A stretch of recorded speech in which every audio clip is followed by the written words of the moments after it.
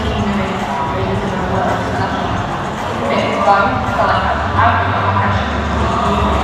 Yeah, on that side, the whole group of experts, a lot of fight, a lot of smiling.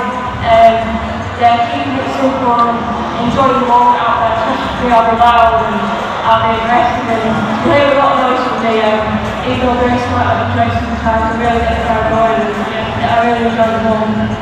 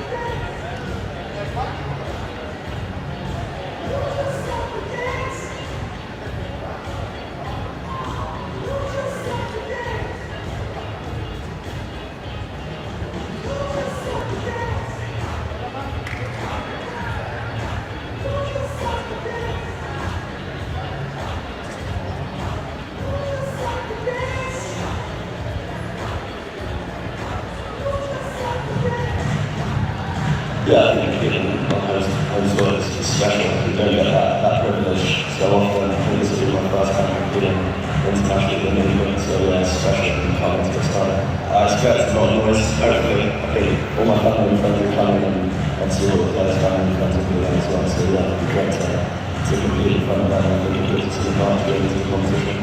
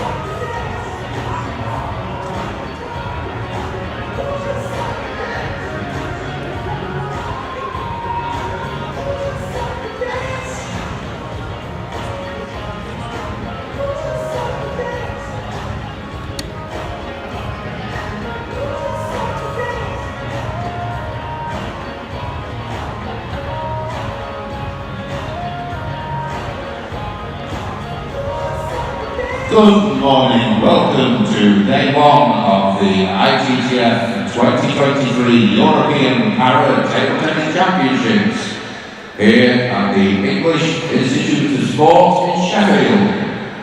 Please put your hands together, make some noise, welcome the players and officials for the first round of matches starting at 9 o'clock.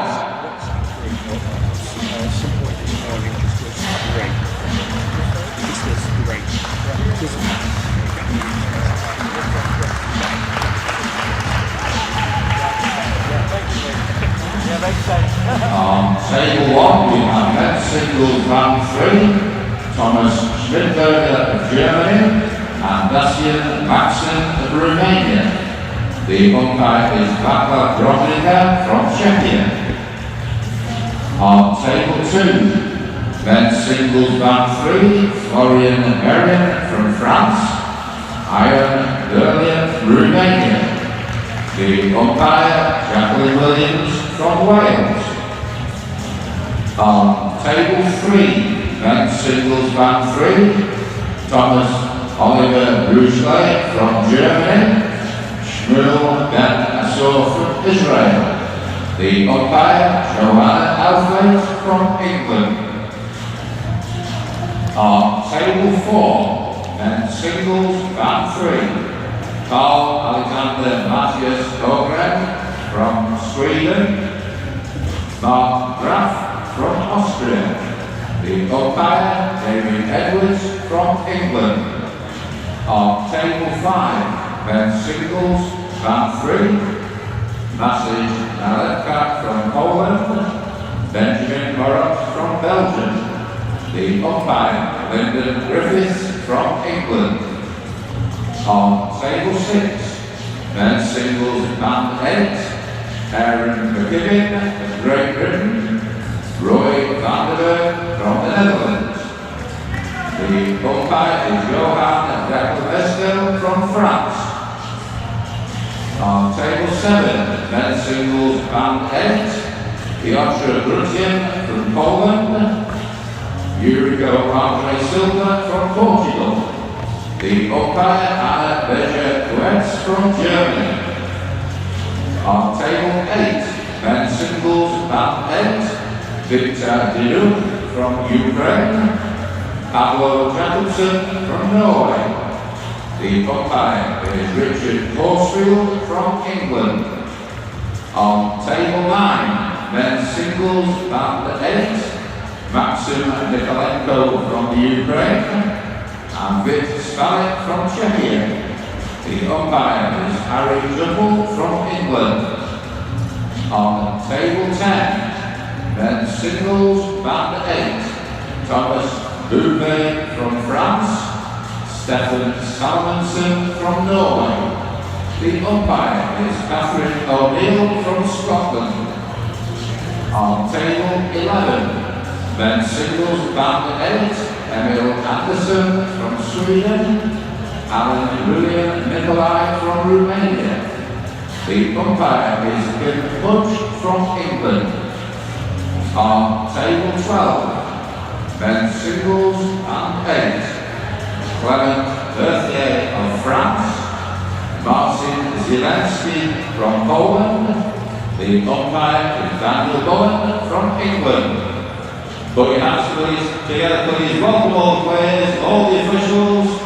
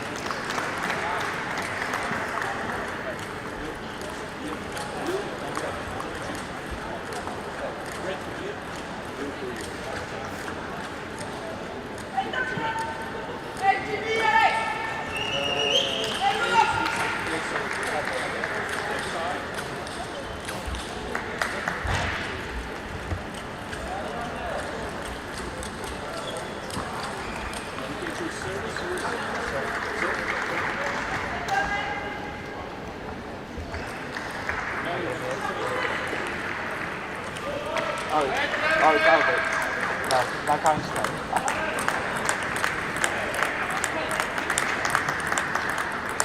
What kind of shot would you like to get? Do you want like 12 shots and the players?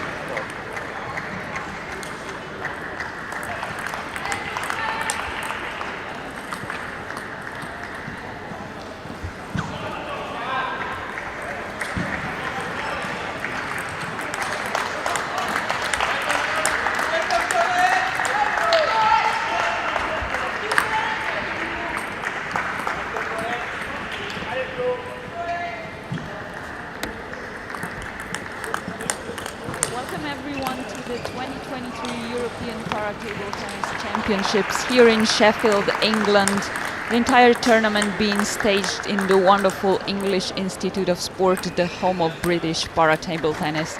And for the next week also the home of European para table tennis. My name is Matea Pinter, and alongside me in the commentary booth this morning I welcome Gavin Maguire from the Irish national para table tennis team. Gavin, welcome.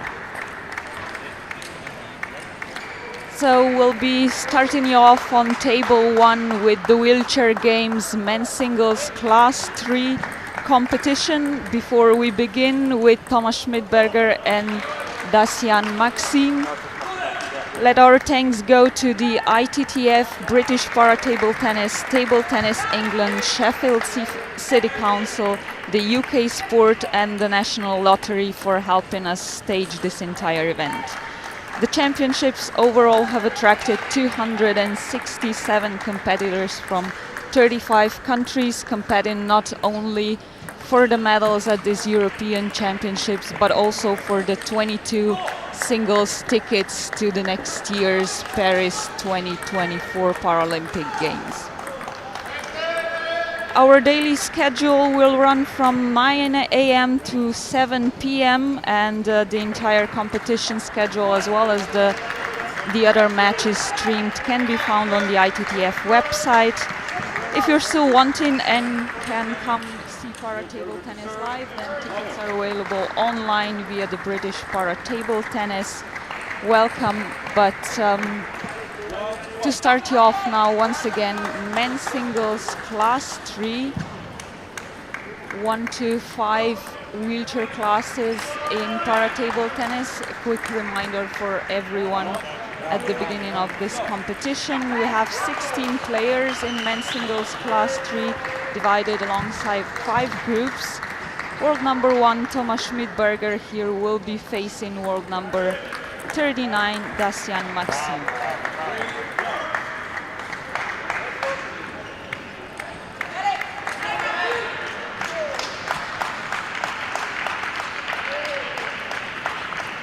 Quick start for the Romanian 43-year-old here.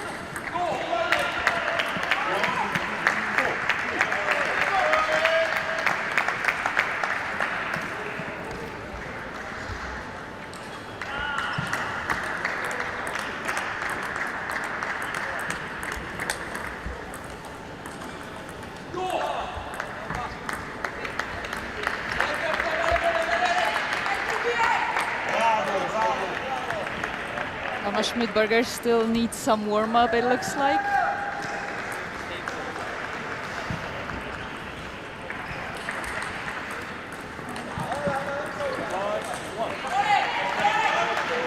The current European and Paralympic champion, so probably nothing but gold in sight for him at this tournament as well.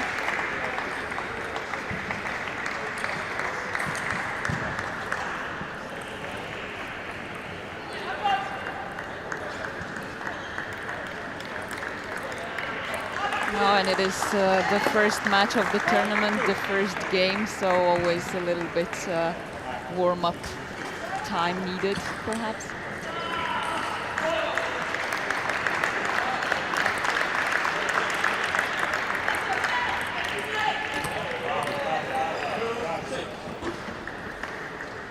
Yeah, his last international performance was at Slovenia Open this May, and he was injured just before that.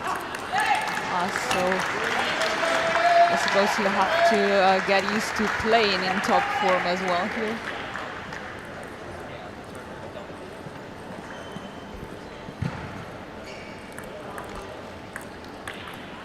Yeah, he's won all the 15 matches against this player before, only lost one game. So I don't think today should be any different. And he's catching on at the start of this first game.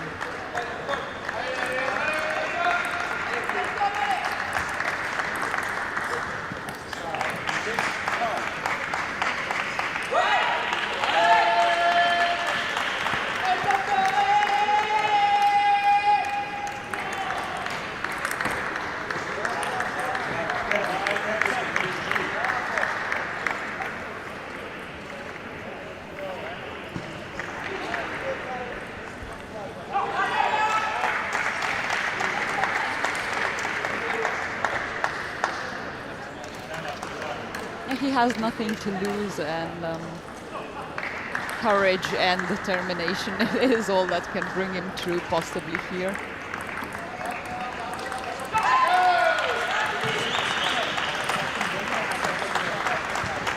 We have 3 players in this group 1.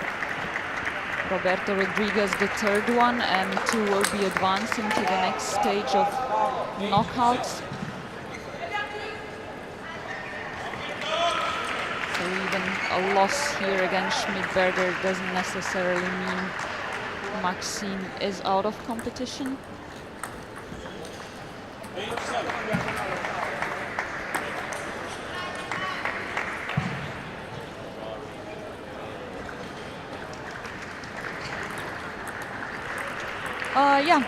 It can be. On the other hand, it also means that should you advance, you won't be meeting them later in the knockout stages, so it can be a plus.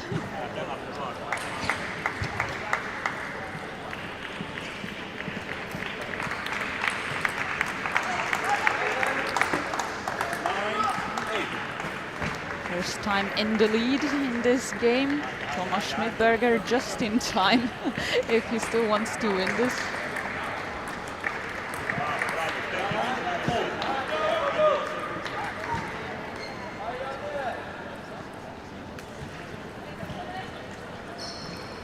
It's not an easy position to be in when everyone expects you to win, and you know yourself that you'll be happy with nothing but winning, not just this match, but the entire tournament.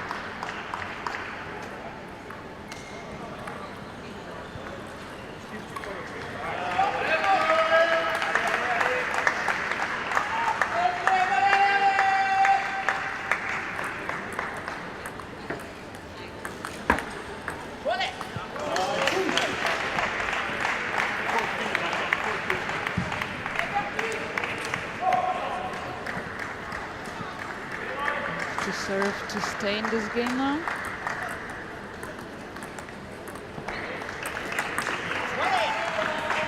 A bit weak attempt of surprise here, and it costs him the first game that he was leading actually the entire time, on the better part of it.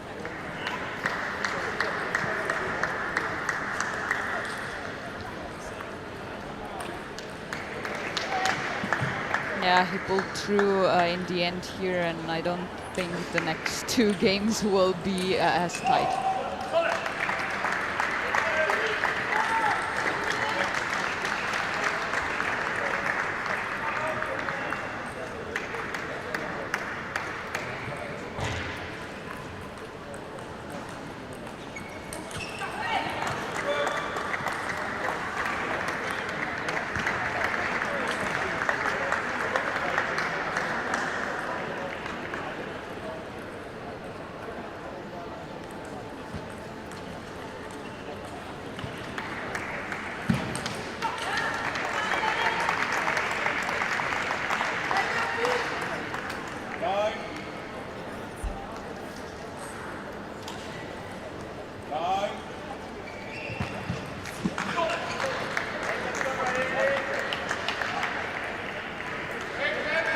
Have Thomas Schmidberger and Dacian Maxim back for game number 2, 13 minutes in the first game, 11-9 to Schmidberger, just like the 45 sets he's won against Dacian before. Just one that the Romanian took. He had a nice chance in this first game, but let's see if he can make things any differently here.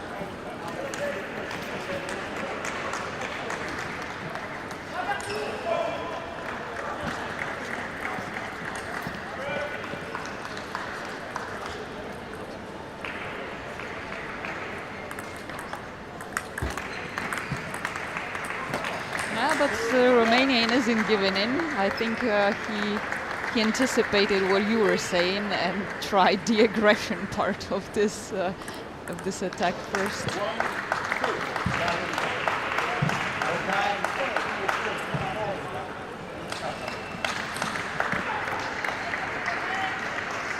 And you simply can't expect a player like Thomas Schmidberger making easy mistakes for 3 games in a row.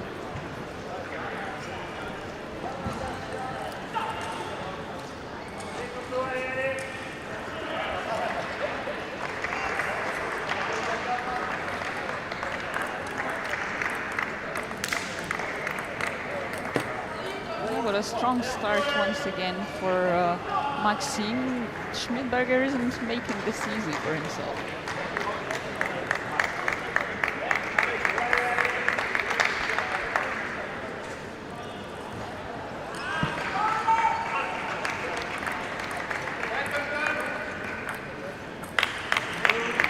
That more in the lines of what you'd expect.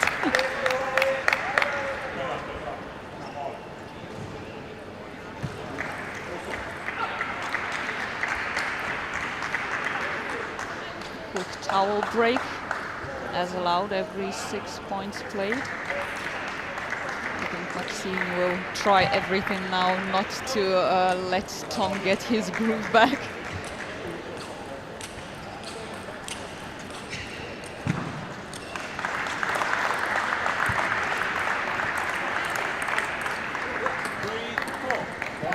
There we go. That's what we'll be looking to do.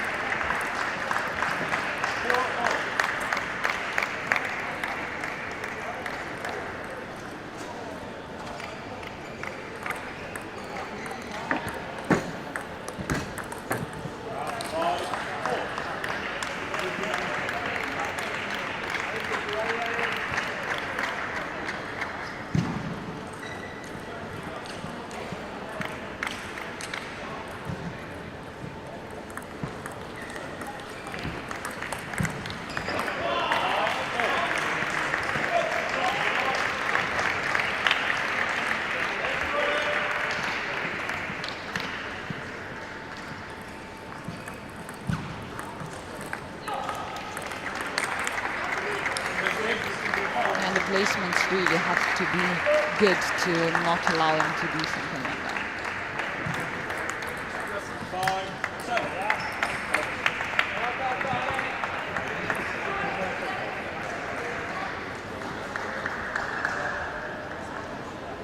He started being a little bit more aggressive with the serve as well, as opposed to the Romanian, who's just looking to start off easy, so to speak.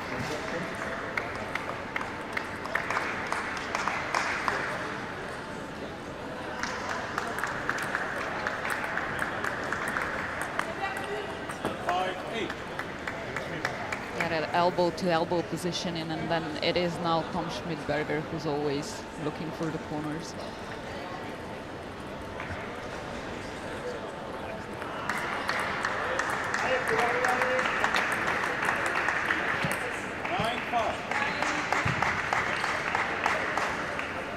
Things are going now the way we'd expect them to. But to be honest, I know this feeling because I've had the same thing happening to me a lot of the times. Just need a game to get the arm running.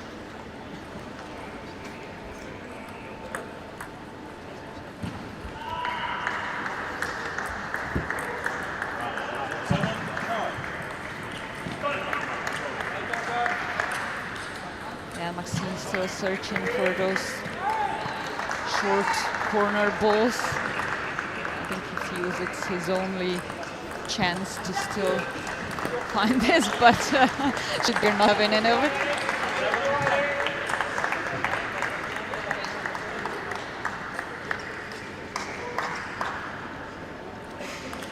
Let 7 10.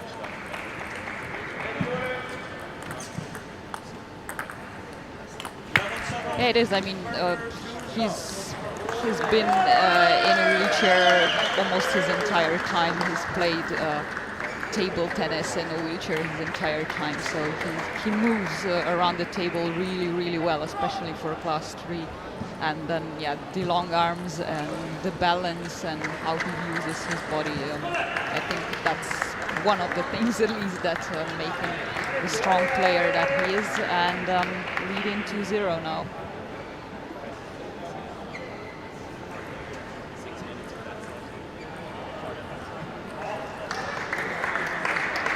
And we only saw 2 points less in this second game.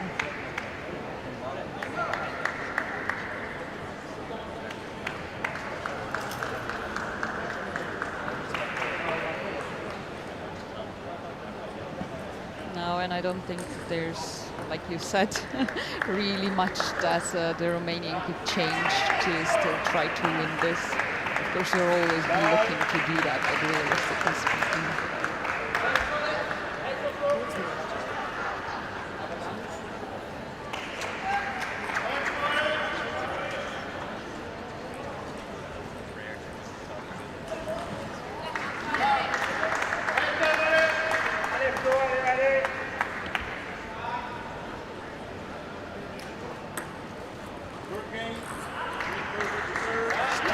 game 3 then, and possibly the last one, best of 5 in wheelchair or the whole of para table tennis.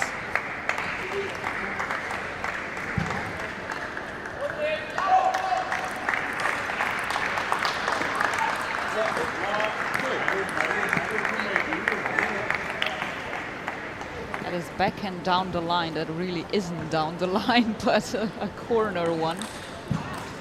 Killer shot.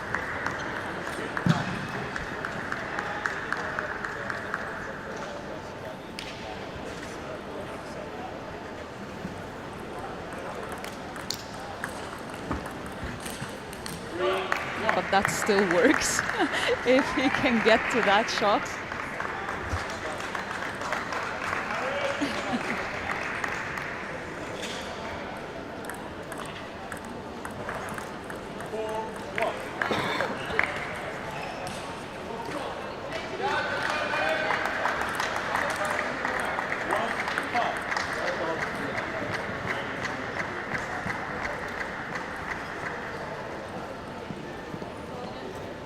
Early lead for Maxime in this third game.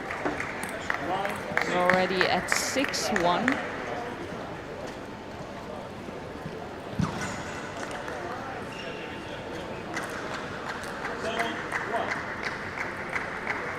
Kind of serve mistake that you're never supposed to do it, actually, but even less so in a match like this.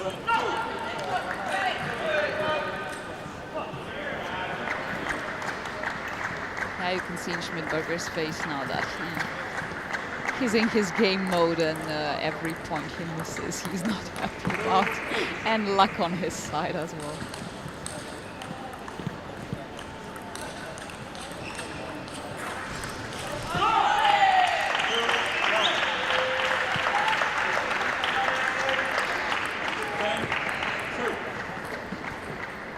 Hurts, but it really looks like we'll be finishing off this early.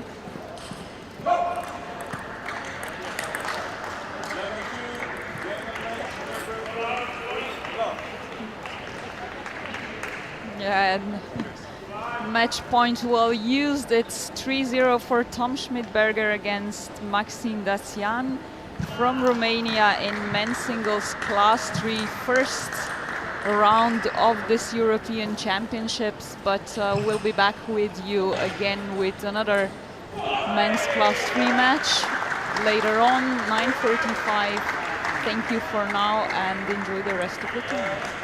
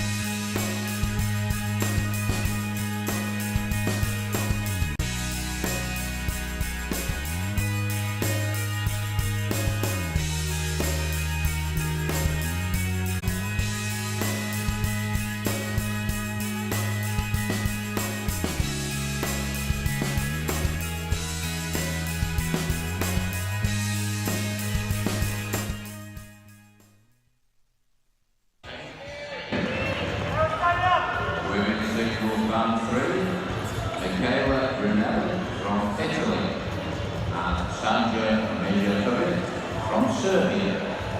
The umpire is Jonathan Whittaker from Scotland. On table 4, women's singles band 3, Alina Kanova from Slovakia, and Helena Petruno from Croatia. The umpire is Beate Nicol from England. On table 5, women's singles band 3, Carlotta Ranzini from Italy, and Nurkiz Altintas from Turkey. The umpire is Thomas Purcell from England. On table 6, men's singles band 7, William John Bailey from Great Britain, Sam Carl Gustafsson from Sweden. The umpire is Boris Grako from Slovakia.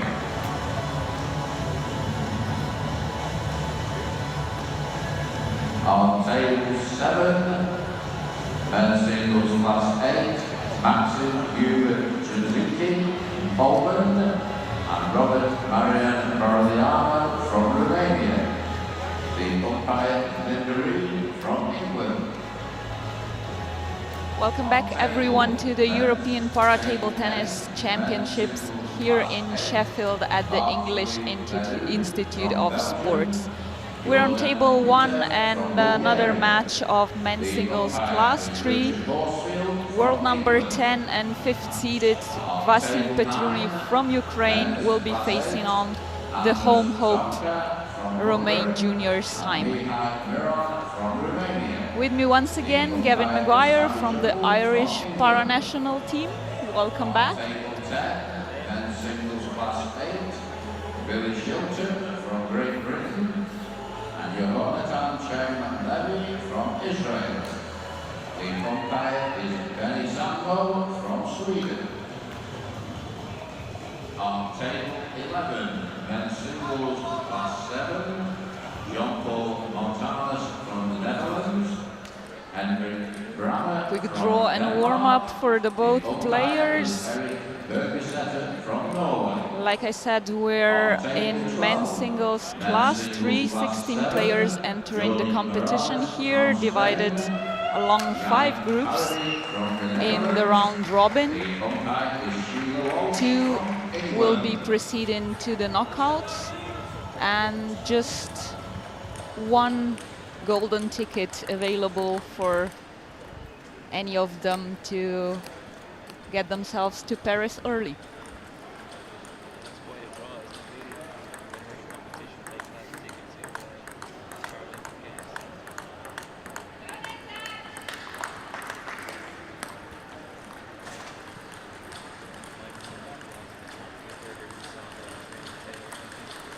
Most certainly, yes, of course, but nobody will be giving up on a chance like this, least of all these two. Although Simon has said that it's been a big surprise for him to even be selected for this home championships, that he's seen it as a great chance to advance, and he's only been competing internationally for over a year now. So I don't think his main goal will be to look for a Paralympic ticket here, but yeah, maybe just enjoy the home crowd, gain new experiences, and also maybe do better than for the mixed doubles with Thomas Matthews.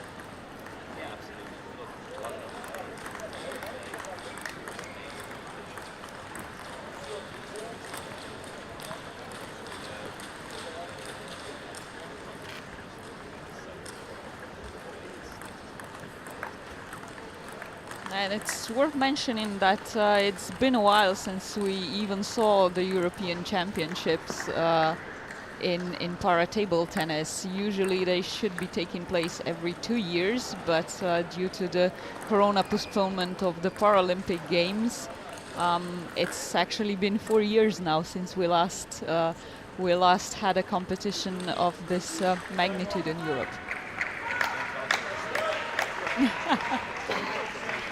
Just the championships, right?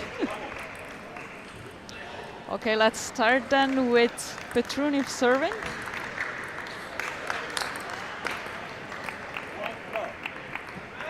Taking no prisoners from the very start.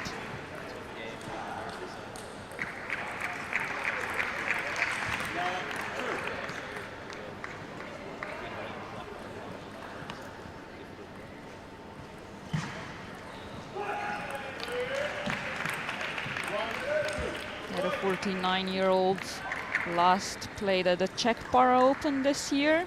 Took a silver in singles there.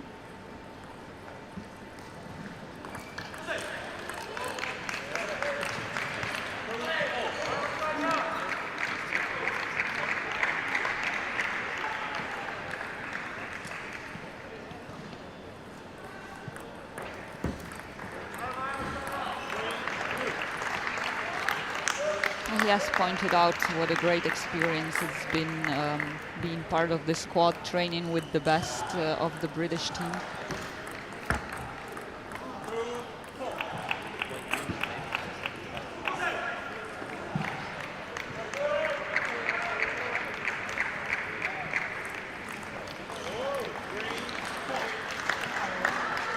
And since Simon has not participated in that many tournaments, we don't have any head-to-head comparison for these two.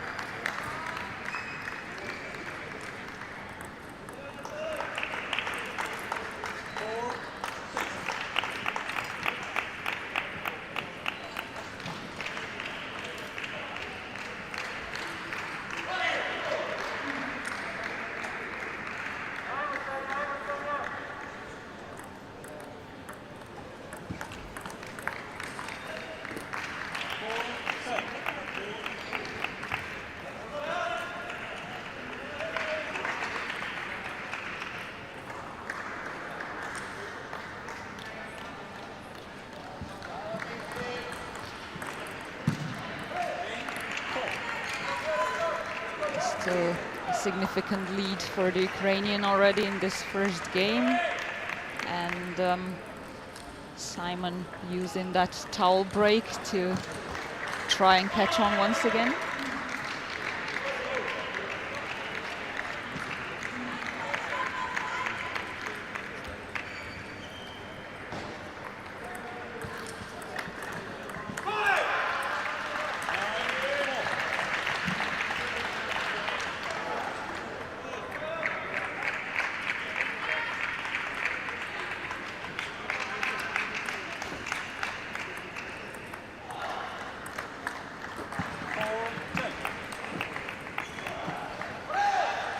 Backhand aggression by the Ukrainian. He doesn't let Simon slow him down.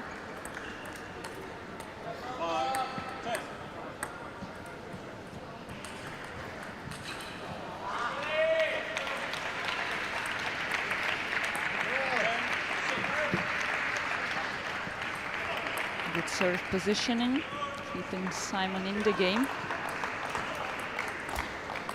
But not anymore. It's 11-6 in game 1. Men's singles class 3. Vasil Petruno takes on the home hopeful Romain junior Simon.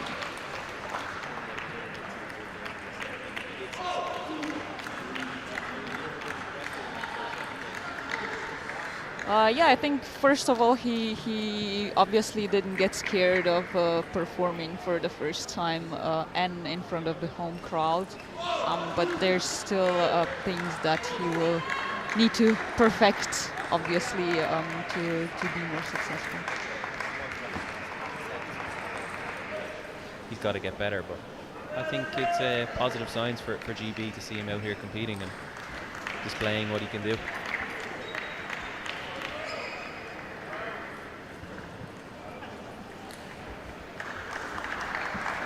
Do you think that ball boy is listening to what they're saying, Mateo?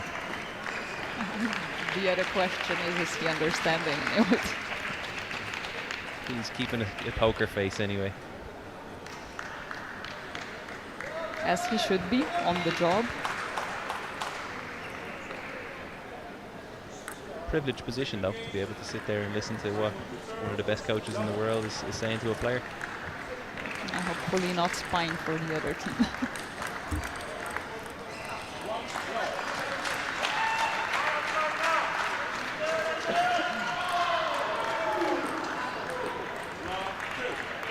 Good positioning again with the serves. Nice start for Simon.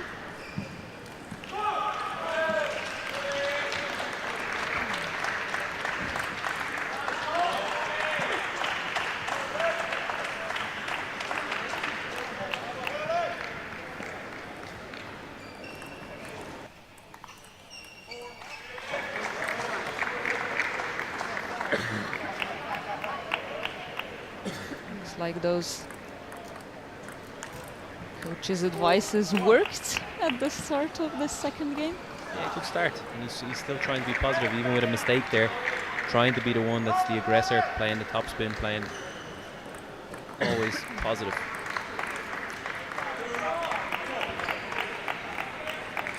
He does still have a little bit trouble with this elbow positioning. That is a wheelchair sore spot, so to speak. Yeah, it's a sore spot everywhere. I think the elbow, you got to do a lot of movement to get out of the way. It was always one of my weaknesses too.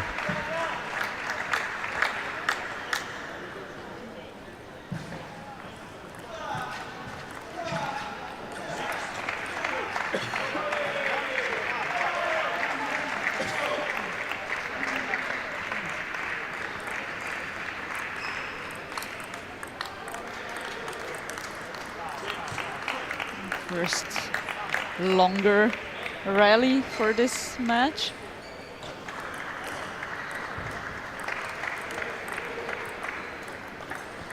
Really good though, really positive from Simon here. I'm really impressed with what he's doing. Yeah, he's not trying to slow the game down, so I think that works well for him. That's beautiful. That's the shot. Yeah, it's one of those, you've just got to watch it go by you, Petruno. It's like a penalty in football. If you go the wrong way, there's just nothing you can do about it. But it's not an easy one to repeat on and off. No, high risk, but high reward.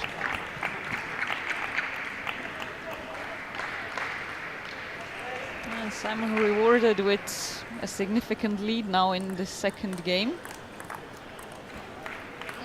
This is one of those moments that's very telling now though.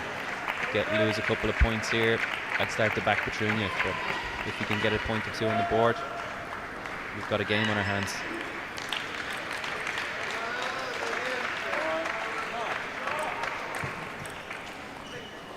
Yeah, that forehand hasn't worked in Petruno's favor this game.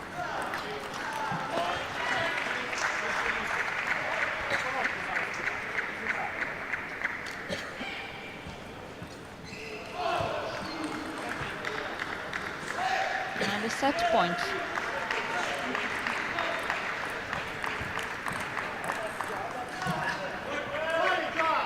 Wonderful, just a little bit out of reach then. Yeah, he did everything right. Seems to me Petruno is having a little bit of trouble dealing with the spin from the Simon serve, giving Simon a lot of chances to play difficult angles and attack balls. Yeah, and that is what he's wanting to do as well.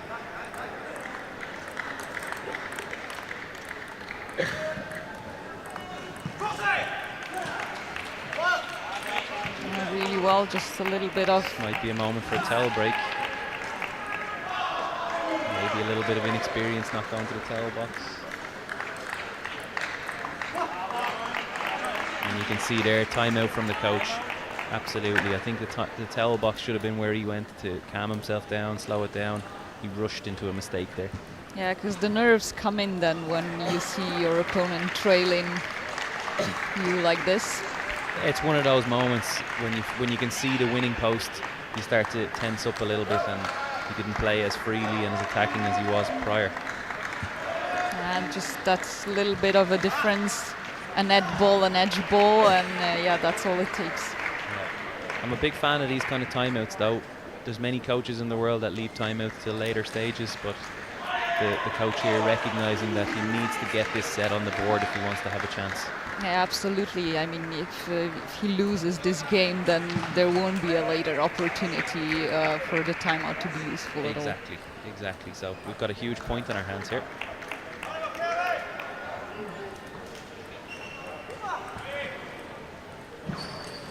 Simon does serve, so that's... I think that's actually a mistake on our graphic. I'm pretty sure Petruno has served. Right about that.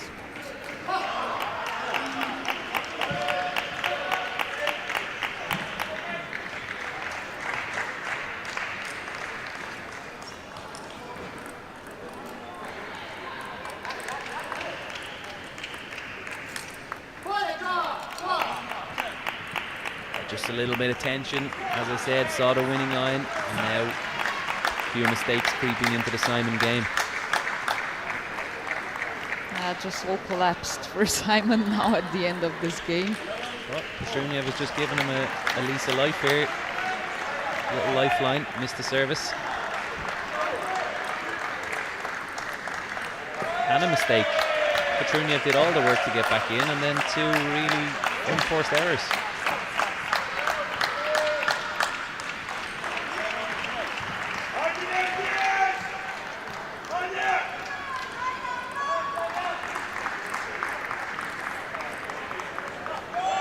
This must be difficult for Petruno now.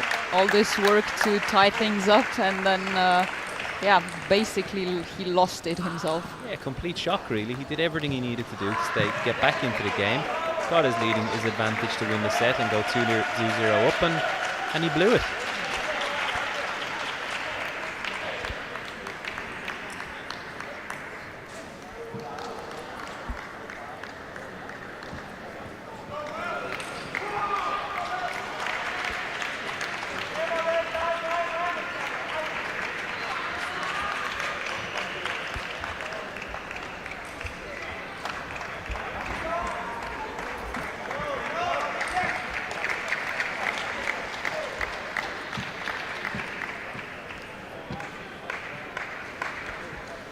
Very animated in the corner, the coach here with Simon, telling him what he's got to do for the next set. And to be honest, I think he's going to be saying to him, do what you did early in the set.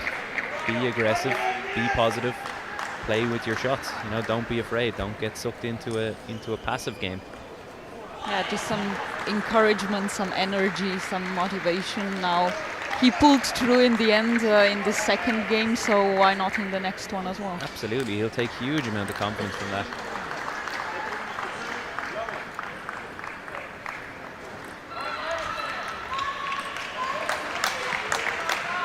Start with a Petruno error.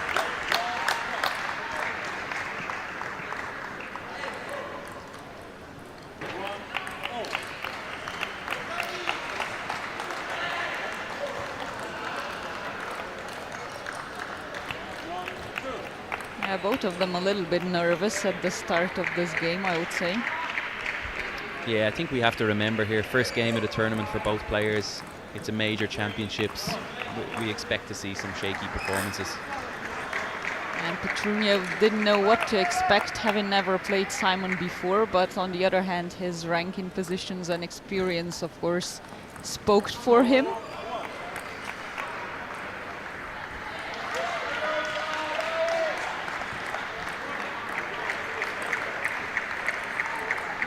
Beautiful angle.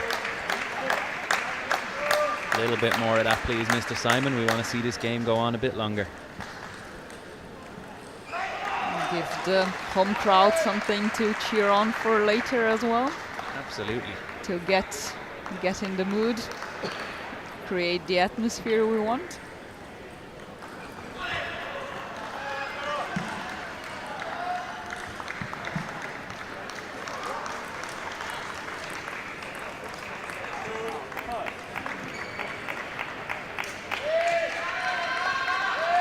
He's wanting to play that wonderful forehand top spin, Simon, but just misjudged the spin on that ball a little bit. I feel like when Simon is putting the ball out towards the middle of the table, if Petruno plays to the Simon forehand, we're seeing a little bit of uncertainty and some errors creeping in. He moved him very nicely far out now, Petruno, and then that dreaded elbow middle. Yeah, and that's what the para-table tennis is all about, exploiting each other's movement issues, and that's how the other tries to take their advantage.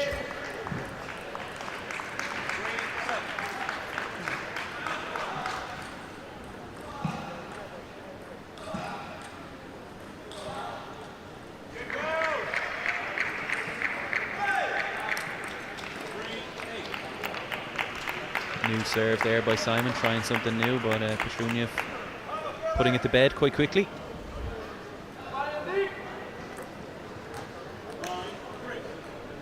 And then another serve mistake. Definitely not what you want to do at this stage of the match. Well, ever really. No, I don't think there's ever a good time for it, but certainly not here now.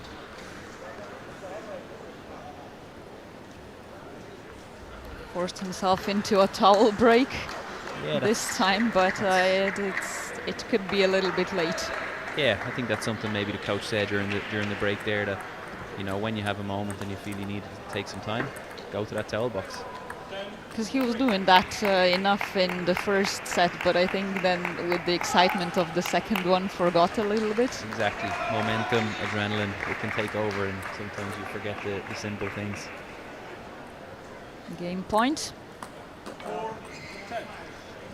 And another service mistake. We're seeing a lot of those here in this game. Really not the normal.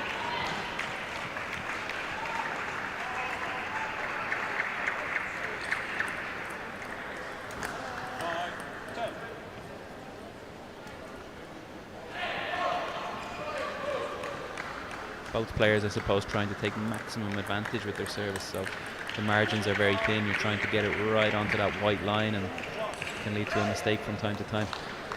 And it looked like for a minute that we'll be seeing the reverse of the second game, but Petruno takes this one home. We have 2-1, best of 5 played, so we'll be back shortly with game 4. Yeah, more chances for the coaches to get a few words into the players. And you can just see the difference in the coach's demeanor for the British team now. Yeah, he's changed a little bit here. He wasn't too happy with that set.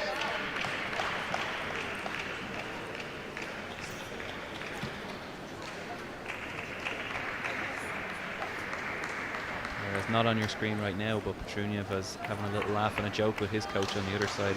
It's a very different feeling in that corner. Yeah, I think this game finally went the way he wanted it to go. Just 6 minutes. Yeah, and he'll start to feel now a little bit more comfortable. He's in that, he has his lead that he needs. He's got 3 sets under his belt. I think he'll be in a much more comfortable position. First one quickly back at the table as well. That's usually very telling.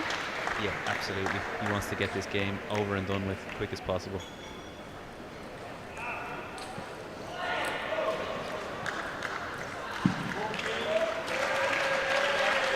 No matter what happens here though today, Simon has put a really good performance in this far.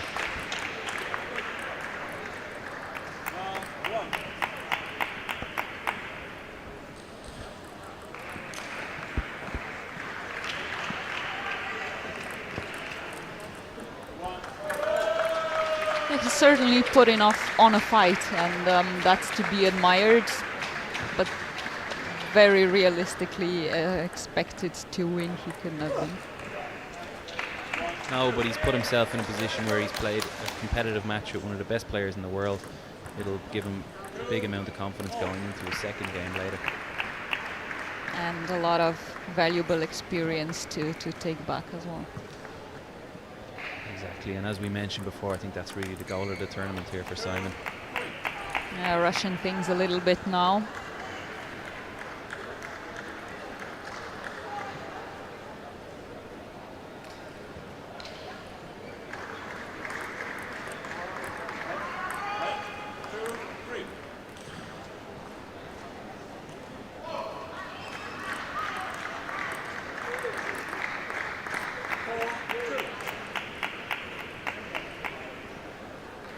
So starting to get a little bit animated, Simon. He's giving out to himself, making some shadow movements here that he's not happy.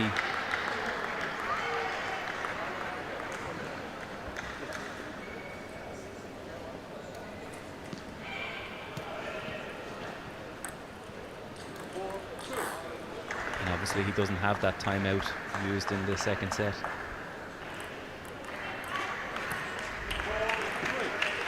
The angles are still working in his favor. Yeah, I mean, he's certainly got a chance here. If he calms things down a little bit, gets back to the game plan, we're still on. You can see again, unhappy, starting to make some fake movements there. And to be honest, that's normally also a telling sign that he's under pressure, and he's certainly feeling it. I probably wasn't going into this match expecting much, but when you see yourself having a chance. Yeah, well, all of it, you're dead right there. All of a sudden he felt, I'm in here, I've got a chance, it's 1-1. Expectation starts to rise, and that's when the pressure starts to rise too, or the pressure you put on yourself anyway. The worst kind.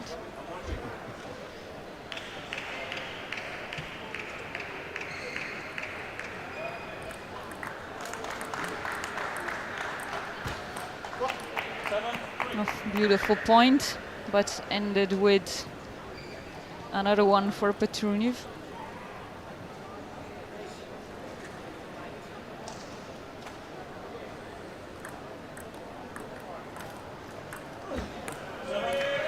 Both players exploiting the shorter angles, making sure their opponent can't reach the ball. Proving very effective here today.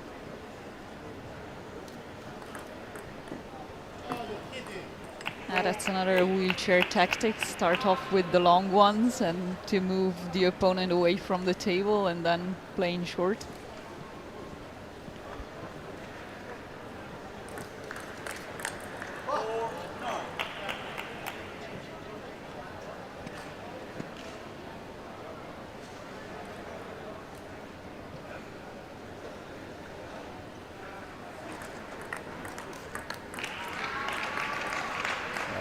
Recovery there from Petruno.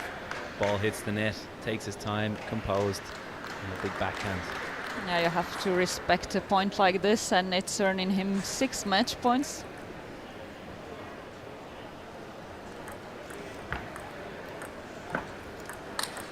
Takes on the first one this time. Another fast one and a beautiful conclusion for Vasil Petruno, winning this match with 3-1 against Romain Simon. But both of them will be looking to continue trying to get through from this round robin against Benjamin Marot from Belgium and Maciej Nalepka from Poland. For now, this is it from us from Table 1 and Men's Singles Class 3, but we'll be back shortly at 10:30, so just 15 minutes now with Men's Singles Class 4.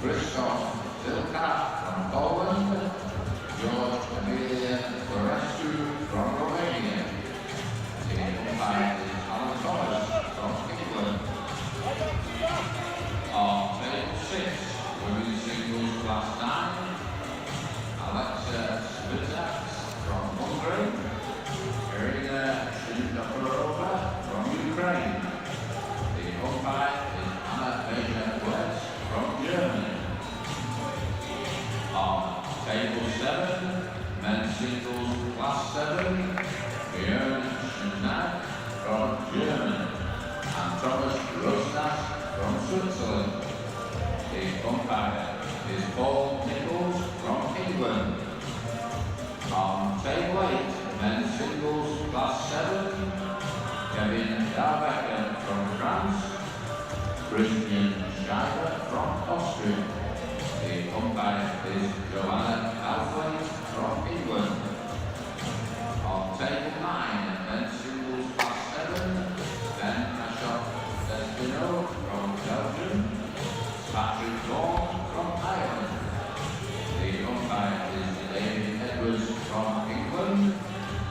On table 10, men's singles class 7, Pavel Joseph from Croatia, Adam Baha from Israel. The umpire is Benny Sampo from Sweden. On table 11, men's singles class 7, Mikael Dexler from Poland, Theo Bishop from Great Britain.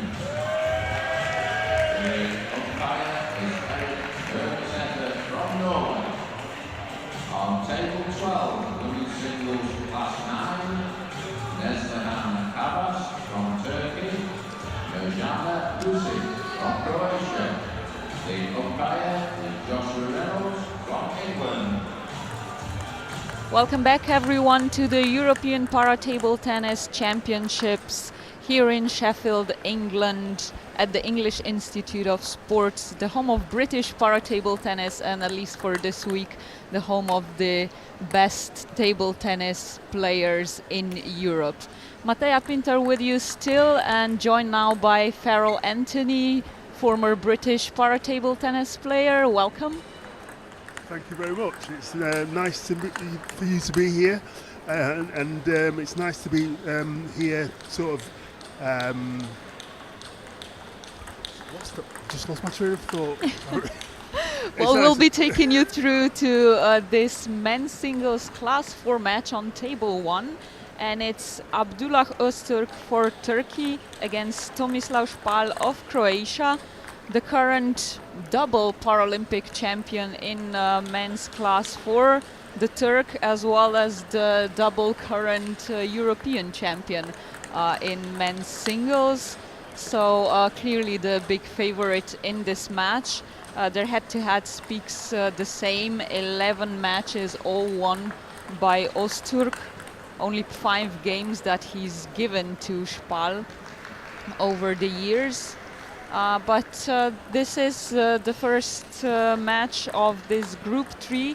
15 players enter in the competition in men's singles class 4, battling on not only for the 4 medals available at the end of this event, but perhaps even more importantly, the tickets to Paris next year. Absolutely, and the golden ticket is the most important thing to some of these players now. So it's a big prize to be able to qualify so early for the Paralympic Games. So even though Ozturk is favourite, I'm sure Špal will be looking to turn that over and get his first victory. And you never know what happens in the first match. Of course, the players have had the chance to do their trainings to try out this wonderful arena, but when it's the first match, your head and your arms need to warm up properly. Absolutely.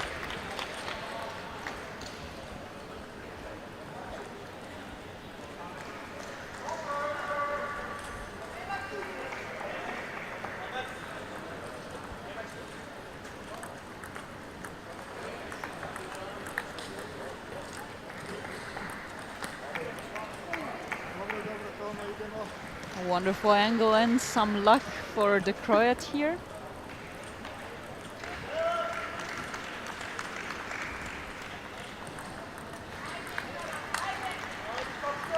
Oof, and once again, nothing you can do against this one. Although Ozturk did everything right in this point so far. Yeah, he's very strong, isn't he, on his forehand side. There's not much he can't do, apparently, seeing his medal collection from the recent years. World number 3 and the 3rd seed at this tournament. A great angle there with his backhand from the forehand side as well.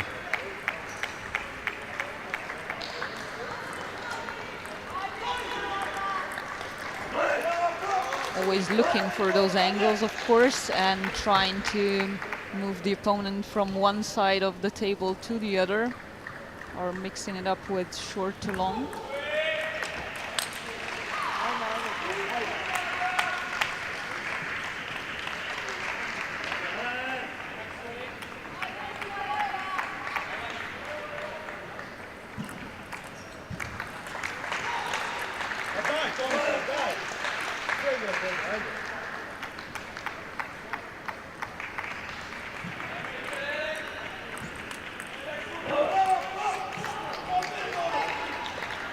Another great forehand winner there from Ozturk. Yeah, he missed one or two before, and that's that warm-up factor that I was mentioning. Yeah.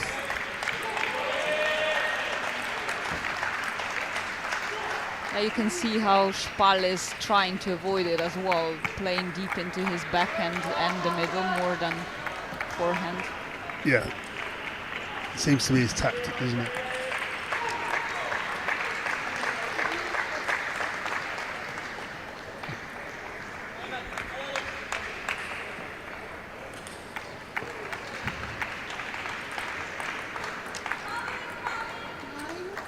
And it's an unforced error from Spal there. Yeah, it was a bit forced on the backhand. Could have used the forehand side, but that's always the question in this elbow area with wheelchairs. Yeah.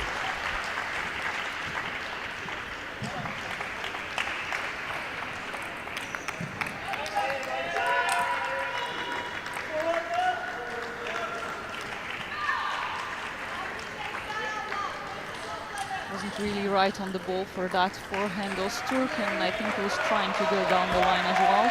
Nevertheless, he takes the first quite quick game, 11-4, against Tomislav Spal of Croatia.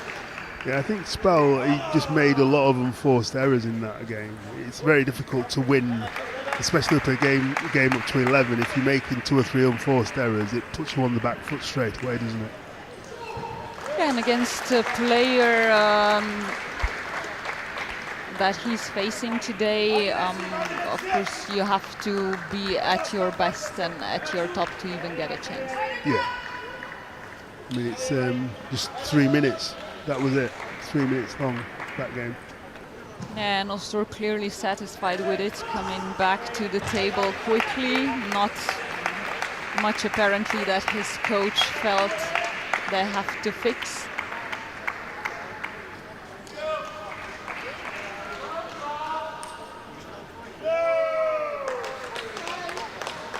Even taking the time to take a look at the table next to theirs. Yeah. But the Croat is now coming back and will be trying to, first of all, of course, not do as many mistakes as he's done in the that'll be the previous key. games, but he'll probably have to fix a couple of other things as well. Yeah, he's trying again, but that elbow area, I would say normally his strong point, but not today. Right, okay.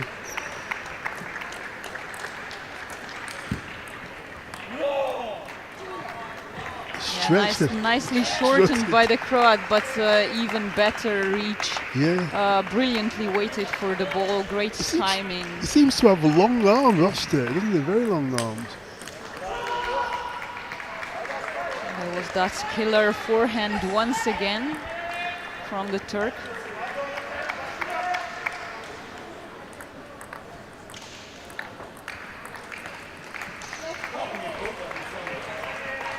He's having problems with everything, really. The Croats He doesn't seem to have manage settled. to get his game on right. Seems to be late and not on the ball in every single point. And again, there wasn't really too much spin or great positioning on that ball, but still, it ends up with a point for the Turk. Yeah, he seems to be struggling, Spal, to put the ball on the table. It's difficult, especially he's trying to make it harder for Ozturk to win points. Yeah, honestly, with his demeanor, I'm wondering if he's injured or having some sort of an additional issue here. Right, yeah. Because he's raced into a 7-0 lead, Ozturk, and he looks relentless in what he's doing. Because he's a passionate player as well, and I'm sure he wouldn't be happy with the way he's playing and would have shown it if it wasn't for something else.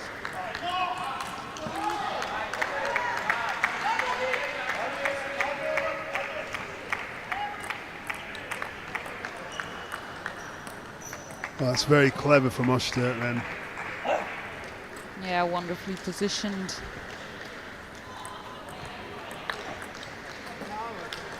That was that middle backhand for the Croat.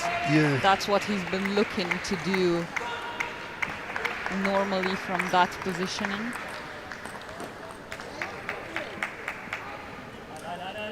Two good points for him now. Yeah. He's made Ozturk miss, and that's good. Should give him a bit of confidence.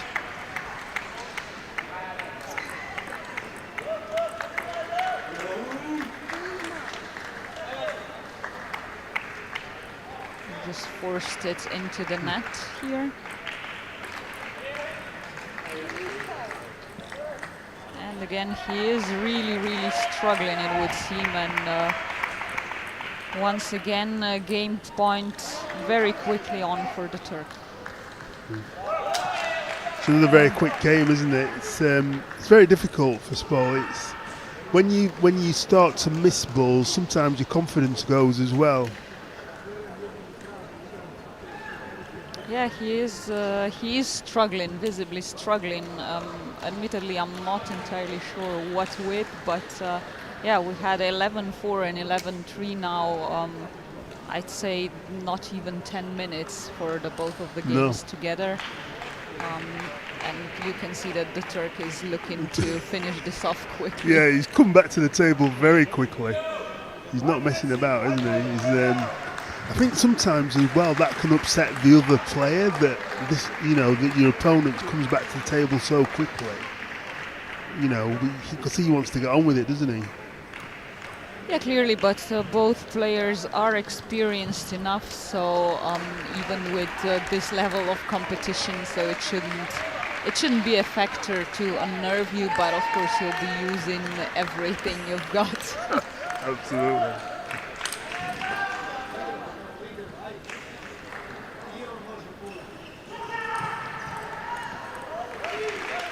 Yeah, that forehand wasn't really right on the racket for Ozturk, but this time it was. Yeah, very good combination. Fixed his mistake from the previous point very fast.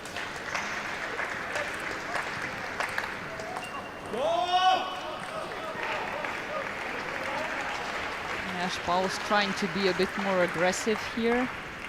I'd say it was the right idea because he was really passive and making a lot of mistakes before, but yeah, when you miss the point. I think because this is the third game as well, he's got to do something different, hasn't he? If not now, then never. We have best of 5 in para table tennis always. So should Ozturk win this set, he will have won the match as well.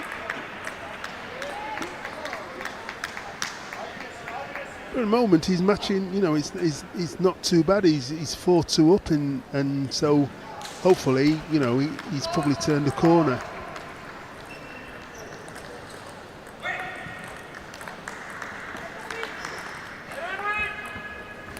That's brilliant shot. Yeah, absolutely. Great angle. 2 brilliant shots with the backhand, actually, one after the other. The first one long down the line and then short to the forehand.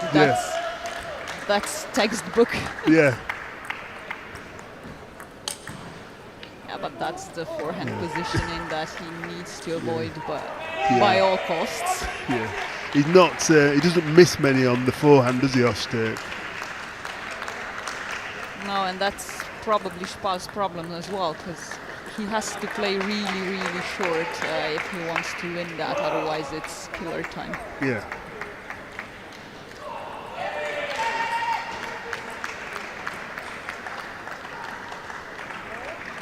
Back in the lead, Ozturk, after at least a more tied up start of this third game.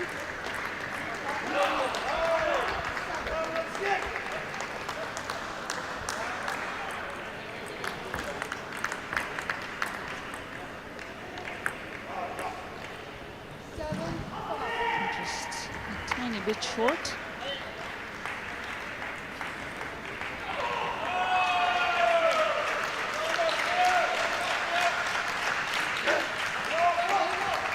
He's really looking to play with the backhand side of his racket far into his forehand, you would say.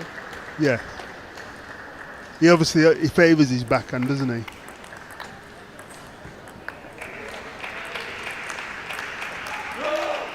It makes it easier to do the switch to the actual backhand side than if he manages to do that. But Yeah. Ozturk moved him really nicely here and he was too late. Yeah, that's that shot again that can be very dangerous because it's not really classic down the line, even though it's coming from that side. Yeah.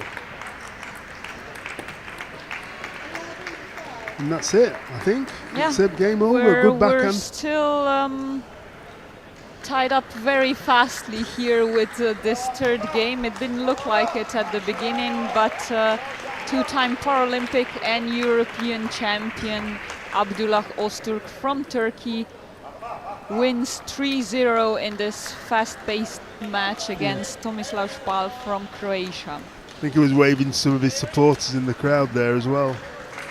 Yeah, I think there are of course some spectators, teammates, and well, we have 10 tables here in the venue, so other people playing as well. But we will be back with you on table 1 shortly with another match of women's singles class 2, 11:15. Thank you for watching.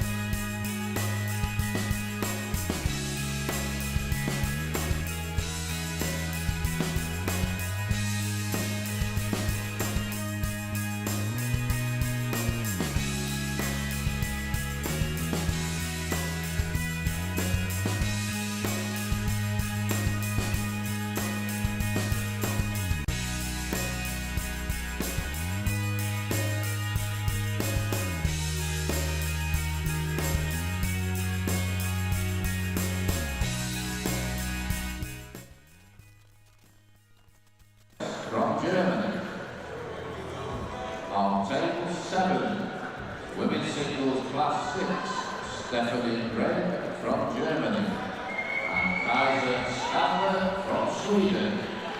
The umpire is Paul Nichols from England. On table 8, women's singles class 6, Katarzyna Marcel from Poland and Erin Dragonaka from Greece. The umpire Thomas Purcell from England. On table 9, women's singles class 6, Marina Lutzkochenko from the Ukraine and Camilla Iona Roxana Surapan from Romania. The umpire is Linda Reed from England. On table 10, women's singles class 6, Gabriela Konstantin from Romania and Merez Tibetsen from Norway. The umpire is Sheila Walsh from England. On table 11, women's singles class 8, Fu Kamkazonku from France, Nina Reck from Germany. The umpire is Lester Smith from England. On table 12, women's singles class 8, Aidan Dallin from Norway, Alaya Martinez from Spain, and the umpire is Joshua Reynolds from England.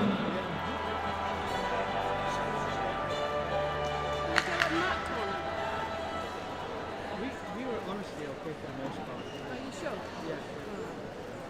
If there's a big issue, I'll let you know. All right. Thank you.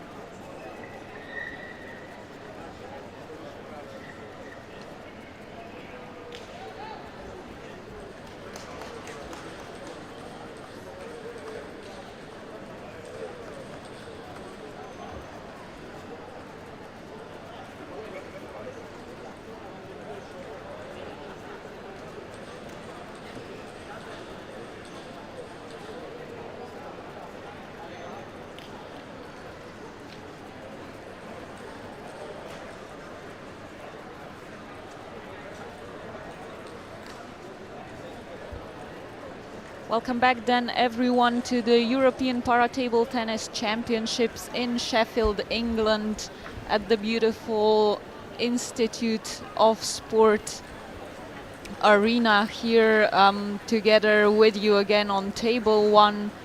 Myself, Mattea Pintar, joined by Farrell Anthony, former British para-table tennis player and himself multiple time participant at the European Championships.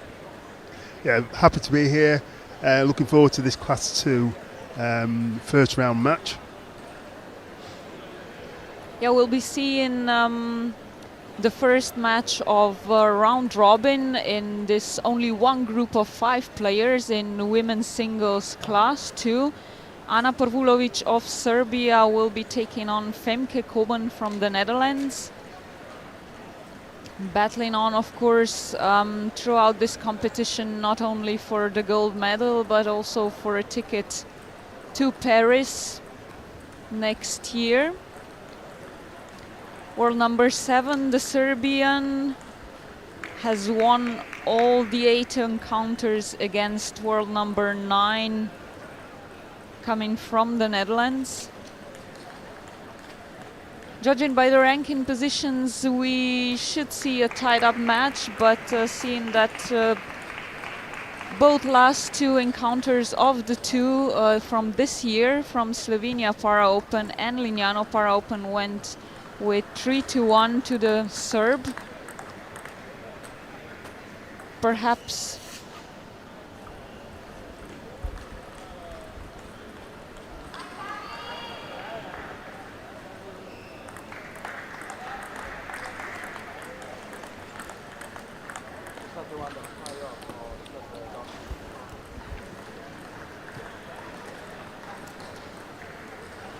What sort of things should we look out for, Mattea, in this sort of particular match? Well, a quick warm-up. We have a left-handed player taking on a right-handed. That's always an interesting combination, I find. But in class 2, so that's in class 2, of course, one of the lower classes in the wheelchairs, 1 to 5 for wheelchairs and 6 to 10 for the standing players. A quick reminder for everyone who's not familiar with para table tennis. So yeah, very common use of inverted rubbers, changing up the pace and the rotation throughout the match. So we'll see how these two deal with each other's.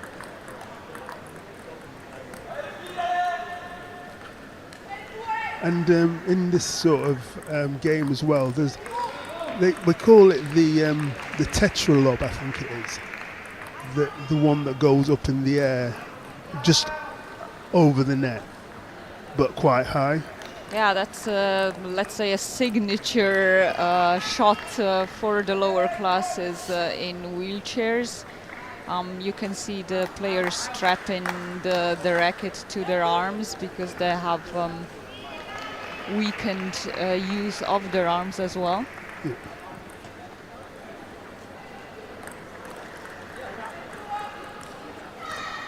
Fast start, fast serve for the Dutch player.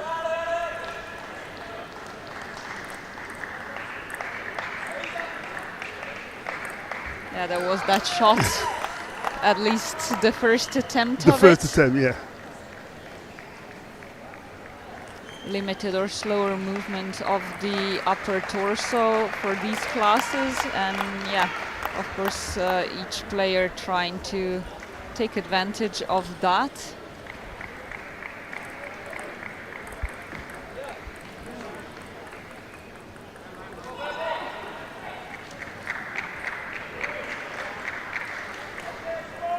So it's a really fast start for Femke Koven, 4-0 to the good.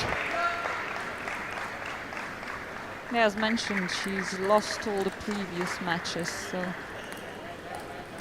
she will surely be looking to catch up on that score.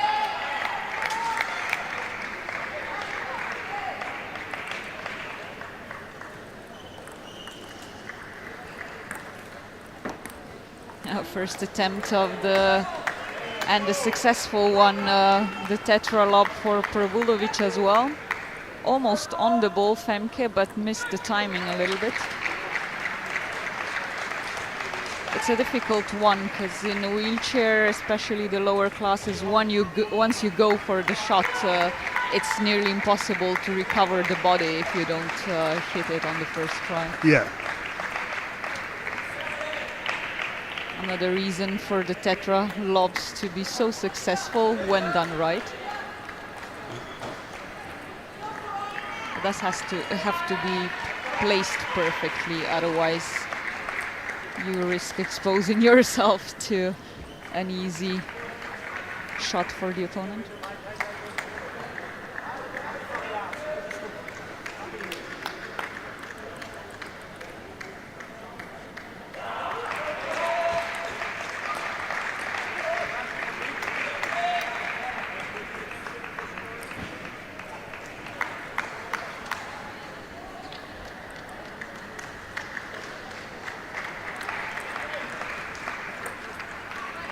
There, that shot again.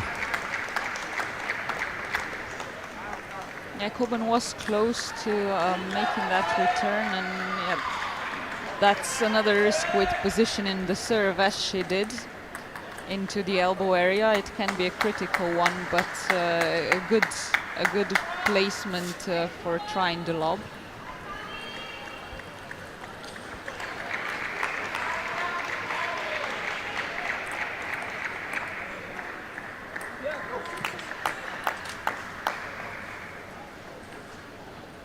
Pervolovic now perhaps forcing a little bit too fast this one.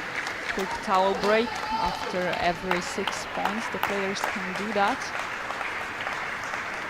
Yeah, and after a slow start, it's 6-all.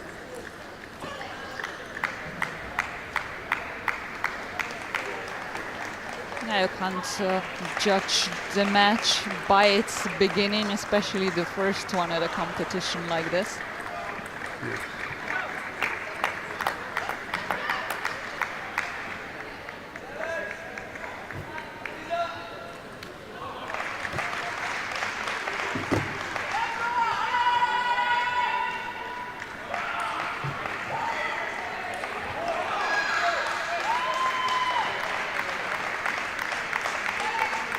The Dutch player really taking her time, positioning herself, focusing on every point before she starts.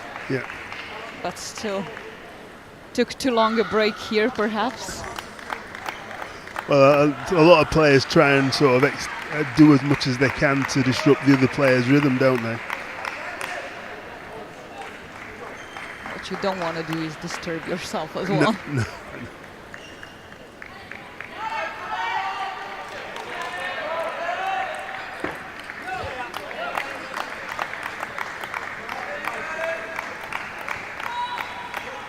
Interesting, because normally you consider having the serve as an advantage for the player. It's the only shot you really are fully in control of. But here the Serb lost two of them at a really significant point of this game.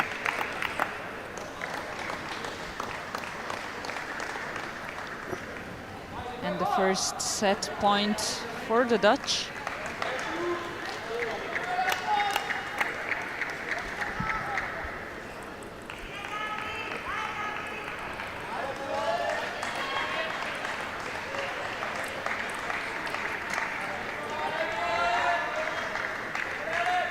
Not a bad positioning, but a very nice return from that middle down to the corner. Yeah. I think surprised Koven a little bit there. Oh, that was a great backhand.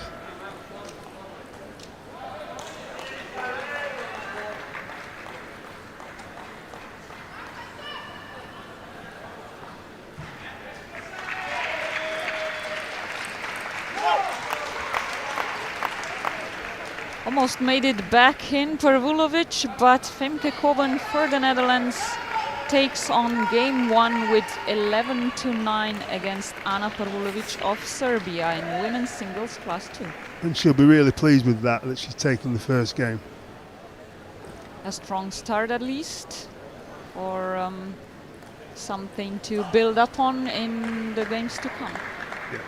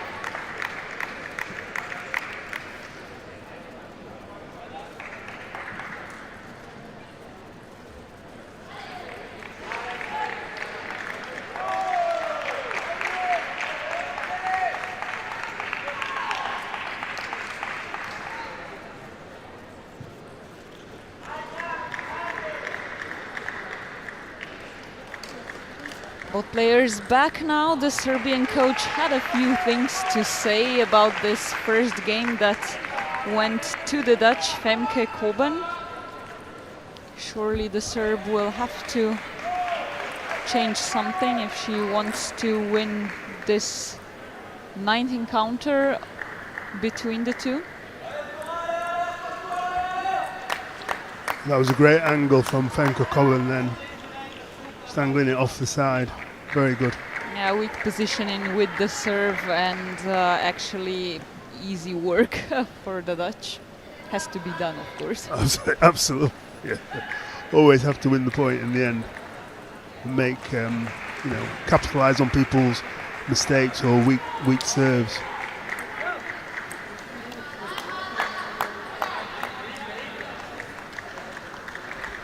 And again, Femke is she's actually got a fast start again, 3-0 in this game.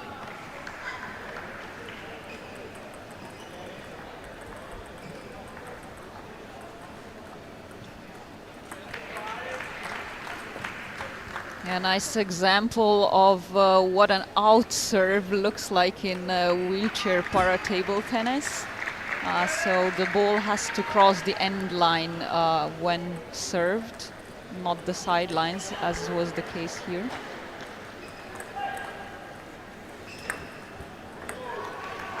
Coming off just short with the lobs throughout most of this match, actually, so far. Yeah, she hasn't found a range really, has she, with the that particular shot.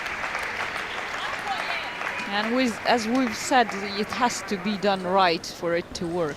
Yeah. But an excellent serve here, just in the corner.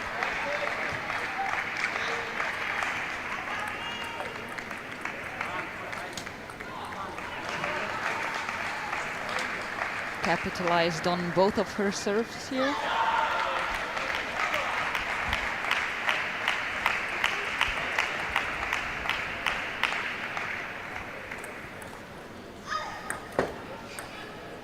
That was a lot better. Yeah, now she's found her groove. When the arms don't reach far enough, throwing the racket is... I don't think that actually counts if she hits the ball anyway. No, of course not. You have to hold the racket in your palm to do that, but I mean, it just slips when you're trying to reach so far sometimes. She looks to have a modified handle as well, Femke. She's got a very long handle in the blade. Yeah, we can see many adaptations of this sort, and with the wheelchairs in para table tennis, of course, but all of those have to be cleared with classification, written down on your classification card, because of course they matter in which class you are playing in.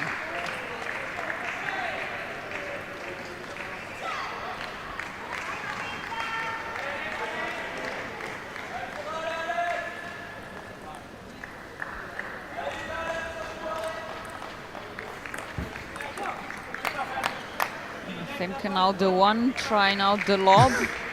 Didn't work out perfectly, but Pervolovic wasn't right on the ball with her timing, so point to the Dutch anyway.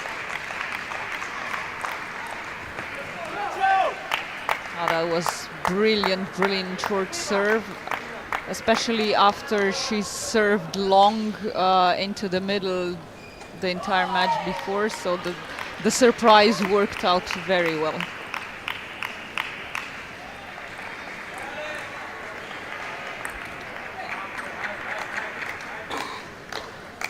Had the lob and wrong timing once again, but this time in the Serbs' favor. So she seems to have found her groove in terms of that particular shot now. So Femke's going to have to try and do something else with. I don't know how difficult it is to stop that kind of shot. Using the towel break, of course, to collect herself. What she can do is not place the ball in the ideal positions to go for that shot in the first place. Great serve once again. A difficult call sometimes with such amazing positioning. Is it out, is it in? But yeah, this one was clearly out. I was just gonna say that mostly it's the players more than the umpires who know where the ball went. And I think in this kind, players are fair, aren't they, when it comes to those kind of things? That's the most important thing. They're counting on it as well as a player, because when you're fair, you expect the opponents to be as well, and ideally everyone wants to win fair and square.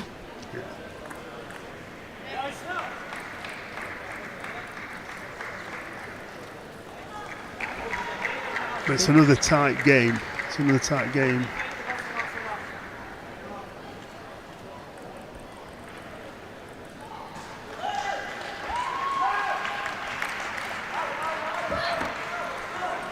Just too nicely on the backhand instead of the elbow area here.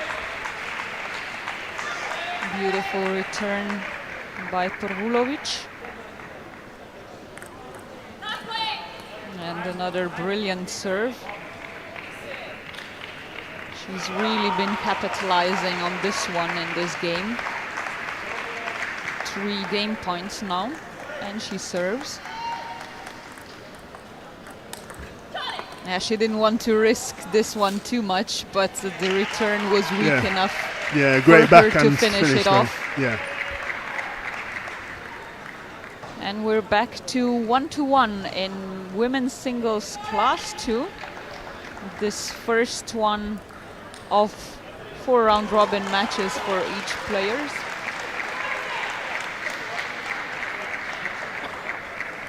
The Serbian coach looking much more relaxed now in this break than after the first one.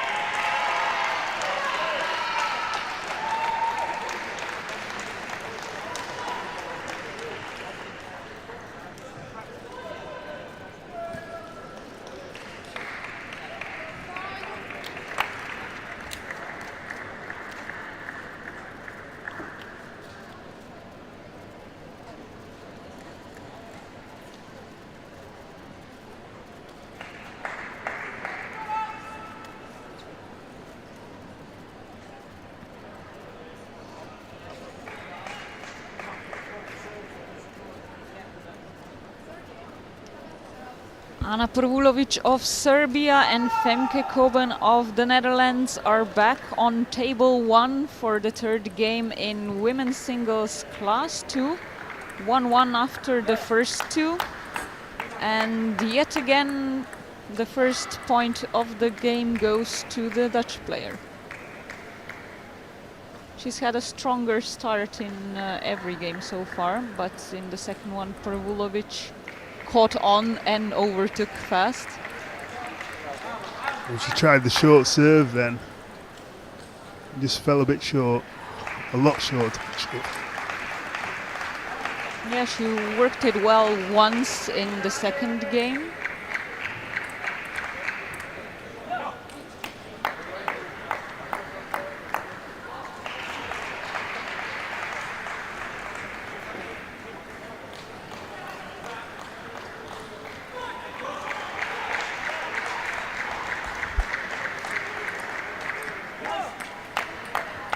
Wonderfully shortened, wide out to the backhand side of Pervolovic.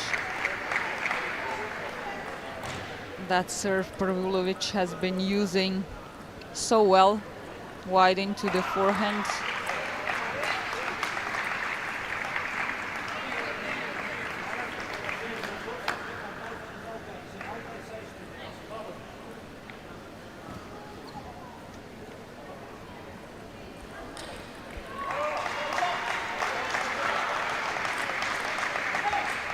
Good fast serve.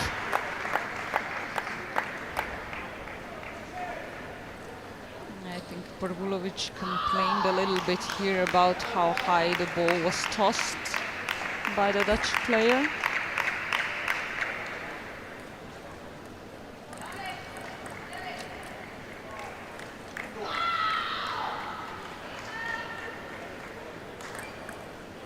Yeah, there's that serve back. Hold on, I must say that since that last one in the game 2, it does feel like she's trying to play it a little bit more safe.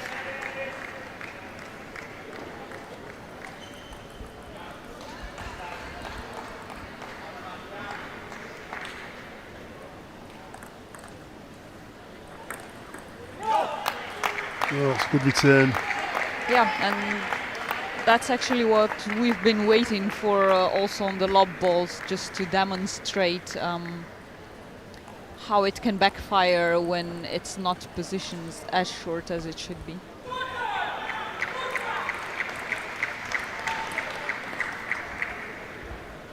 Good idea, good placement, and accompanied by luck.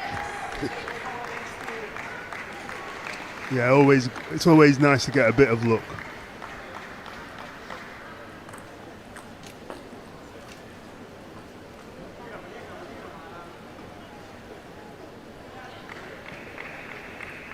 Sticking to that fast backhand serve to Koven's forehand, but it hasn't paid off as much in this third game as it did in the second.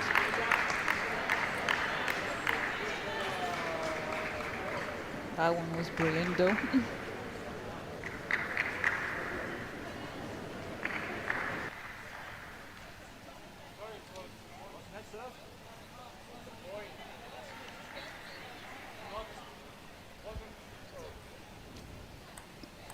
Having some discussions about the legitimacy of that serve, apparently.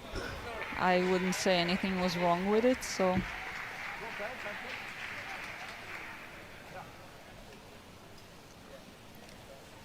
Point to the Serb and serve to the Dutch.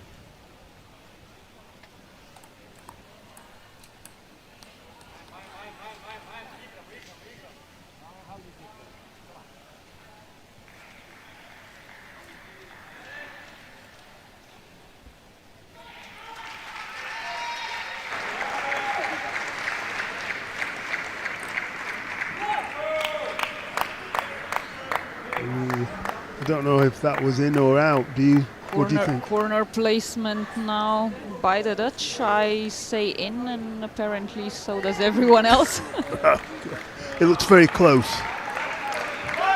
Yeah, like I said, it's close call, but when nobody even complains, you can be pretty sure that it was all right.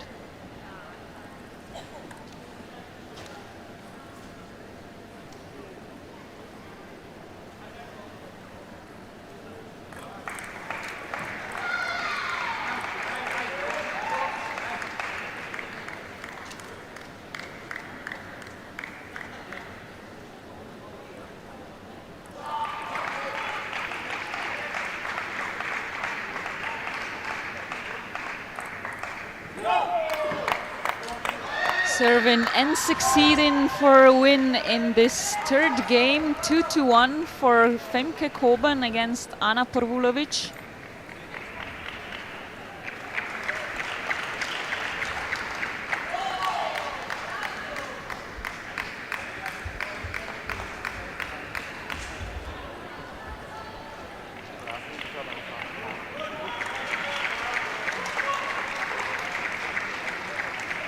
Just explain to the viewers, Matteo, about the differences between the serving in the wheelchair game and serving in the standing game. Yeah, like I was trying to mention before, with the ball having to cross the end line. So that's a specialty not for para-table tennis, but just for the wheelchair part of the para-table tennis. So yeah, the ball when served cannot cross one of the sidelines, but has to cross the end line of the table of the opponent for it to count. And of course, that's only the rule for the serving part. Can't rotate backwards, that's another one. Other than that, I think we've had it covered, and they've demonstrated this a couple of times now nicely. The advantage we do have watching the table from this angle is that we can really see quite well when the ball went over the sideline and when it was the end line. Yeah. And then apart from that, everything else is just like a normal game of table tennis. Yes, of course. Other than that, we have the same table dimensions, the same rules. Best of 5 in para-table tennis always.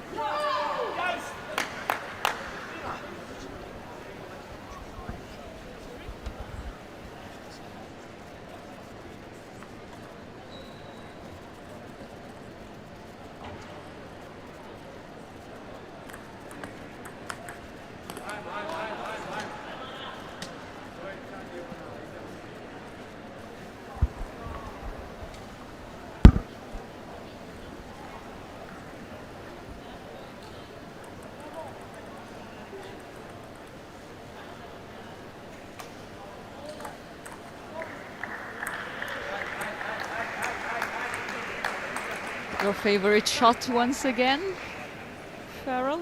Yeah, it's she's executing it really well at the moment.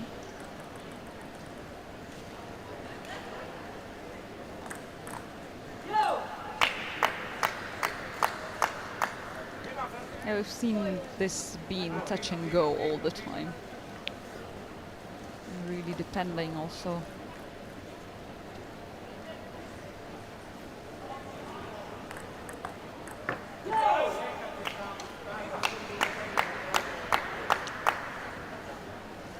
And she's again a bit weaker with positioning of this serve, Pervolovic, and punished right away.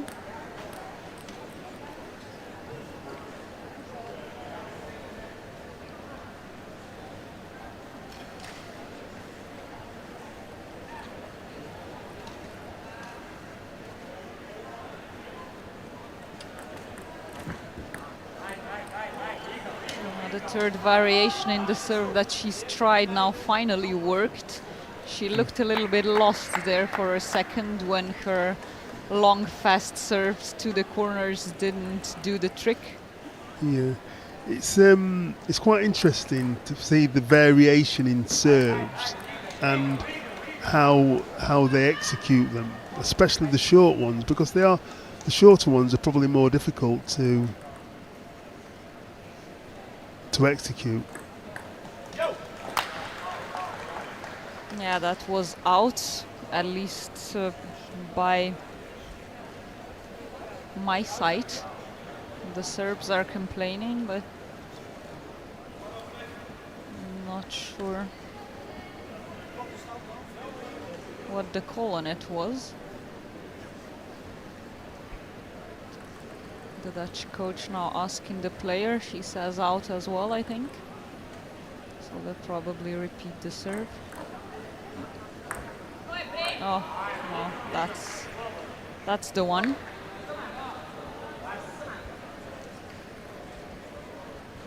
Even more difficult to do with the forehand, to be honest. So impressive hit for Pervolovic.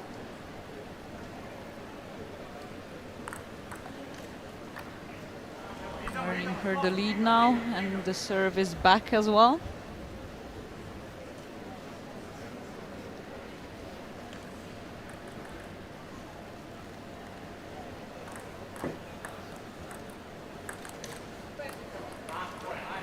Bringing it more and more out on the backhand side. Yeah, she's had a good run of points for Pervolovic, which is probably giving her a bit more confidence as well. Yeah.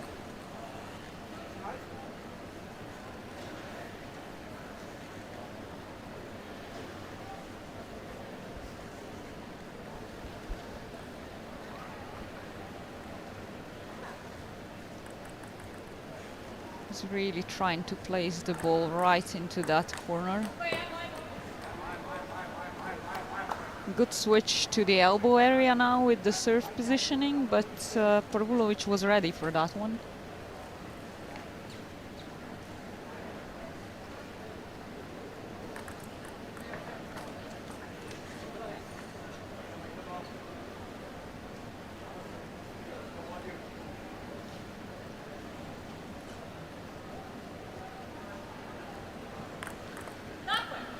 Yeah, that's the one. She's had a lot of success with that serve, hasn't she? So, yeah, and 6 game points now would bring her into the 5th set, which is what she needs. She wants to stay in this.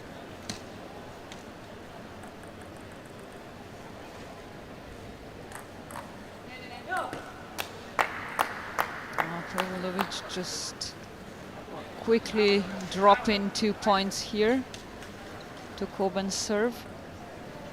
wonder if she'll go for the... Make it right now with her own. Yeah, and that was it. Perfectly placed. Racket off and on to the break for game 5, the decider. The decider.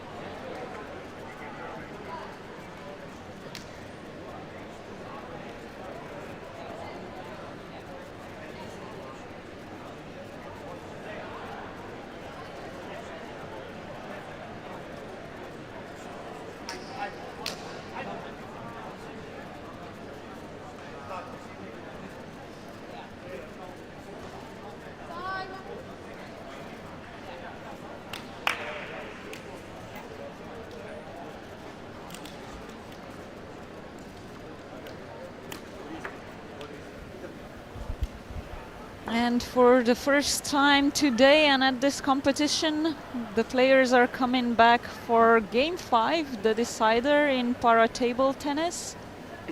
Ana Pervolovic and Femke Koven, the winner of this one, will take home this first match in women's singles class 2. And of course, when it gets to 5, the first person to get to 5, they'll swap over. An important one too, because we only have one group of 5 players here, so every win counts. And it's Koven to get on the score sheet first, once again.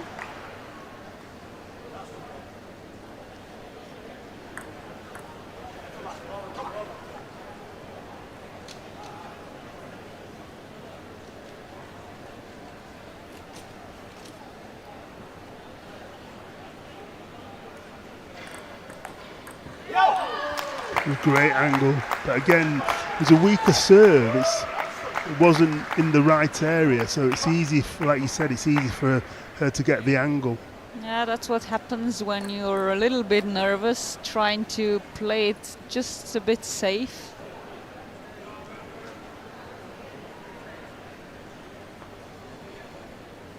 High stakes, of course, at a competition like this one. That's a very good serve, very clever. Yeah, just have to wait if it will cross the end. No. Oh, it's not across the end. See, if you ever wanted a demonstration of the difference between the wheelchair serve counting and not, this was it. Right, yes, that exactly. Some high-level excitement. So it has to go off the end as well. Yeah, it has to cross the end line, like we said. Here it crossed the sideline.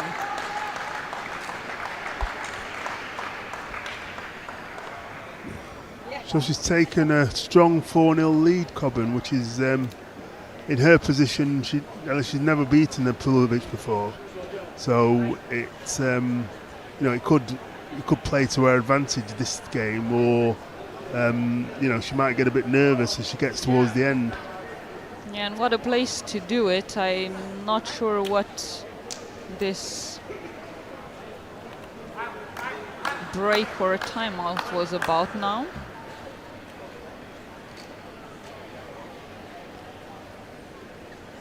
She's very much in the lead, but apparently she needed it. Yeah, neither player have taken the timeout so far, have they? As far as I'm aware. Oof. That's what you don't want. Because in table tennis, a shot like that can cost you the next few points as well if you let it stay in your head, isn't it? That's right, yeah. And see, especially when the opponent does what you were wanting to. I just called the timeout. Towel break, I think. Towel break. Okay. And yeah, good time to make use of it. Okay. It will be Pervolovic serving though, so she'll have to brace herself. Femke Koven to stay in the lead after missing out on 2 points when she was serving. Oh, that was a good serve, right into a difficult area to get the ball back then. And she's definitely called the timeout now. Yeah, the timeout now, definitely. Yeah. Yeah, like I said, it was that one shot that turned things around really quickly. Yeah, absolutely. Then instead of 5-0, you have 4-3. It's interesting that Pervolovic has not gone back to her corner. She stopped at the table. Yeah, she's probably thinking it would just take her too much time to strap off the racket and come back. And if she doesn't need it, the coach could have just come over and said a few words. But yeah, it's not her timeout. No. And she's obviously really focused, having won the last 3 She's points. the one catching on now, Yeah. so she won't be wanting to drag this on. No.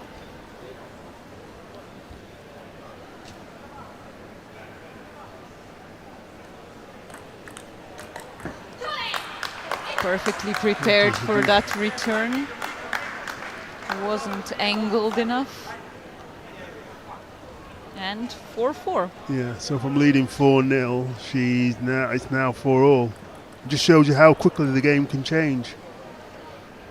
They'll be changing sides, whichever wins the next point now.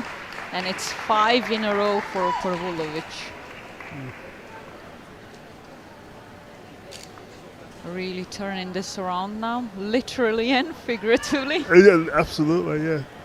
And it's like you said, the turning point was probably the smash that Koven missed at 4-0 when she missed the forehand.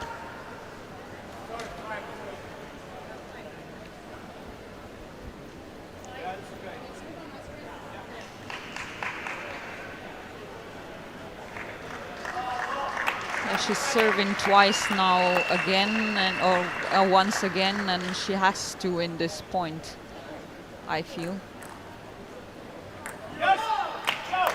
Good enough or not good enough from Pervolovic.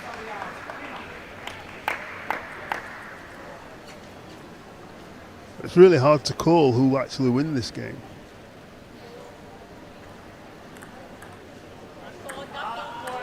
Honestly, my money would be on the serve right now just because of the momentum of the match. Okay.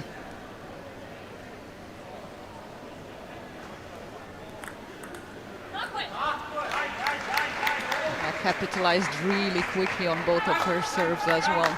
Yeah.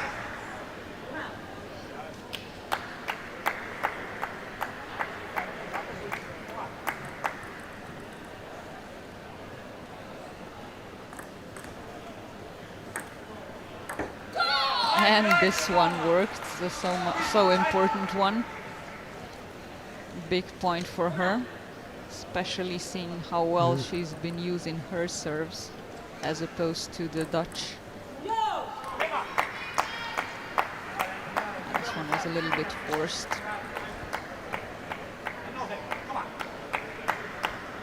Nevertheless, she's won 8 out of the last 10 points, which is to get herself in this lead.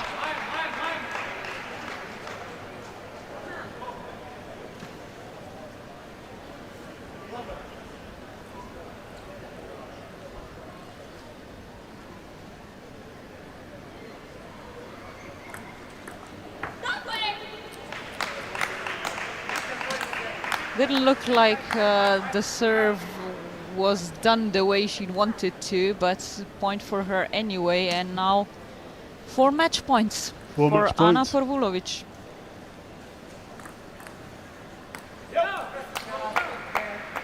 Getting a bit frustrated with herself here. She does get another 3 chances to finish this off.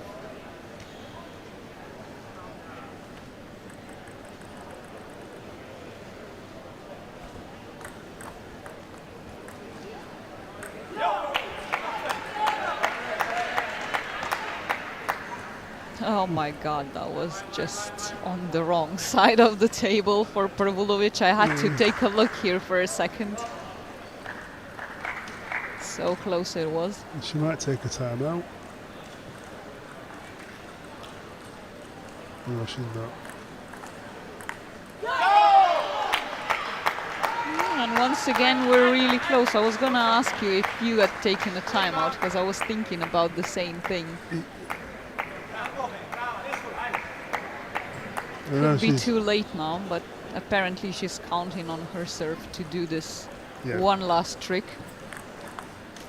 And it does. Brilliant Point, serve.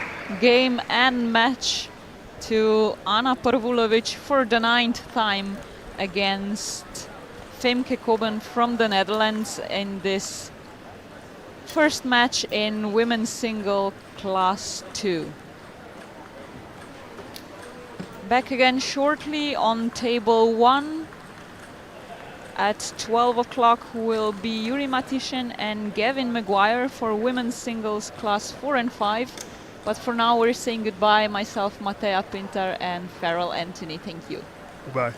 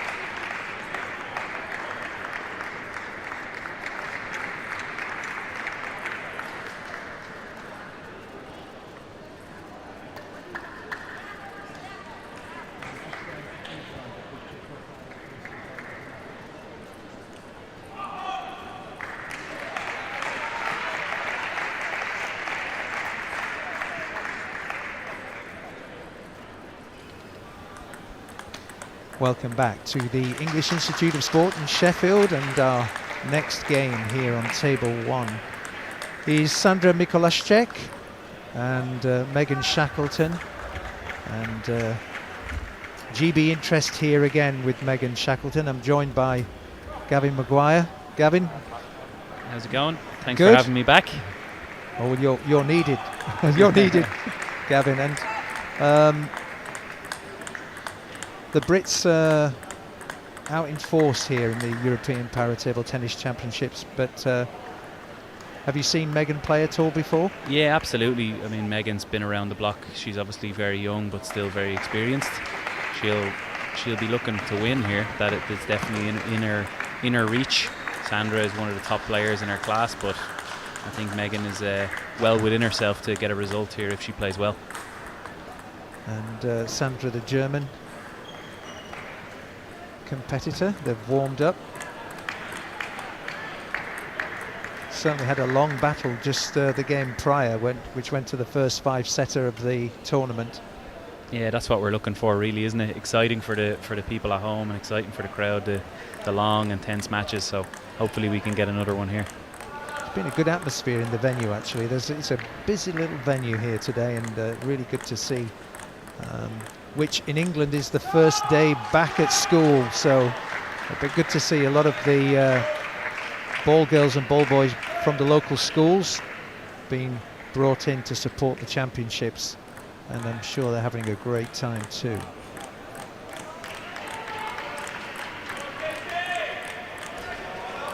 Gavin, how have your players been doing? We've just had one match so far. So Paddy Vaughan in Class 7 lost out to Belgian player Ben Despino 3-1, but really good performance from Paddy. To be honest, he's here more to gain experience than get results, so we were really happy with how he did, and we'll see Colin Judge, former European champion, in action later on, so hopefully that's where we'll be getting some wins on the board. And that's what it's all about, and the Paralympics next year in Paris, everybody's ambition.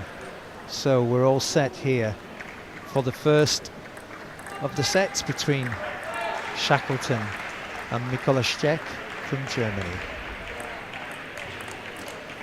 I think from the first point there you can see this is going to be a high tempo game. Both players offensive, really strong, close to the table, so it's going to be fast and furious. Really interesting to see how some of these players employ the lob, and it's been fascinating to watch the different tactics. Yeah, we're unlikely to see much of that here in this class. Obviously the variations in disabilities and abilities in the Class 4 and 5 ladies, it's a lot more attacking play close to the table. That's certainly something viewers pick up in time, don't you, the different abilities and classifications in parasport, but particularly in table tennis. The dexterity of the players are certainly impinged if you're in a more difficult class. Yeah, and there's a lot to get your head around as a spectator as well. Absolutely.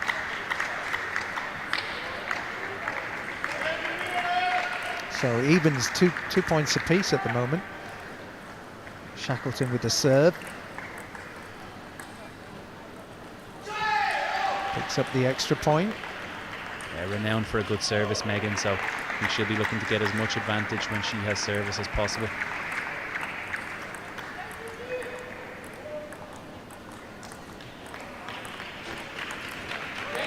What a great rally that was. Yeah. Even though we're playing defensive backspin, you can see they're still playing really aggressively. You know, it's quick on the table in comparison to our last game, which was much slower and a more tactical battle. What determines which player is more of an aggressive player and more of a defensive player? Is it just their attitude to the game? Good question. I suppose a lot of it is how the player develops and what they naturally do as they progress. You know, if they're more comfortable in the attacking situations or in the defensive. And obviously then the variations of disability too, you know, that plays a part here in para table tennis. Well, Shackleton has taken an early lead. She leads 4-2. The German serves, pulls one back.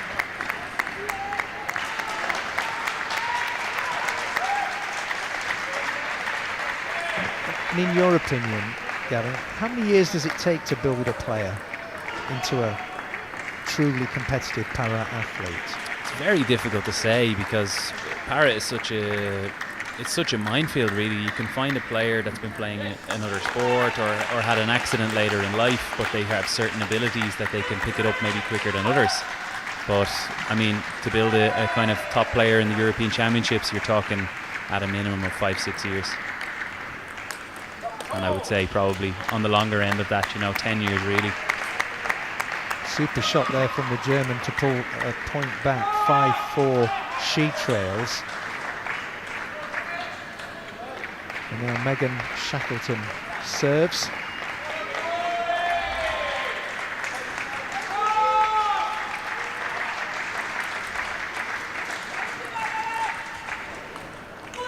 Yeah, big fist from Megan there. You can see she's a player that really plays with momentum. So I think it's important for her to get a good start here, try and go 1-0 up. Then, the crowd starts to play a factor. She starts to feel good, and that's where she can really be more positive. We hope you can hear the crowd back home watching this on whatever screen you're watching it on. Some good British interest here, as you can imagine. And it's nice to have seen the president of World Table Tennis here today, having a look round. Never seen this facility before.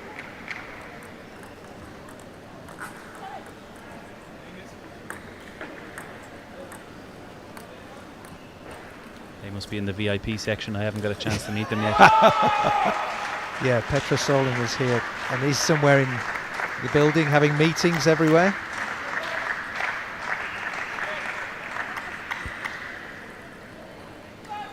All square, 6 apiece. Nice little bit of short angle play there. Variation from what we've seen. And for our viewers, are players able to lean on the table, reach across the table? Yeah, as long as they don't place their non-playing hand on the table. That's what we've got to avoid. But reaching across the table is absolutely fine. And suddenly the German is in a rhythm.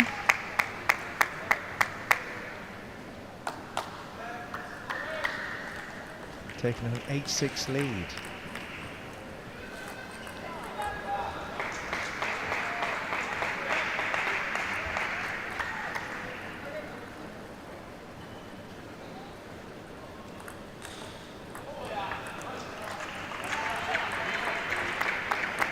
Couple of unforced errors from Megan. Really needs to shore it up if she's going to beat a player like Sandra. Well, the Germans certainly in the ascendancy here now. Just a point needed for game.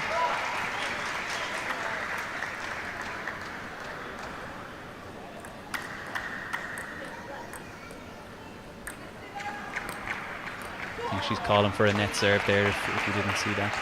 I saw the hand go up, and that very sporting-like. So obviously the ball hits the net on the service, it's a retake.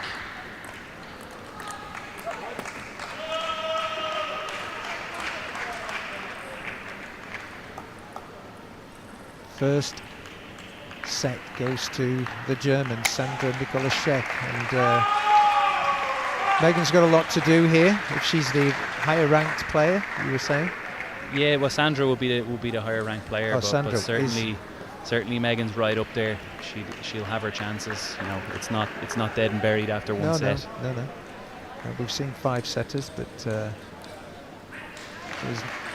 it was close there, and then suddenly Sandra made hay of those, and like you say, unforced errors there from Megan Shackleton. It's stepping it up a gear really in the important moments. We were really tight there at kind of 6-5, 6-6, and then Sandra stepped it up a gear, and that's what Megan's got to be able to step up and do in return,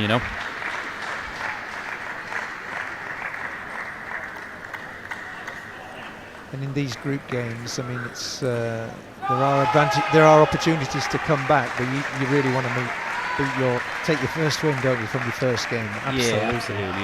It would be uncommon for a player to lose a match in the group and win the tournament. So yes, I think Sandra is the type of player that's here to win and here to win a gold.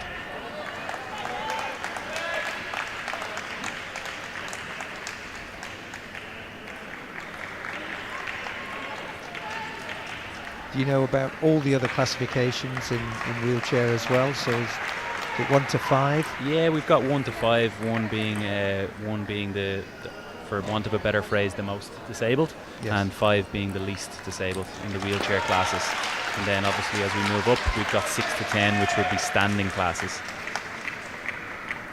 I just love seeing some of the chairs that you see moving around, the competitive chairs, and there's so much technology in them now. It's incredible.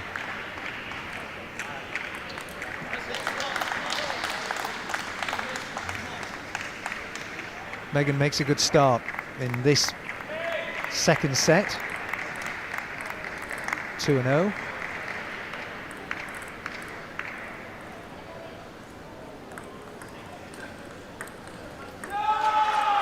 Umpire has a problem with the serve by the looks of things. Not sure exactly. I think she's saying that hasn't been thrown high enough or being thrown backwards maybe. Yes. Players have to throw the ball directly in a straight line in the air. Has that been called a let? Looks like she gave the point. I think they've just scored that point, so must have been some sort of 2-2. No, you're right. It was an incorrect serve.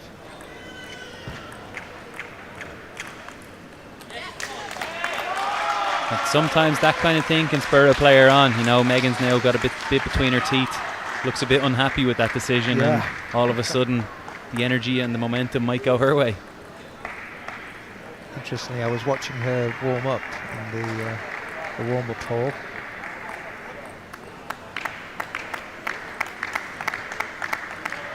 It's 3 apiece. For the GB players, I mean, it's sometimes you're on your home soil, you want to do well, and it's just relaxing into that opportunity. Yeah, it's a difficult environment as well. As much as it's a home comfort, it's a difficult environment to come out to your home fans under pressure, and some players will relish it, and some players maybe will feel extra pressure. Missed opportunity there from Sandra, I would have said. Yeah, for the GB team, the English Institute of Sport is their home, so this is where they train. They're familiar with this place, so yeah, and we can see even in the crowd around here, we've got some of the GB badminton team, we've got other athletes in the hall, so that itself brings another degree of pressure. Great shot there from Sandra to level up the scores, right into the corner.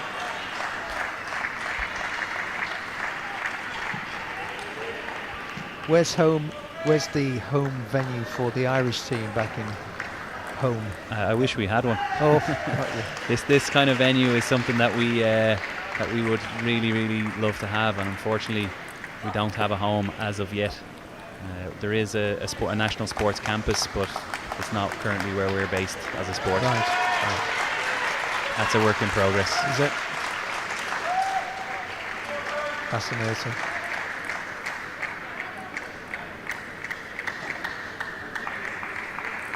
So the German opening up a little gap again, having been behind, and it seems as if Megan can't just not consistency at the moment. It's just not quite there for her. Yeah, I mean, to the naked eye, it looks like Megan's making a lot of mistakes here, but you have to commend Sandra. She's making a lot of pressure on the ball, good angles. She's kind of forcing the mistakes from Megan. You can see there, ball comes into Megan's range, she's not making mistakes, but when it's in difficult positions, that's where we start to struggle a little bit. Very aggressive shot there from Megan, and gets the point. She's rewarded. She got the serve to follow. And again, a good aggressive play with the backhand. Yeah, and this is what she wants a little bit more of. She wants to force Sandra to put the ball to the middle of the table where she can play strong with her backhand or strong with her forehand. But if she allows Sandra to play the angles, that's where she comes into her own.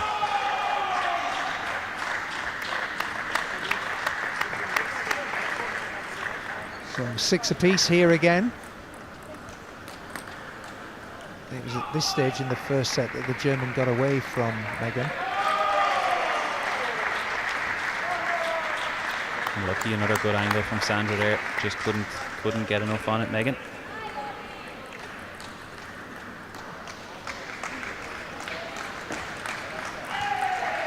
You can see directly there, Sandra with 2 services. She just wants to play angles. That's force Megan reaching, and then she's in trouble.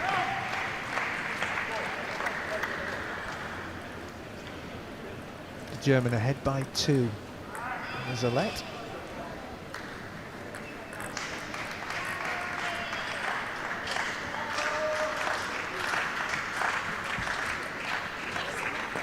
Very good. Just over the edge there from the German.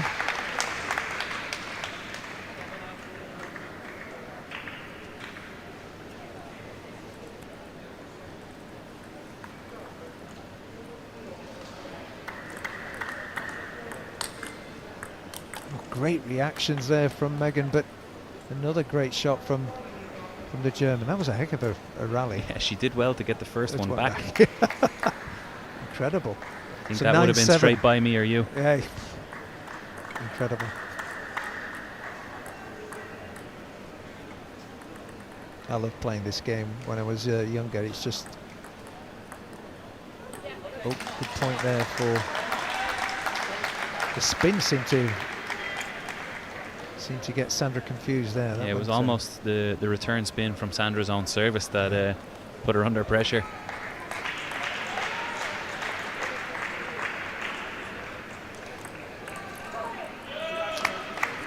So that's just what you can't afford to do in these late stages, and that's what separates us at the moment.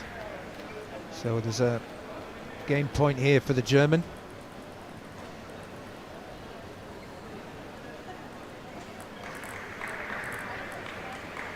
But the serve is with the Brit. Great point. That's a great angle, isn't it? Absolutely. That's what she needs, another one of those now. But we're lucky Megan has her service. Obviously, as I mentioned, one of the strengths of her game. So hopefully she can use it here. I think the German was just playing it safe there to see if Megan would make the mistake.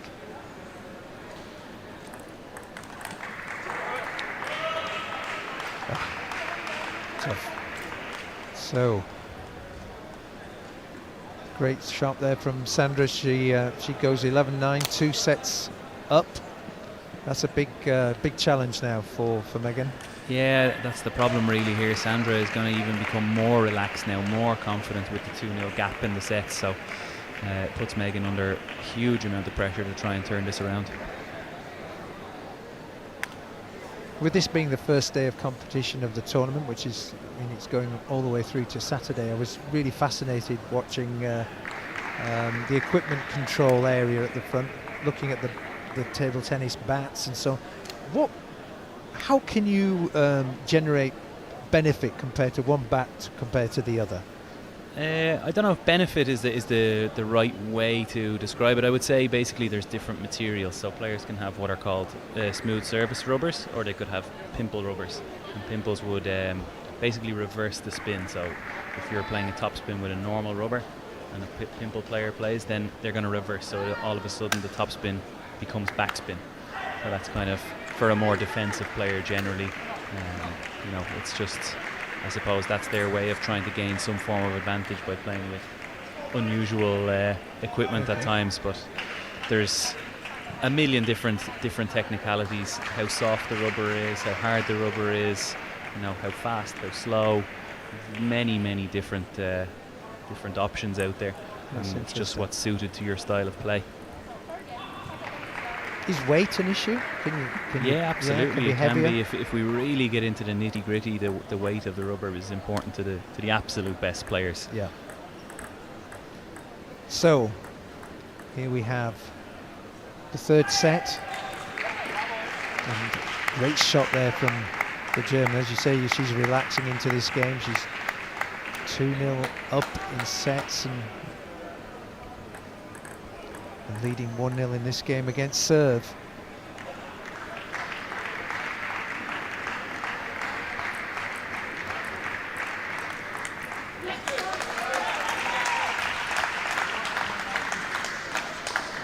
apiece.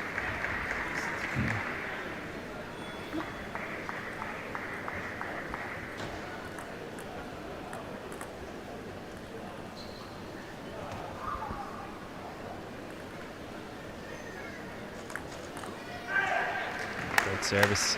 Top spin service from Sandra Mikolashek there. Megan unable to return. Another let.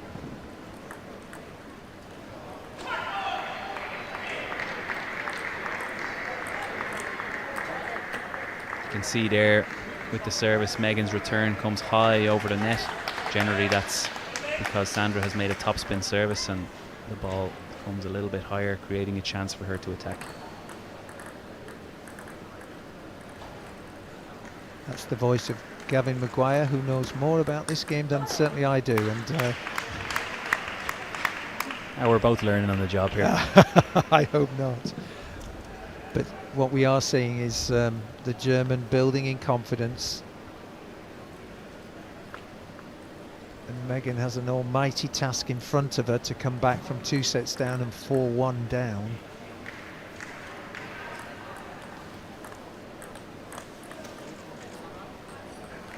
Yeah, I was just about to say I'd be surprised if we don't see a timeout here from the GB coach. And that's exactly what's happened. That's right. You've got to break the rhythm, and I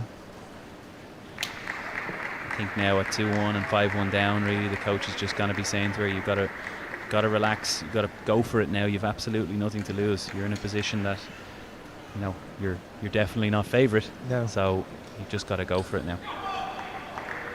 I think in these kind of positions you don't want to look at the mountain you have to climb. You just play each single point by point, because otherwise it mentally becomes too difficult a task. But if you just play the point in front of you and just pick up a little bit of momentum.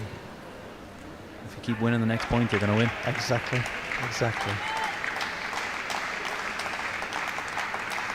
Often easier said than done, though. Oh, I know.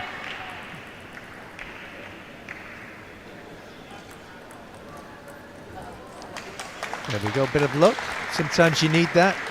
Yeah. Shaves the top of the net. You're going to need a few more to get over the hill here, but let's hope so for the GB interest. That was a heck of a shot. She's totally in flow here, Mikolashek. You can really see she's confident in her seated position there. Shoulders are high, she's looking good. And now she's just in full flow.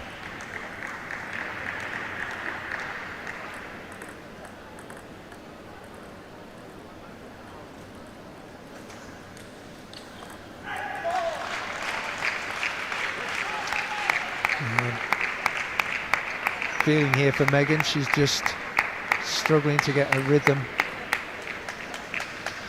Look, she's in a very difficult position. She's trying things now. You can see she tried to play an angle with an unusual shot from her backhand side.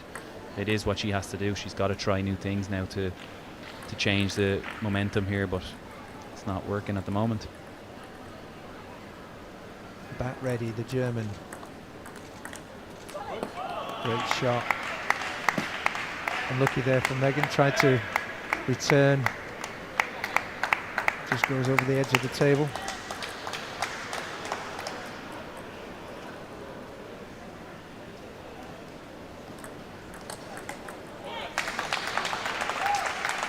Signs of life. Yeah. Big forehand from Megan.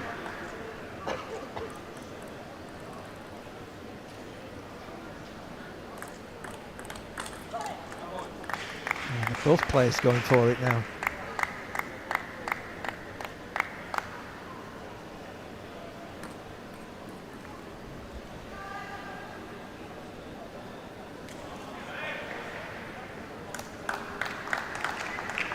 Have you been down there, coach? You know, court side, trying to tell your players, what do you do in this position? It's a difficult position for the coach here. I mean, you can't play the game for them, unfortunately. You'd like to sometimes, but right now you're just trying to keep energy in the body, keep them fighting for every single ball. You know, table tennis is one of those sports that's very based on momentum. It can shift really, really quickly. 9-4, and that becomes 10-4. So this is match point.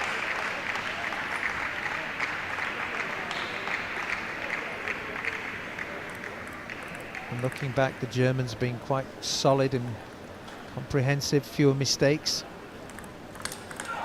Oh, brilliant. Great counter forehand to win us there. 11-4, 3-0 to Sandra Mikolashek. She'll be delighted with that performance against Megan Shackleton. A really strong opponent, really good player, and to come through 3-0 in the first game here at the European Championship, she'll be delighted. Well, that's a great win for Mikolashek from Germany. Commiserations to Megan Shackleton. And we'll be back with you for our next game, which will be Jan Riapos from Slovakia against Boris Stojkovic from Serbia, and that'll be at 1:45. Thanks to Gavin. Be back shortly.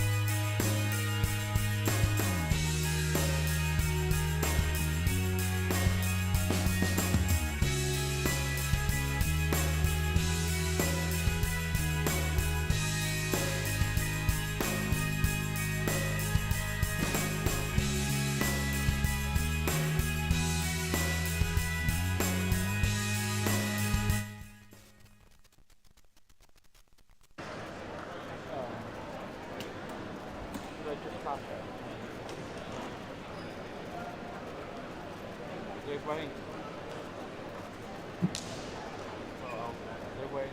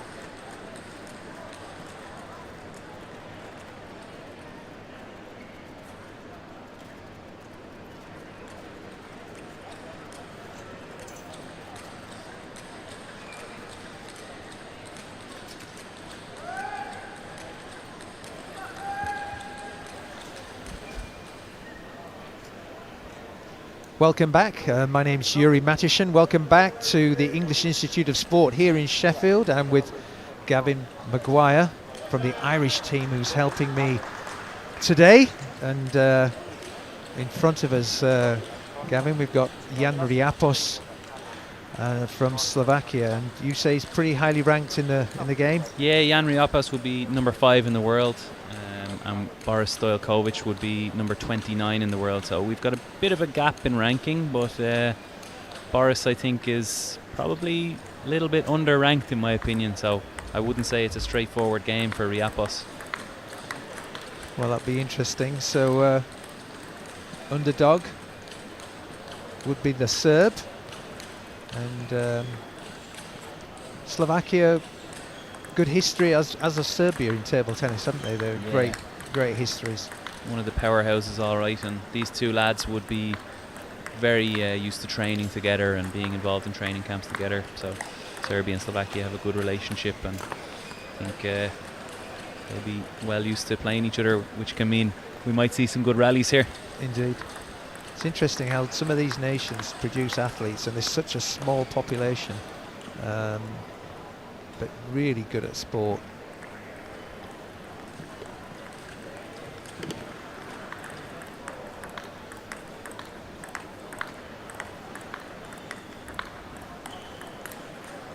You're at the English Institute of Sport here in Sheffield, and home to many Paralympians and Olympians, and the competition courts in the heart of the indoor athletic stadium, with the surrounding areas providing training and warm-up facilities identical to the competitive table that they're on.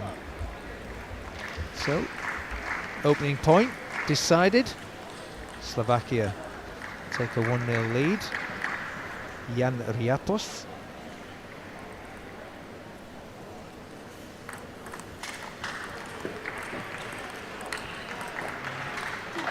That becomes a 2-0 lead.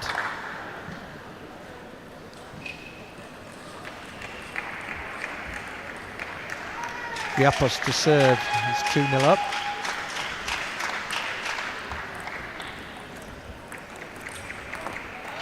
Yeah, he's certainly dominating very quickly, isn't it? A little lob there from the serve to try and put him out of his rhythm. Yeah, I think we can look to see probably a balance between the last two games we've seen. There'll be a bit of attacking play, but also some of this higher angle play. Try and exploit the opponent that they can't reach the short points on the table.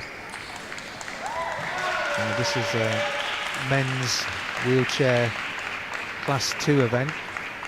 So mobility a little less free than the class 4s and 5s, 3, 4, 5s. Yeah, these players would have a more severe, maybe spinal cord injury or something to that effect, and they would have greatly reduced movement or mobility compared to our last athletes in class 4 and 5.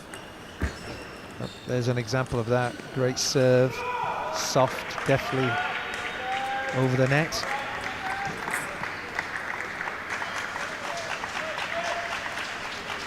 How hard is it to disguise that serve, that soft serve, versus the serve there, which Yeah, it can It's a be powerful very serve. difficult to disguise, and especially in wheelchair table tennis, the racket, the ball, the table, they're all in such close proximity, so it's very difficult to have space to really to put that deception on.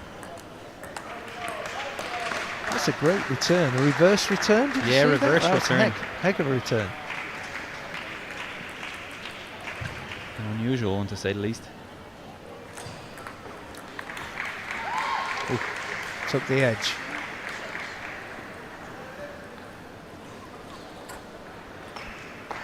(6-2) to the Slovakian, establishing daylight. Another good return. Umpire just having a word with Stojkovic here. I think it was about the height of the toss. Got to be at least 6 inches in the air, so I think he wasn't happy that the toss was a little bit too low. And that's above the table height, 6 inches, isn't it? Absolutely, yeah.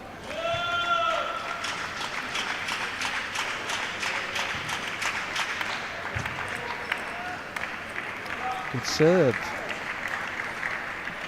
from Boris Stojkovic. Pulls it back to 6-4.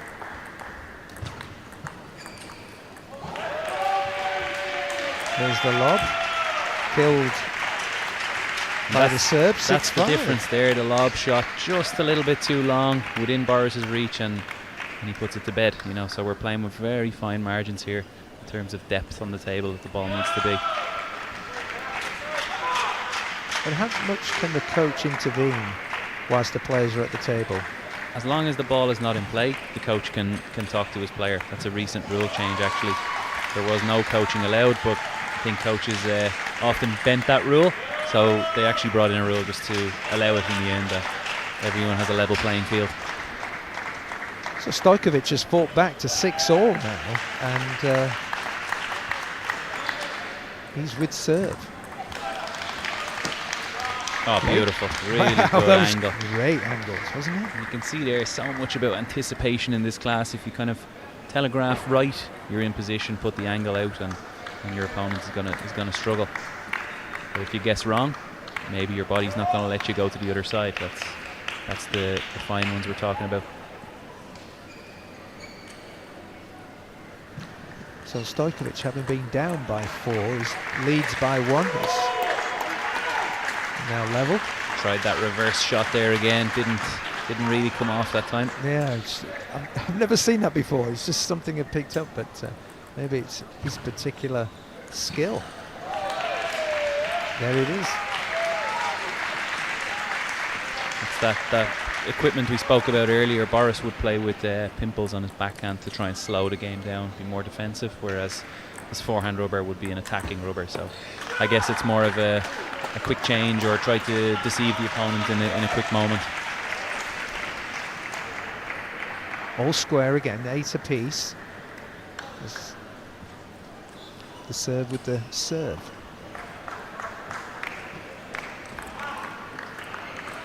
Takes the lead. This, as you say, he's higher ranked, maybe ranked 29, but he seems to be neck and neck with the Slovakian, who's ranked 5. Yeah, I think Stojkovic he's a bogeyman within the draw. You know, he's one of these guys that nobody wants to play. He's capable of big wins, but maybe not so capable of stringing them together in a row.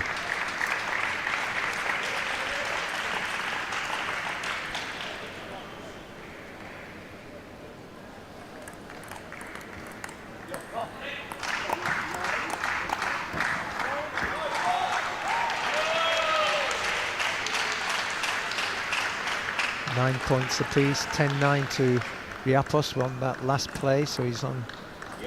Oh, and that was a game point. So first set 11-9, but not much between the players at all.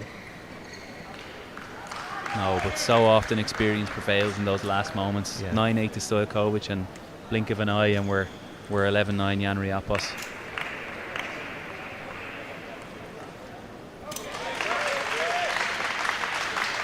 Doing the right thing at the right time is so important, and certainly when the pressure's on those closing points, as you said. But so the rule changes now that you can actually talk in the game as long as the ball's not in play. Yeah, as long as the ball's not in play, you can say what you want to the player, but obviously if you're shouting into the court, it's likely that your opponent is going to hear what you're saying too, so you've got to be a little bit crafty. One assumes you can understand each other's languages. Well, that's another one, yeah. We'd be struggling with you there, Gavin. Yeah, that's more of an accent thing, let's say. That's cool. I'm trying to tone it down just for you. Indeed, indeed. Keep thinking Westlife's going to come flying round the corner or something. That shows my age, I think.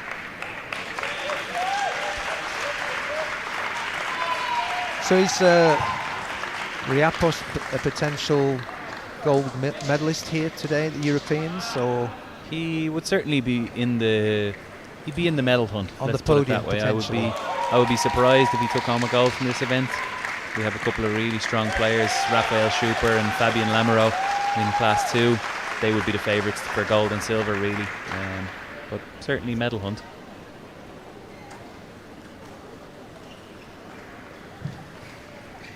And the rules between games, what's the length of time that you... Yeah, we've got 1 minute in between points, but as you can see here, Stojkovic has left the court, I think, for potentially a toilet break, which are allowed, obviously.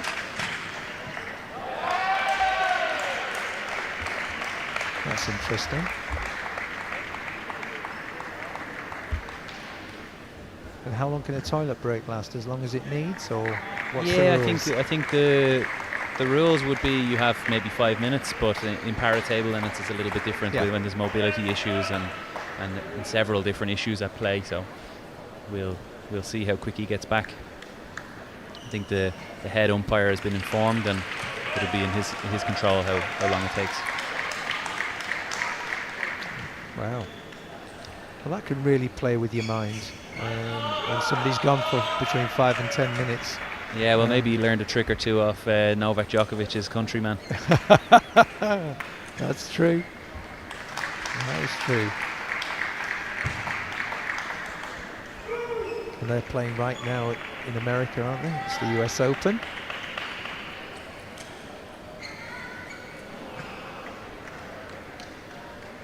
So we have a break in play at the moment, whilst Boris Stojkovic from Serbia has taken a toilet break for all wanton purposes, and he's disappeared after losing the first match 11-9, or first game 11-9, and a good close contest. We've got a little glimpse of some of the standing players there in the background now. What's going on? Absolutely, it's a great shot across all the courts here today at the English Institute of Sport. We're focusing on two tables, table 1 and table 6. So we're featuring wheelchair and standing competitions and classes in both.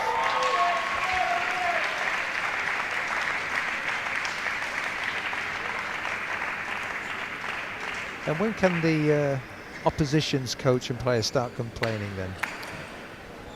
It's a bit of a tough one to say, really, but I think Riapos doesn't look too concerned there in the corner, so I think they're happy enough that this is a genuine necessity.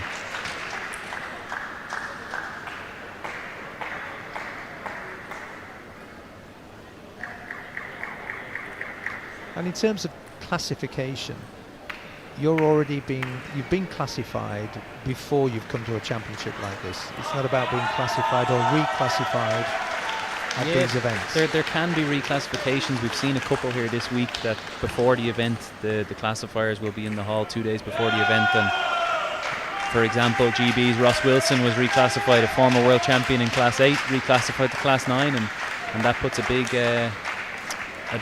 change into the draw for Class 8 players and 9 players unexpectedly. And does Class 9 then, that implies there's been an improvement in the players' mobility? It's a tricky one to say. I think I'm not exactly sure of the ins and outs of the medical conditions, but I think they feel that Ross is more similar mobility issues as the players in Class 9. He's closer to them than he is the Class 8s, but it's very, very wide range of disabilities on display here, and I'm no expert. No, it's it's always a challenge. Well, it's not table tennis. We spent 3 weeks organising an event very recently in Birmingham, which was for the blind and partially sighted, and we classified 300 athletes in that space of 10 days. And the classifications between totally blind to partially sighted and between is quite a challenge in parasports. So certainly when you come into major championships like this, you want to have the knowledge that your classification is pretty solid and you're not going to have a change or it's under review. Yeah, I mean, 99% of the playing field know that their classification is safe going into a tournament. However, those who would have a review, they'd have prior warning. You'd have 2 months notice that a review is going to happen, or maybe even 3 months. So you are going into the championships knowing it's going to happen. And so Ross Wilson will have this year in the hope of preparing for the Paralympics. Yeah, you can actually see him in the background of the shot there. He's in the black shirt. That's Ross Wilson there. Yeah, you've got great eyes. That's Will. Yeah. To the right of the screen. Yeah, to the right of the screen, exactly. That's Ross about to receive serve. And, yeah, he's got 1 year in preparation now. He went in at number 2 seed for the Class 9. His ranking translated into a number 2 seed, so still quite high on the list, still in pole position to qualify, but maybe the goalposts will change in terms of what he expects in terms of results. And this tournament has 22 places up for grabs for Paris 2024 in terms of getting to those Paralympic Games, and for wheelchair and standing, men and women. So a lot riding on getting through in this tournament for athletes. Yeah, absolutely. I mean, the champion in every class, it's a golden ticket really. It's not just a European champion, it's a golden ticket to be guaranteed for Paris, which gives you a lot of pressure off for the year in the lead up to the games. You're not sweating for qualifications, traveling around the world to many different tournaments. You can pick and choose, and you can stay at home for longer training blocks, and it's there's a lot of comfort in being a champion here today. And that's what this week, I should say. This week, indeed. And that's what these players will be trying to achieve by getting through to Paris 2024, as we still wait for Stojkovic to return. Is he accompanied to the boys' room, for want of a better word? Yeah, I mean, there would be, again, varying ranges of disabilities and abilities, so I would imagine that Boris would have someone there to support him in terms of his wheelchair and moving to and from. So I would guess he'd have company. And we're going on quite long now, so I don't know if there's any other issues at play. I mean, we've no guarantee that it's a toilet break. It could be an injury break. Got you. But I think coach has a smile on his face, so he doesn't look too concerned. No. Everybody's being patient, particularly Riapos. But there's no sign of Stojkovic yet, so we'll just hold off on the commentary and wait until our Serbian athlete returns.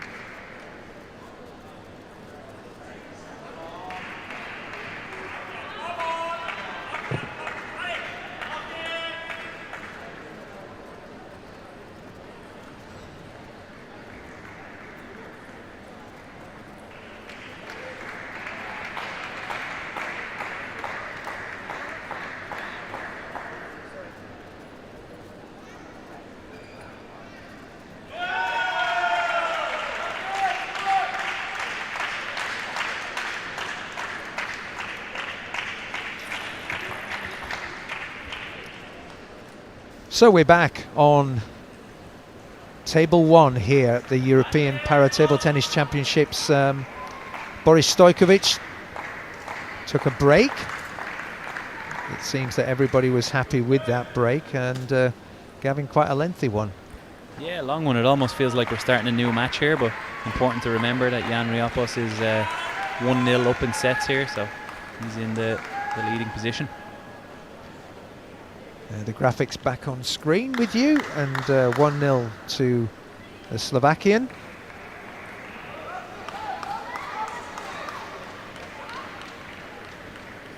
You can just see here on the screen with Boris and Jan both have straps on their arms to help them with holding the table tennis bat.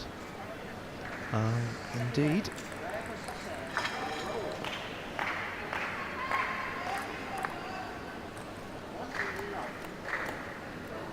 Interestingly, they've not had another warm-up, straight into the game. Yeah, straight in. I mean, there would be maybe a short warm-up if there was a broken ball or something along those lines. However, not for a toilet break, straight back in. Well,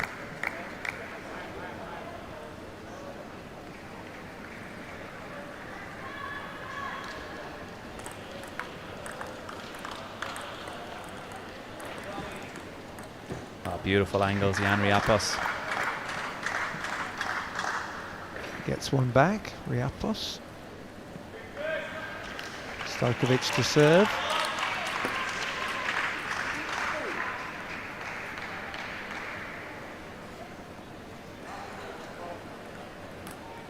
Doesn't look happy, he's talking a lot to himself, Stojkovic. Yeah. Oh, look at the net there, and I wonder if Stojkovic is perhaps in some pain, potentially. It could be. He doesn't look too comfortable out there, and I don't know if that's to do with how he feels he's playing, or there's a larger issue at play. And that could well be the factor, actually.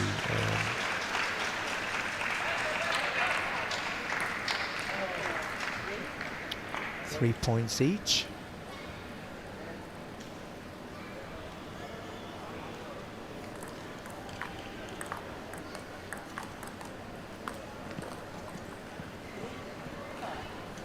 Yeah, it's looks as if it's got a lot bittier, the game, all of a sudden. So it's Stojkovic has gone 5-3 up, or just 5-4, just made an enforced error there, but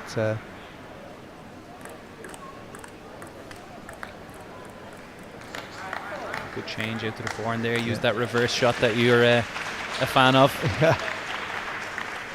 Have you ever coached that?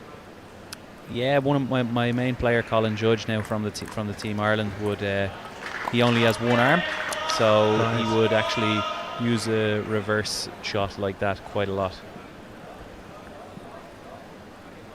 Stojkovic leads 5-6. A lot of spin on those shots. Takes a 7-5 lead. I'm just looking at the body language of Riapos, and doesn't seem as happy. Oh, great shot there.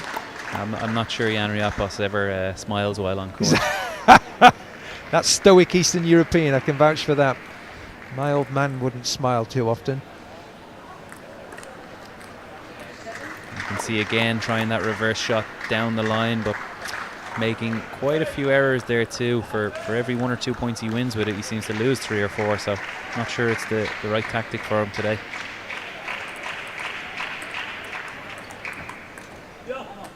You can see once again reverse shot, did take the attacking balls on, but Riapos was ready for him.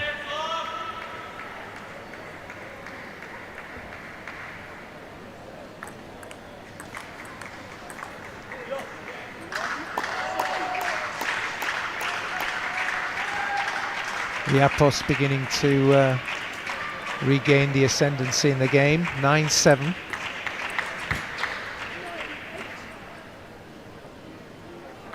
Falls back to 9-8. Stojkovic.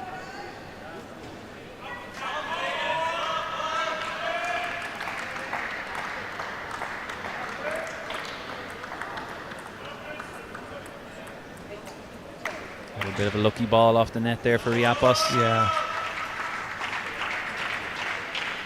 takes a 10-8 lead and a set point here to go 2-0 up.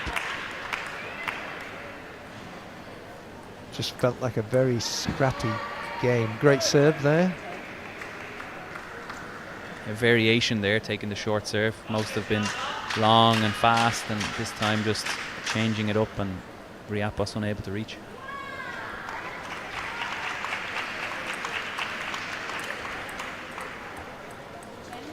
Well, he pulls it back to 10 apiece. You can see the coach there from the Serbian team with his hands in the air saying, finally he did what I said.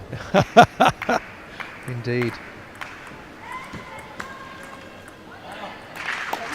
Good point there for the Slovakian. 11-10. Feel that this is the important game, doesn't it? If Stojkovic pulls back, he may have a chance.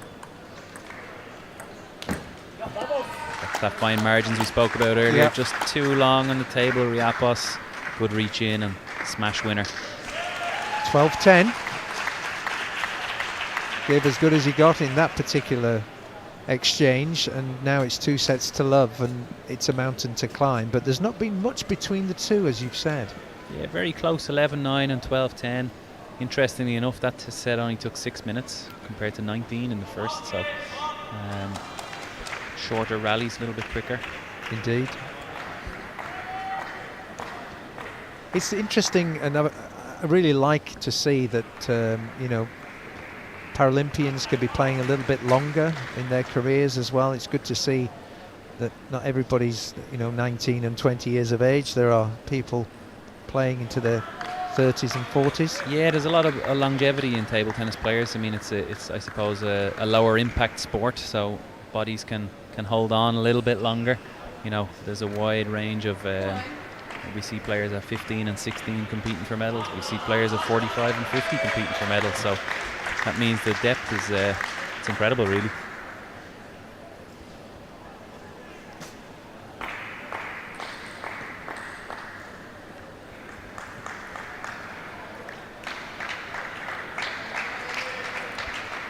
And in terms of European para-table tennis, how does that sit globally in terms of relative strength?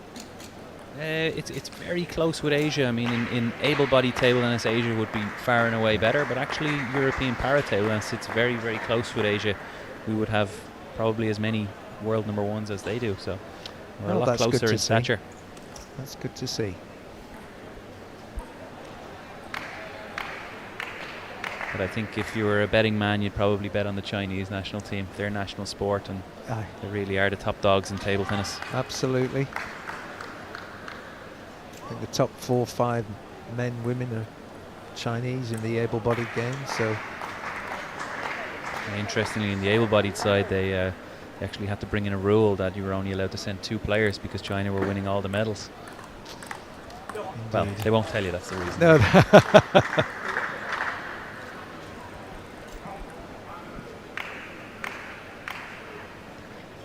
So Riapos opens up with the first point in what could be the third and defining set.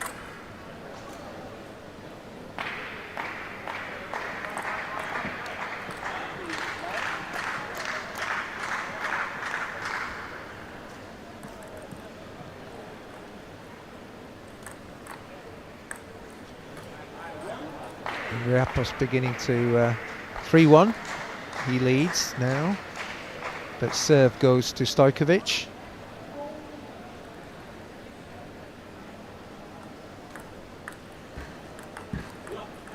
I'd like to see a bit more of that from Boris now. The short serve seems to have proved quite effective, giving him a lot of opportunities for either a direct mistake from Riapos or a chance to come and attack afterwards. Fascinating. If you've got long reach in this game, it does make a big difference, doesn't it? So long levers works. Absolutely. And para-table tennis is all about exploiting people's disabilities, for, again, want of a better phrase, but that's what it is. It's tactics, and players are always trying to make the players out of their comfort zone, out of areas that they can't quite reach or can't quite move to. So it's a good tactic for both.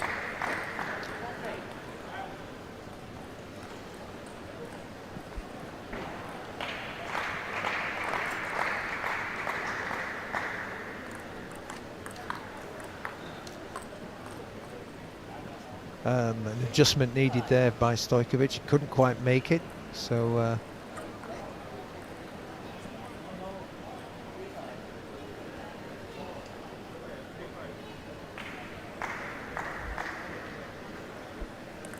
Riapos leaves 5-3. Mistake there from Stojkovic. Timeout call there from the Serbian coach, so we're going to go to the corners and get a bit of advice. 6-3 he trails and 2-0, and you can see he looks exasperated, doesn't he, Stojkovic, and a lot of movement going on around him, and he's just not settled. Yeah, he's not too happy with what's going on here. He feels he should be doing a little bit better in the game, and you can see Riapos hasn't even gone to the corner, so what does that tell you about how comfortable he feels? Absolutely, that's amazing. That SVK is all you can see. And what's interesting, Serbians are always quite demonstrative people as well. You always get with the Italians and so on. They, you know. Yeah, there's a lot of body actions and hand gestures happening here for negative or positive. I think that's probably given Riapos even more confidence. Yeah, he's, as you say, he's quite a stoic man. Just collected. Doesn't seem to be put off by anything. I think he didn't want to take a strap off. There's obviously also a lot of effort involved in strapping up the racket to the hand, and Riapos felt it was better to stay at the table, in comfortable and in his flow. It could well be that Stojkovic knew that this is his big game that he needed to overcome, ideally, but it's proving a tough one for him. Good shot from Riapos, taking control again, making sure that Boris doesn't get any momentum after that timeout.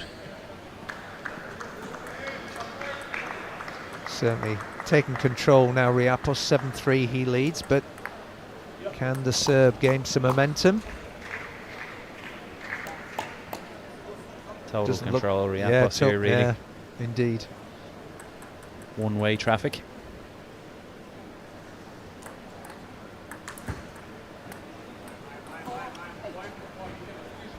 Unusual error there from the Slovakian.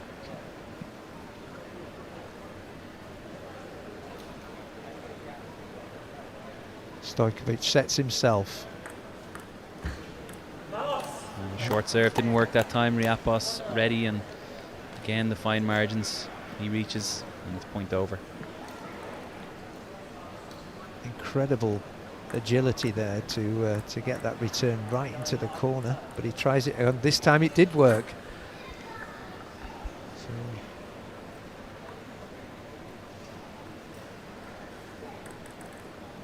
good point there for Stojkovic. Takes him another. Do we give him any chance here? Well, not really. Having said that, I think he heard you. He's got 3 points of the bounce. And timeout for Riapos called now, so obviously he's a little bit concerned that Stojkovic is in the ascendancy. Just gonna come to the corner, get a word of advice, settle things down.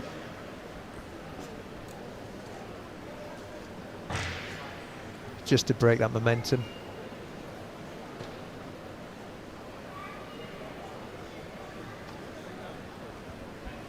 Yeah, very important for Riapos' tournament here that he gets a win on the board, so he's not taking any chances, just get to the corner, sure things up.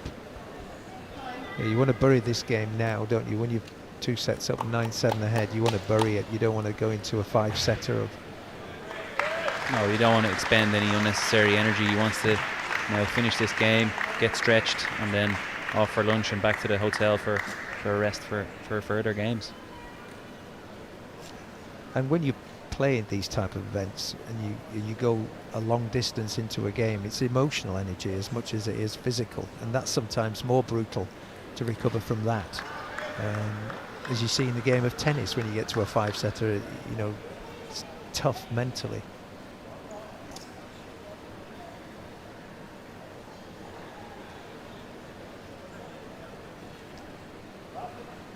So the taping of the bat to the hand. We're ready to resume. 9-7. These two services could do it. Nope. The serve is with the Serb. And a good one again. Riapos with an error. So Boris gives himself a chance again. He's been in every set so far. And he's had a 5-0 run here.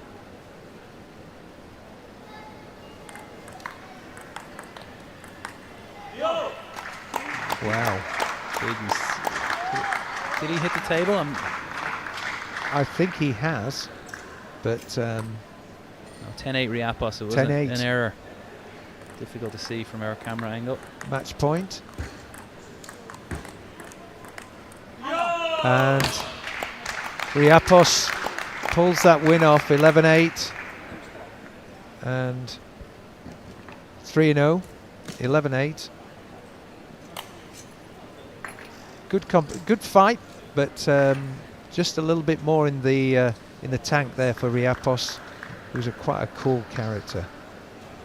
He certainly made him work for it, and I think that's a great run out for Riapos. Really, 3 really close sets, difficult game, came through 3-0, so he'll be delighted going into the next match. Well, thank you for watching, and I hope you've enjoyed it so far. We'll be having a break on this particular table, and we'll be back for our next game at 3 o'clock on this table, and we'll be back to you later on this afternoon.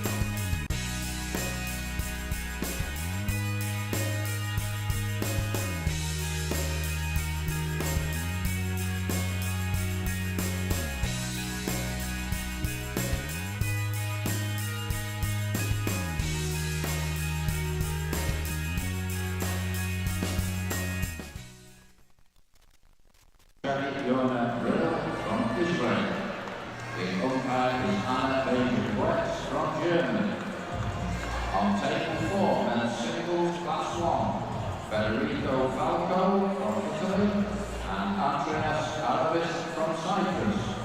The umpire is Johan Dembromestel from France. On table 5, men's single class 1, Timo Kalevi Naturinen from Finland and Aaron Ulava from Hungary. The umpire is Jim Budge from England. On table 6, men's singles class 10, Filip Radovic from Montenegro, Paul Lodaka from Poland. The umpire is Peter Higgins from Wales. On table 7, men's singles class 11, Peter Panos from Hungary and Damian Fiera from Poland. The umpire is Joy Chang-Xiong from the USA. On table 8, men's singles class 11, Lucas Eduard Briand from France and Gareth Olnas from Turkey. The umpire is David Edwards from England. On table 9, men's singles class 11, Maciej Akajin from Poland and Timo Abajanov from Finland. The umpire, Johanna Alflight from England. On table 10, men's singles class 11, Eduardo Cuesta Marines from Spain and Utku Kabaroglu from Turkey. The umpire is Jacqueline Williams from Wales. On table 11, men's singles class 10, Patrick Trochanowski from Poland and Neil Wagner from Germany. The umpire is Richard Horsfield from England. And on table 12, men's singles class 11, Florian van Acker from Belgium, Florian Hartig from Germany, with Paul Nichols from England as their umpire.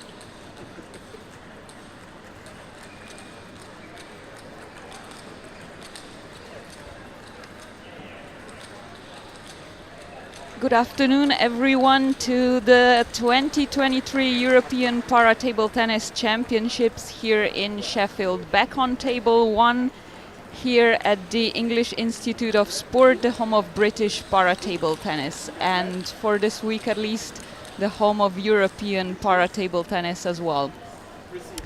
For this afternoon session, we'll be with you, starting you off again, myself, Matea Pinter, and joined by Gavin Maguire from the Irish Para Table Tennis team. Welcome back. Thanks for having me back. And on table 1, it's men's singles class 1. Robert Davis, the home not just hopeful but a big interest and favorite, against Alexandru Imbuzan from Romania. Rob Davis, reigning 4-time consecutive European champions in this discipline, but said himself he's not only looking to secure his 5th consecutive title and a ticket for the Paralympic Games. He's one of the few players who's actually happy to not see the Europeans coming on for the last 4 years, as he was injured for a lot of that time and is only returning. But before we see how he does in this first match for men's singles class 1, let's also thank the ITTF, British Para Table Tennis England, Sheffield City Council, the UK Sport and the National Lottery for helping us put up this event. 267 competitors from 35 countries, will be attempting to secure their spot at next year's Paralympic Games, or at least bring home one of the medals. 22 classes, 11 for men and 11 for women in the singles event, followed later on Friday and Saturday by the doubles competition. The championships will have matches running from 9 a.m. to 7 p.m. every day. The daily schedule can be found on the ITTF website, and if you still can and are wanting, of course, welcome to come watch table tennis live. The tickets for this event are available online via the British Para Table Tennis. Expectations, Gavin? Well, you know, Matea, Rob Davis is one of my favourite players on the tour, so I'm going to have to stick true to my heart and say my money's on Rob. Yeah, and with 4 titles under his belt, I'm sure a lot of other people's as well. Yeah, I would say he's probably the safe bet here in this match, but I'm sure in Busan he's no easy match for Rob. Yeah, no head-to-head for these two players, although they've both been on the circuit for quite a while. So if nothing else, perhaps the element of surprise also something the Romanian could take advantage of. Yeah, absolutely, and it's kind of interesting to see him here today. He's one of the less active players on the tour. Yeah, Rob has mentioned that he's still recovering from all the injuries, getting back on top and into his best competition mode. He won silver at his last international at Czech Para Open this year in singles.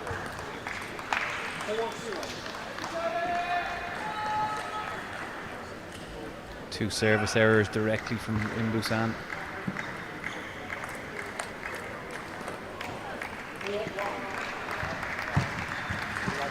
Yeah, serve and return, a lot of what's happening right now.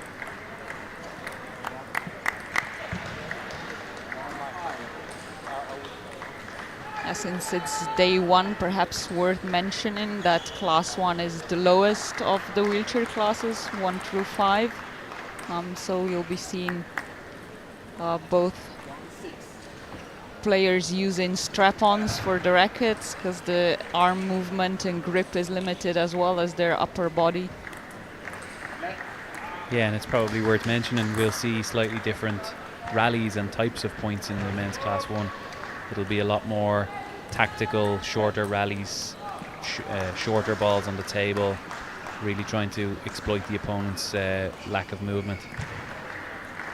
Sooner or later, also the tetra loop, as we like to call it, I'm sure.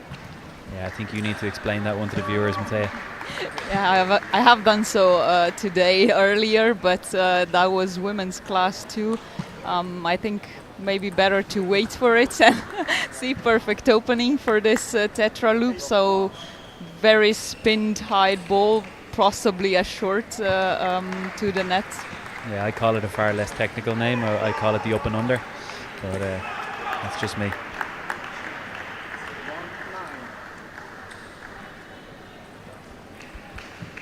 A strong start for the defending 4-time champion Rob Davis here.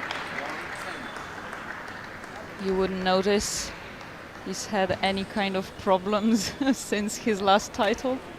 No, he doesn't look not really showing any weaknesses right now.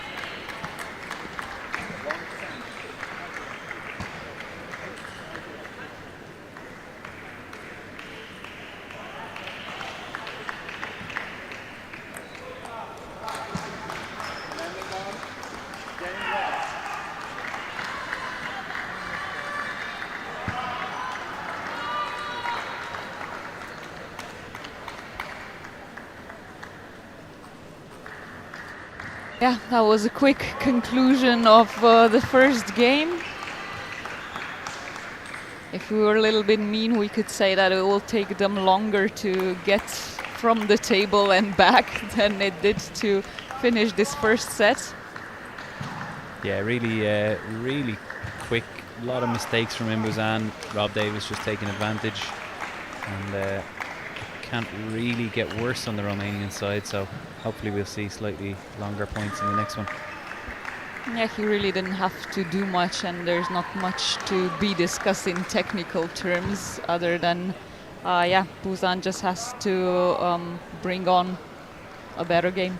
Yeah, he's got to start to put some balls on the table, really. That's the crux of the whole game, but to be honest, there was nothing on show in the first set.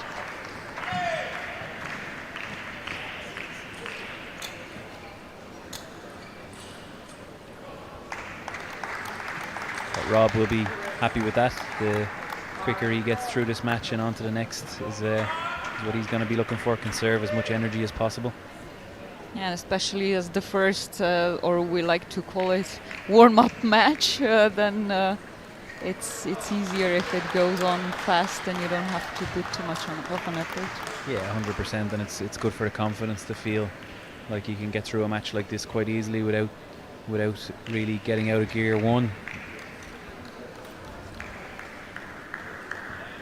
11 players in this class competing overall, divided along 3 groups in the round robin. 2 will be proceeding to the knockouts.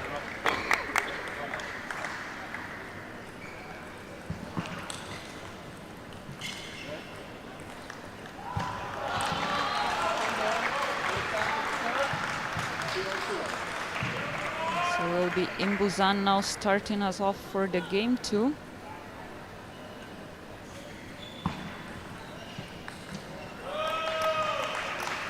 Busan just getting a bit of help on his wheelchair there, something up.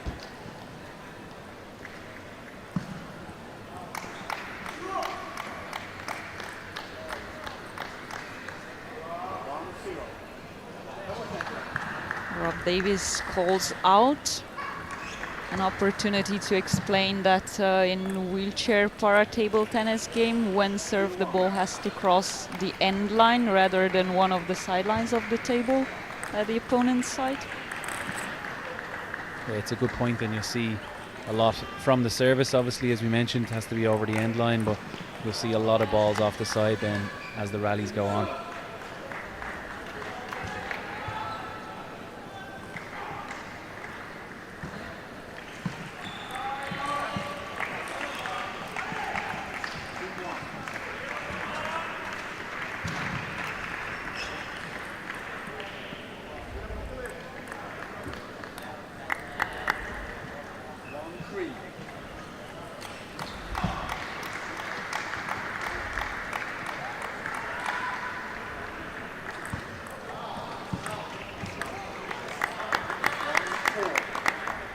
Seeing the continuation basically of what we were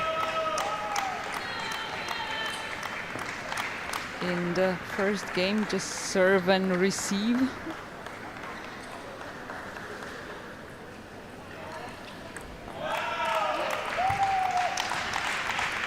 Yeah, I don't think Class 1 is notorious for really long rallies, but this is even a little bit less than normal.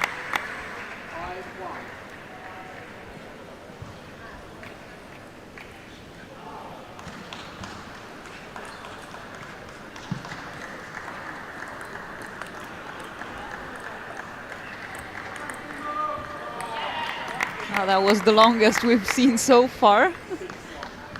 Some action now.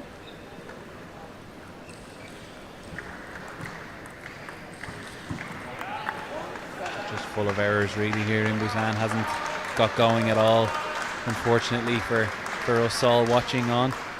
But I don't think Rob Davis is going to be too worried. The quicker it's over, the better for him. And definitely a difficult start for Busan. First match against the 4-time reigning champion and the home hero. Yeah, it's a bit of an ask really, isn't it? Especially since he's an inexperienced competitor in terms of international events.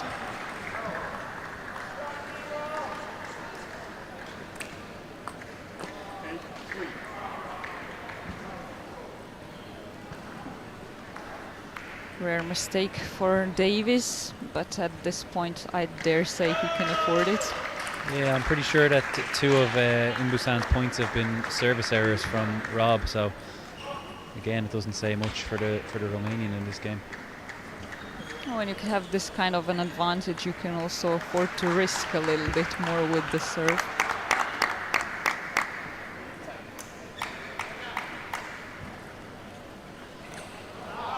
Seven game points. Doesn't need them. Yeah, quick and easy. 2-0, Rob Davis, well on the way to perhaps his new European Championships title.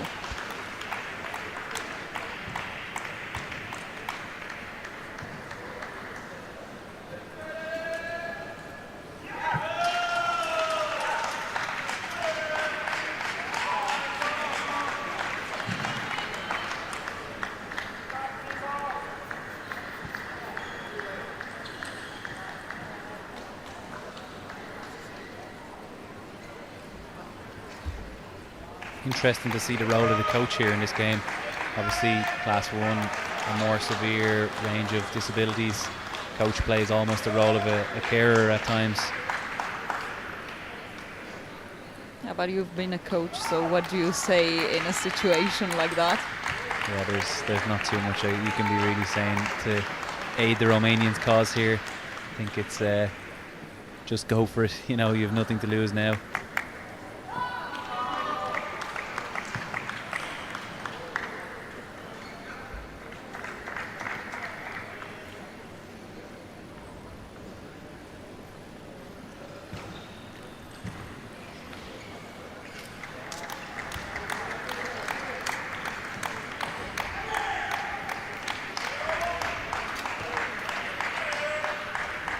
Blocking the wheels and some weights as well on Rob Davis, all to make sure the wheelchair moves only in the direction you want it to.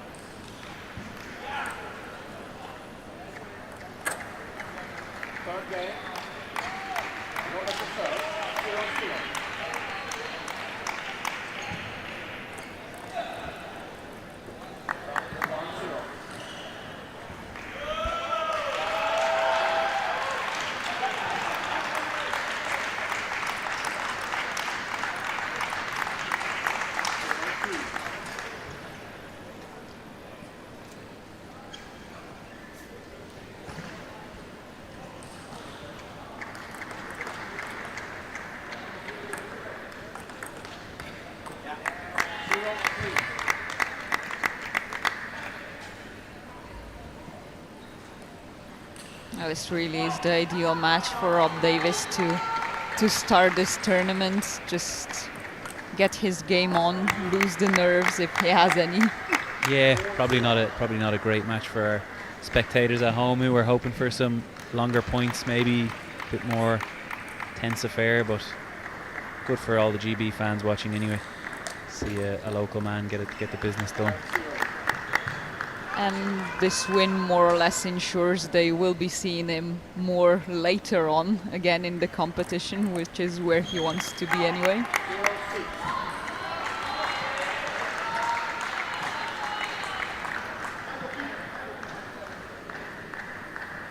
We're still a couple of days away from there, but a quick reminder that the finals will be played on Thursday. All the medal ceremonies as well. Before we kick up with the doubles events, a new thing in para table tennis, or at least at the European Championships. Yeah, very interesting. It used to be a team event where players would play singles and doubles in a combined match, but now we're just seeing doubles.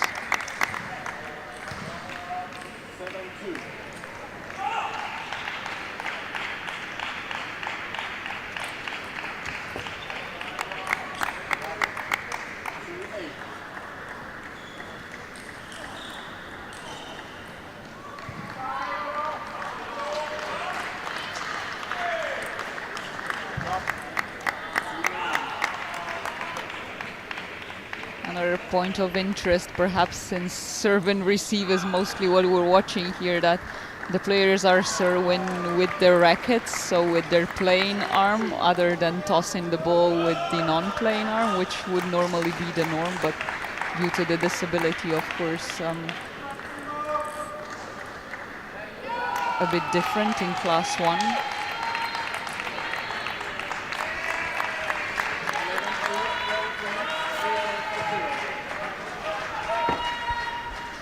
Well, that was over really fast.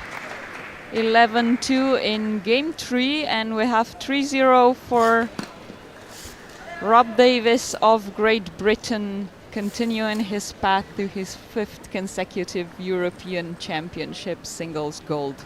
Alexandru Imbuzan will have another chance against Endre Major from Hungary tomorrow.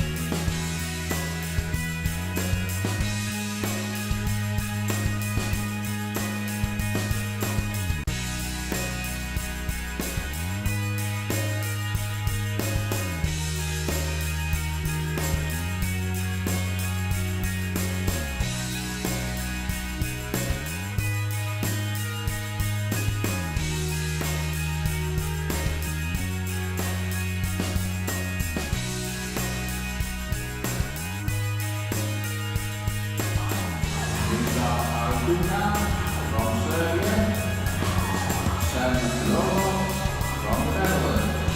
The umpire Daniel Bullock from England. On table 6, group singles class 10, Natalia Koven from Koven and Crosara from Romania. The umpire is Joshua Reynolds from England. On table 7, men's singles class 10, Matthew Koven from France and Yelyk from Armenia. The umpire is from England. On table 8, men's singles class 10, Riapos from Montenegro and Philip from Luxembourg. The umpire is David Edwards from England. On table 9, men's singles class 10, Christian Gardos from Austria and Valentin Marinov from Bulgaria. The umpire is Joanna Althwaite from England. On table 10, men's singles class 10, Igor Mistal from Poland and Matteo Scuto from Luxembourg. The umpire is Inigo from Spain. On table 11, women's singles class 10, Merv Demir from Turkey and Marlene Reed from Germany. The umpire is Arizona from England. On table 12, women's singles class 10, Iona Monica Tevelia from Romania, Thea Amelie Nielsen from Denmark. The umpire is Beate Nicol from England.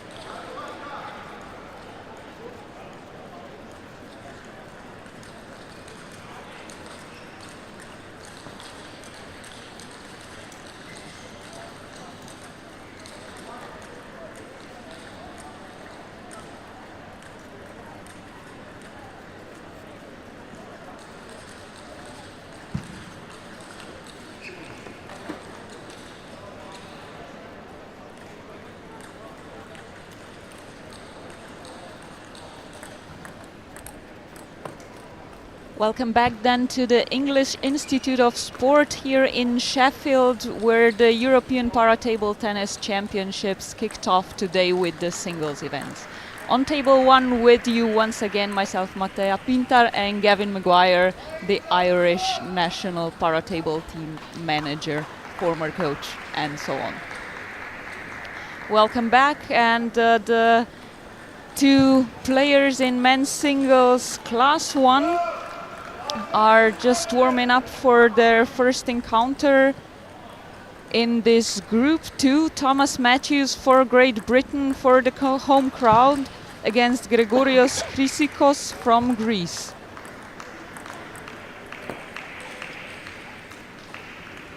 Beautiful pronunciation.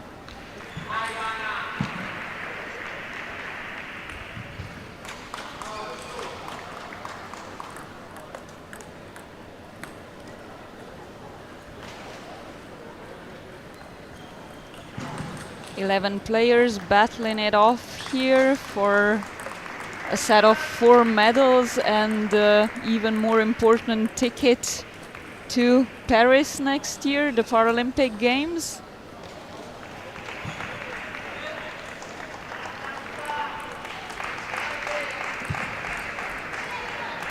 Matthews the clear favorite as world number 7, even though the 2 players haven't met yet so far in an international competition. But Matthews won his last international at Czech Para Open against his teammate Rob Davis, who we've seen on this table just before taking his first win. The 2 of them very much looking forward to possibly battling it off once again in a final here in front of the home crowd. But before any of that happens, of course, they have to proceed from the group stages and the knockouts to follow. Best of 5, starting off with Matthews.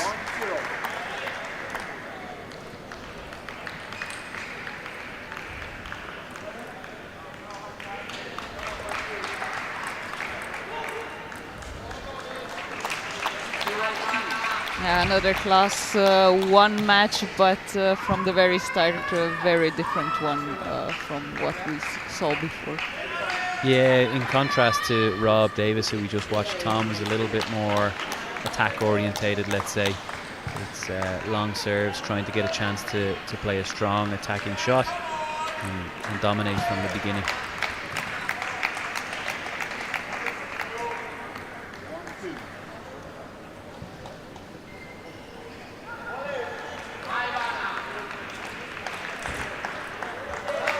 I think no matter what happens here, we've got a better match than our last one anyway.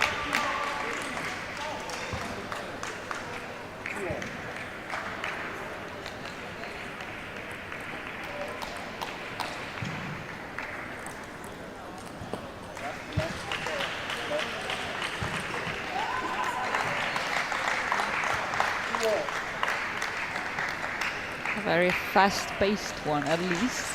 Some more action on the table.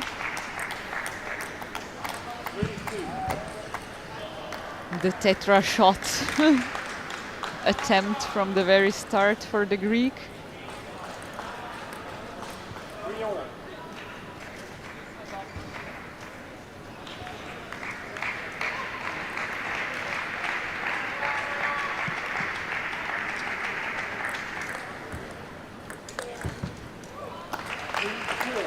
Yeah, that attacking style coming through nicely from Matthews, you're right.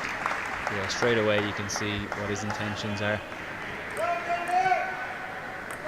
But not to say he can't do the angles and the high balls like everybody else too. Yeah, he seems to be one of the players who has his game face on from the very first match. We saw a few favorites struggling to get in properly at the start of today, but not Matthews. Yeah, he doesn't look too phased by playing his first match at the European Championships, playing in the home venue. Doesn't seem to be affecting him straight away, so that's a good sign from him. Yeah, everything goes in this first game.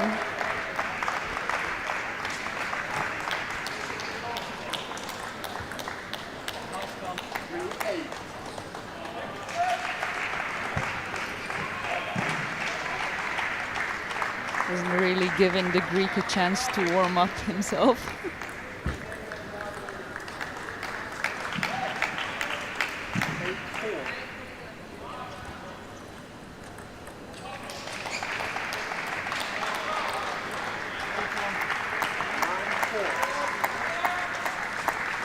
Interestingly for Tom here, which is unusual for probably class 1, he doesn't have a support on the wheelchair for his non-playing arm.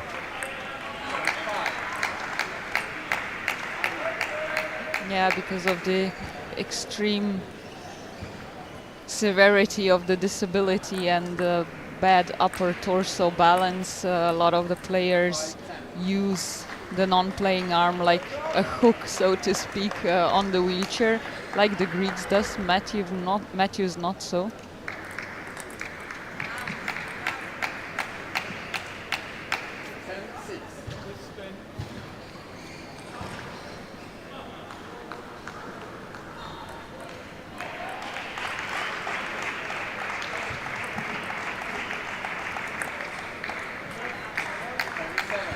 First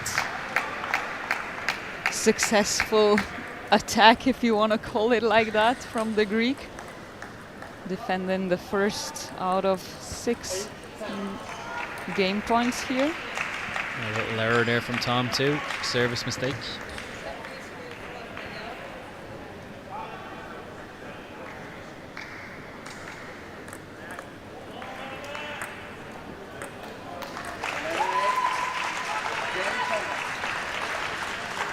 Didn't take him off track. 11-9. I think 11-8 there. Yeah, it should be. That's better. The result doesn't really say what we saw on the table, wouldn't you think so?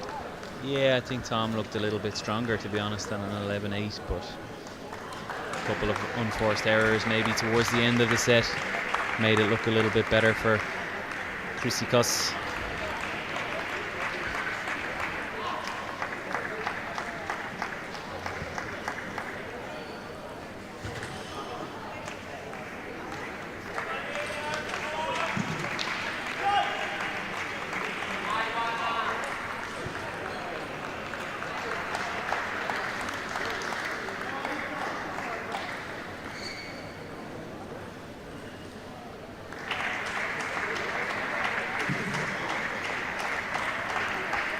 Few words there from Neil Robertson, Tom's coach. I think he's going to be telling him now maybe that he needs to obviously stay on the job, keep focused, but I think he needs to try and use all of his variations of shots, feel his way into the tournament. Day one, match one, he needs to really get comfortable playing his full range of shots out there so he can bring them into the more difficult matches as the tournament goes on. And Neil himself, a former extremely experienced player and now an experienced coach. So if anyone, he knows how to deal with these situations, with these types of competitions. Absolutely, and it's Welshman and Welshman. Well, they know each other very well, Tom and Neil.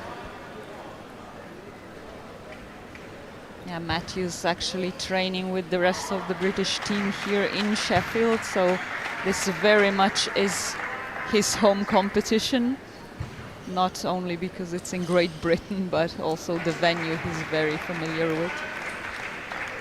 Yeah, what a great experience for all of the members of Team GB to be able to play in this home European Championships. It's something they'll remember for the rest of their lives, no matter how the results go.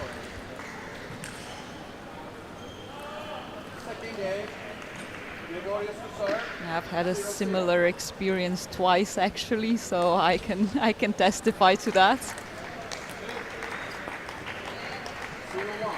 Can't say we've ever had anything like that in Ireland, but maybe someday.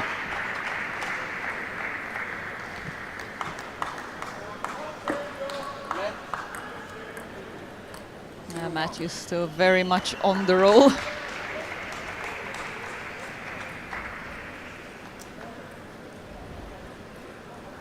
He said about himself that he always does well in the major competition. Doesn't get bigger than that this year in para table tennis, so he seems to realize it. Yeah, I think Tom's going to be really looking for his golden ticket to Paris here. That's going to be his goal for the week. I don't think he's looking for anything less than a gold medal. No, definitely, and he has that confidence of beating the 4-time consecutive European champion Rob Davies just ahead of this tournament at Czech Open. Well, that's a nice sense of confidence that he can bring into the event, but there are obviously some other really strong players in Class 1 that he'll have to come through.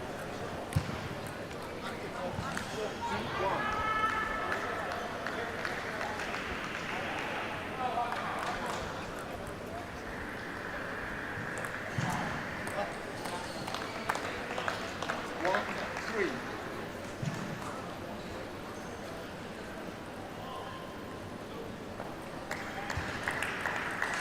One, 4.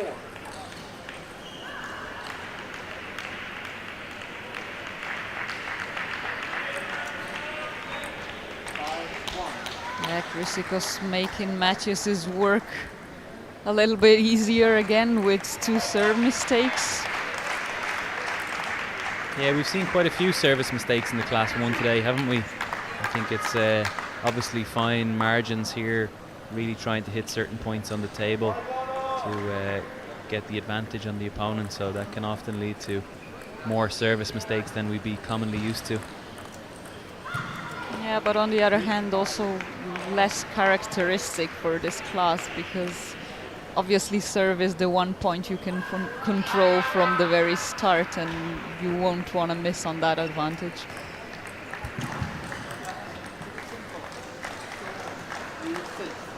Nicely reached and good timing there on that forehand.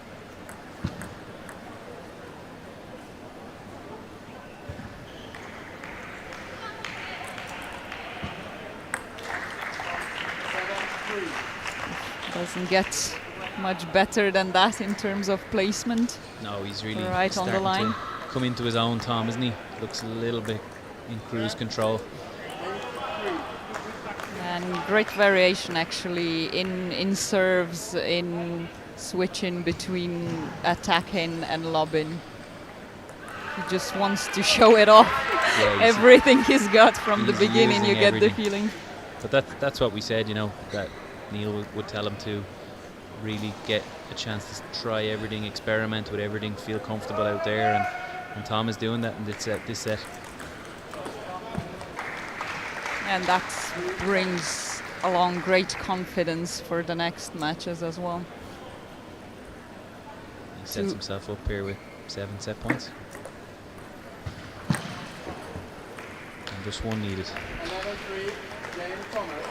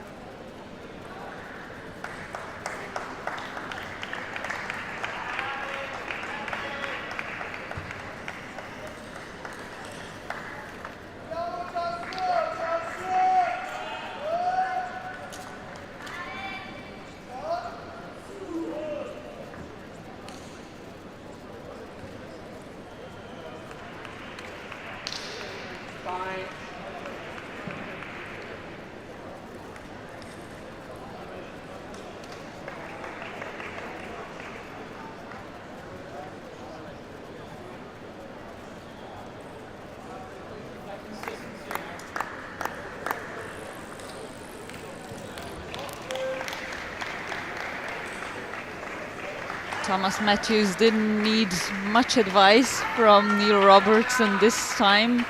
Coming back to the table fast, looking to finish this off, no doubt. 2-0, and he only needs 1 more game to bring this men's singles Class 1 group stage match to the end. Yeah, I think we're in for a quick set here again. If things continue the way they have been, Tom is only going to be more and more confident. But I did notice he's got some cool spokes on his wheelchair there, Mateo, the GB colours. I'm interested in those. Yeah, that's goes very well with the overall styling. Yeah, did you ever have Slovenian colours on your wheelchair? Not on my wheelchair, but in my hair.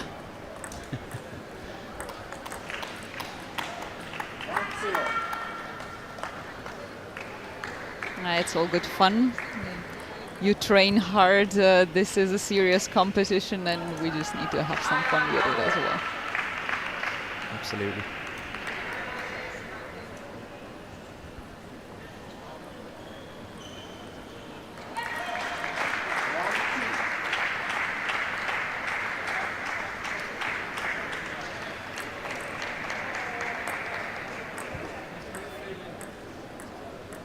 Too good again from Tom Matthews. No real answers from the Greek here.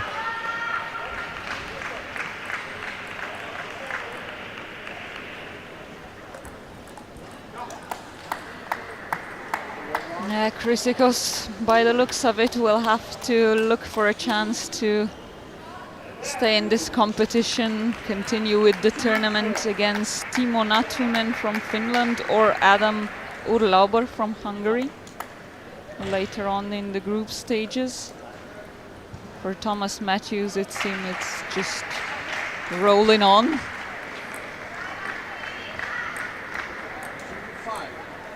I don't know if you're making wheelchair puns or not, Matteo, with that rolling on. No, come on. I've heard you're good at cheesy jokes.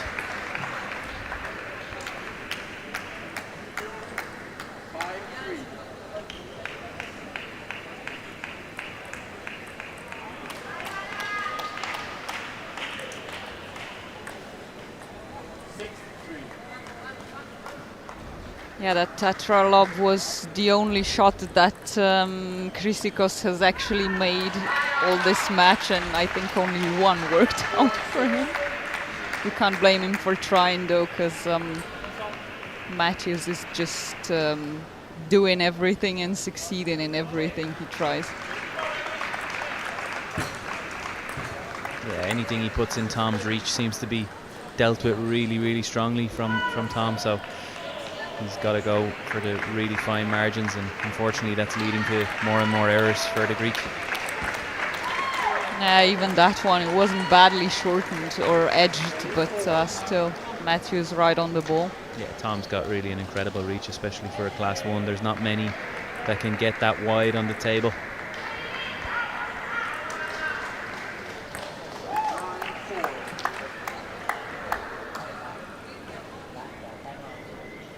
Just 2 more points away from taking that win for Great Britain.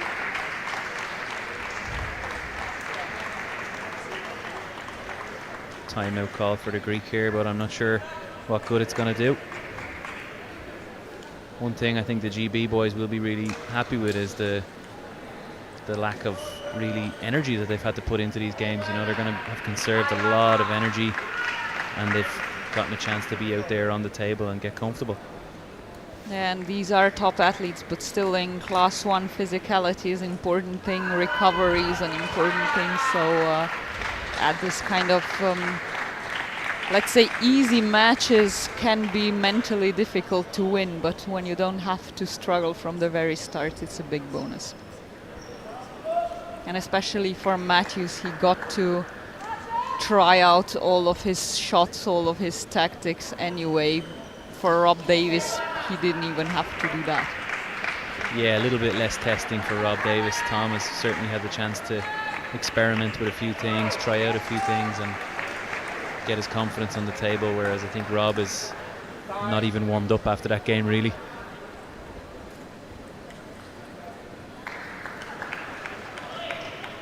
Just finding his foot.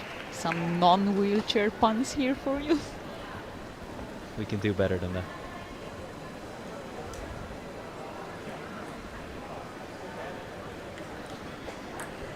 Right then, let's focus back on for possibly the last 2 points of this match. There's the one. Another strong finish from Tom, setting up 6 match points.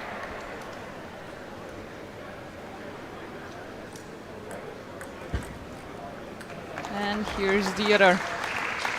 With just a little bit of luck, concluding what was an excellent performance in front of the home crowd. Giving him some love now, and he's well on track to that. So desired final and possibly gold medal so far. 3-0 for Tom Matthews in men's singles class 1.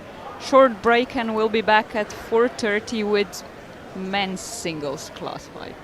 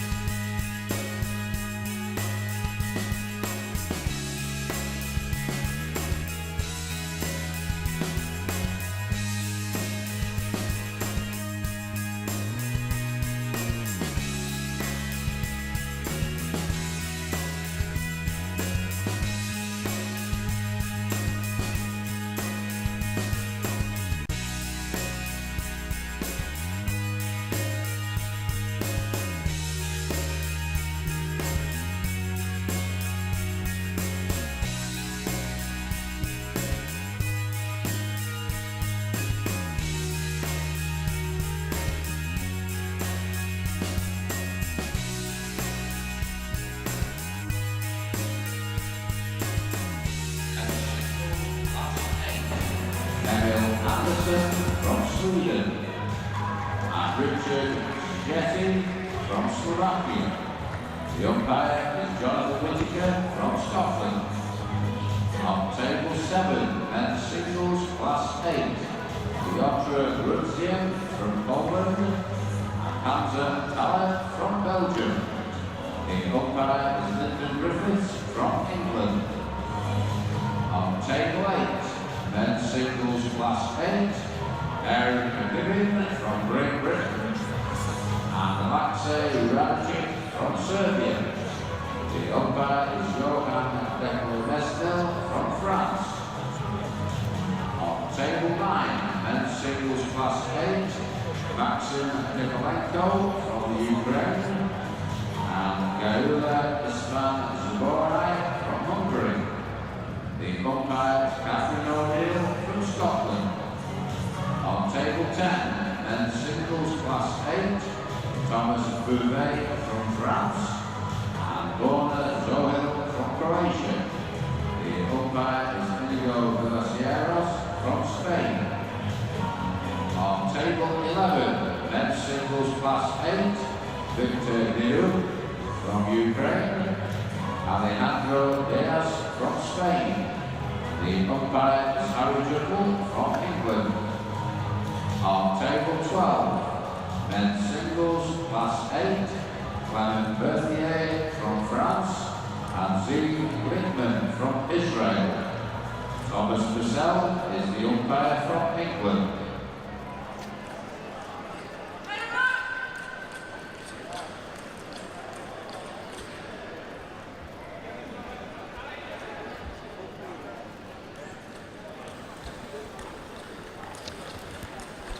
Welcome back to the English Institute of Sport here in Sheffield for the European Para Table Tennis Championships.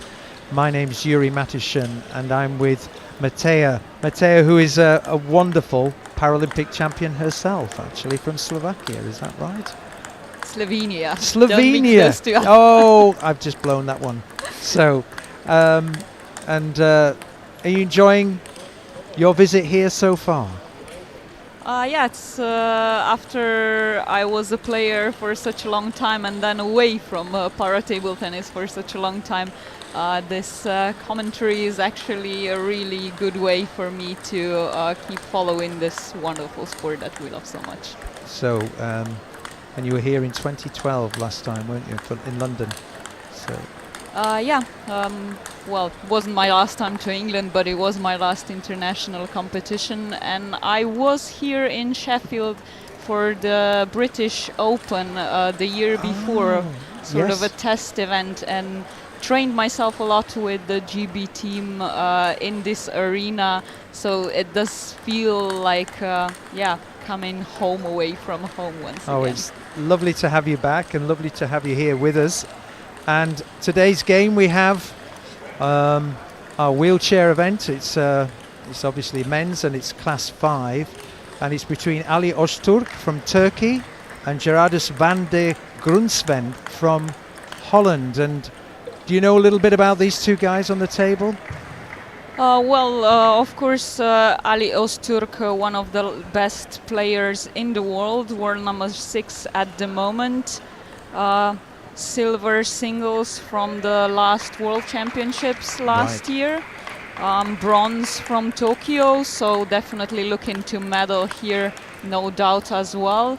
And yeah, we have 13 players in this men's singles class 5 event, battling it on for the medals, but maybe even more importantly for that golden ticket to the Paralympics in Paris next year. That's right, 22 golden tickets available from this particular Paralympic Championship, so a lot to play for. And class 5 for the viewers means they've got quite good mobility in terms of the classifications, which go from 1 to 5.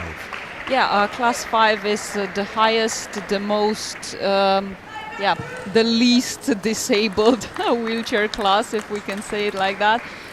So after following class 1, 2 and 3 matches on this table, I think now we have a different game, a different pace to look forward to. fast game, better upper torso mobility, better balance, the most important, and usually the players using smooth rubbers, a more attackive style of play. So this should be interesting enough. Even though the head-to-head between these two players says a clear win for the Turk. He's won all 9 of their previous encounters, Oh, wow. the most recent one with 3-0 at the Czech Para Open this year. So that'll be a big hill to climb for the Dutch player, and but nonetheless, if you're going to do it, you're going to have to do it here, and you might as well start sometime. Yeah, there's no match you want to head into thinking you're going to lose or wanting to lose, of course. But a difficult task ahead of the Dutch player.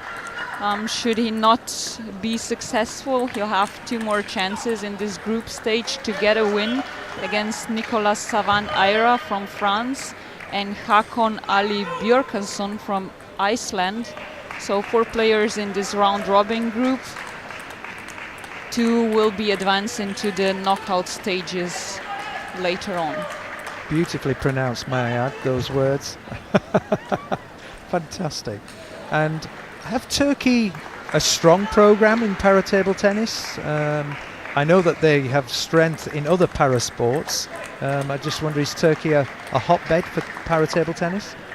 Most certainly, especially in Europe, they have a strong team, a big team, and a successful team all around, and not just Ozturk we see here. In some wheelchair classes, in women's as well. Definitely looking forward to them bringing some atmosphere to Sheffield as well. They usually are a loud crowd. They're a good crowd, the Turks, I know that. And always impressed at the scale and the size of their Paralympic sports. And seems to me that table tennis has a similar strength in depth. Yeah, it's good to see what support or the right support for para-sports can do for people and also for the advancement of these teams. Well, we have a decent crowd here at the English Institute of Sport. It may not come across quite so clearly on the screen, but there's a good few hundred people in here watching this, and it's a good atmosphere. Day 1 of competition goes through to Saturday, ending with the doubles. And the finals of the singles events on Thursday, and after that we're starting the doubles, which will be a new feature at the European Championships. We usually had the team events following that, but now switching on to the doubles. First featured internationally at the World Championships last year, and new discipline also for the Paralympic Games. So this will be a great test event for a lot of teams to see and seek who to send to Paris to grab a medal there. That's great insight there from Mattea as teams, the 2 players prepare. Plenty of preparation going on here, isn't there? There's consulting and talking, and the referees are involved.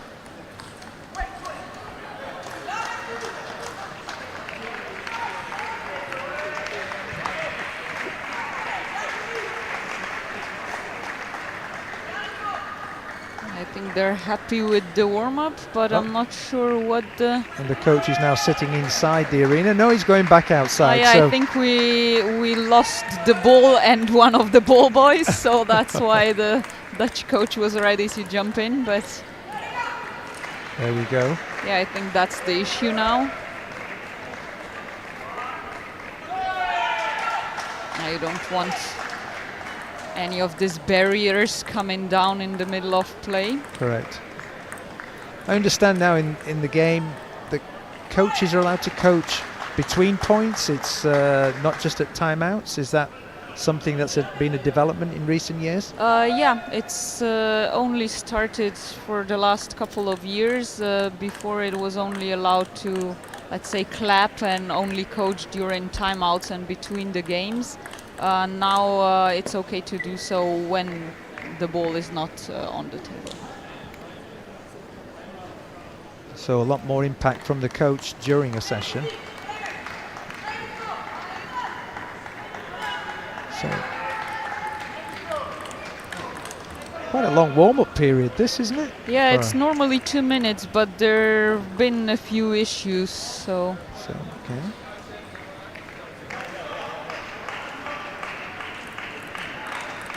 I think that's why the umpire is giving some leeway to these two.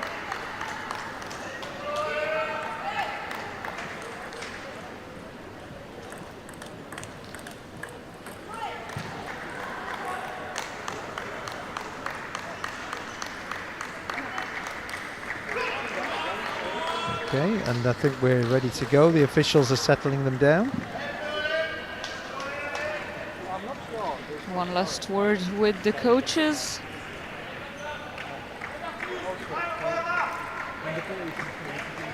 In fact, Ozturk looks quite a specimen. He's strong from the rear, doesn't he? Yeah, for body strength, of course, always comes in handy when you're sitting in a wheelchair and can't use your legs. Not just in table tennis. No, for indeed. everyday life as well. Here we go.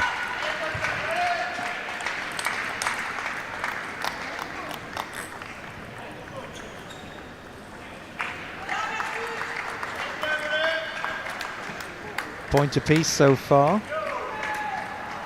You think that in these particular games, the tactics are more of aggressive rather than the lob and the small, the sort of the short game? Yeah, most certainly.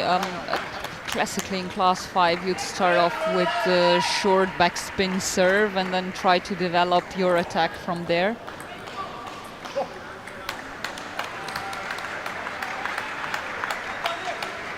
These two still, yeah. And what would their bats be like for particular?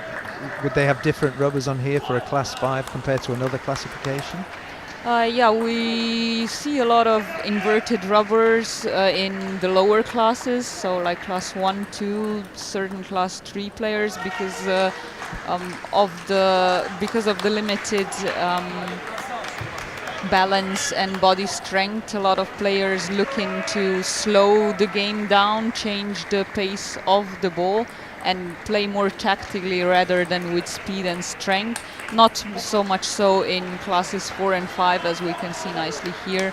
It's smooth rubbers, it's thick rubbers, so just make it as fast as possible, attack as strong as possible.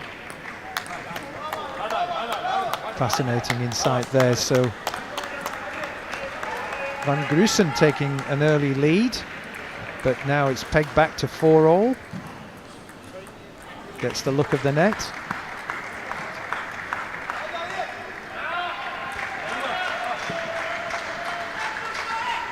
He leads 5-4, the Dutchman. Yeah, trying with a backhand attack here from the body. It's not the easiest shot to make, but it's one that you have to try when sitting in a wheelchair quite a lot, because of course you aren't in a position to move your body as much other than lean in one way or the other.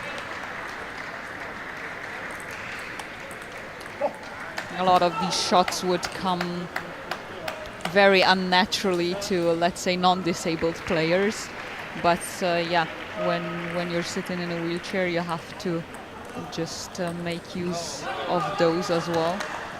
Looking for the angles and looking to move away from that dreaded elbow position.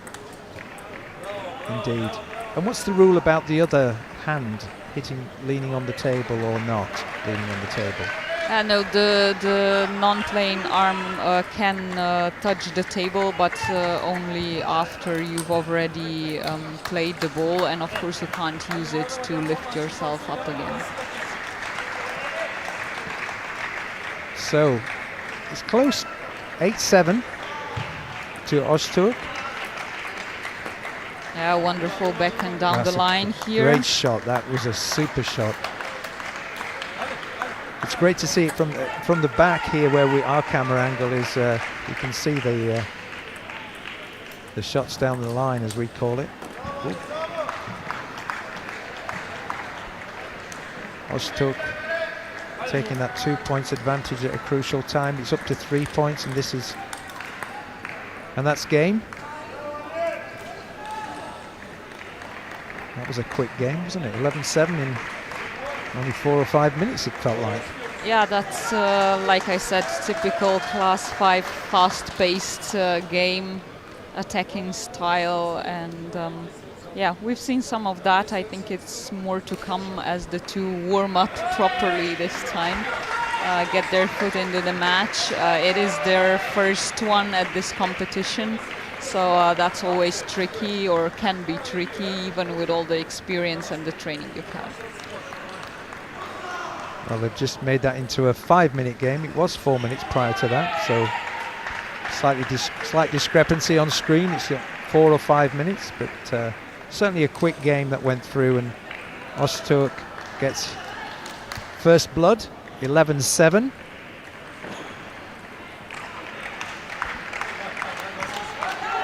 Seems a very calm man for a Turk, actually. He's playing very calmly. Yeah, not too much to be upset or super excited about here yet. I'm sure we'll see a different game face later on in the competition if he reaches that. What a great rally. There you wow. go. Great rally and enthusiastic reaction by the Turk. That was a fantastic rally. Credit both players there, but the point comes back to Turkey. Yeah, 2-week return here directly on the forehand side.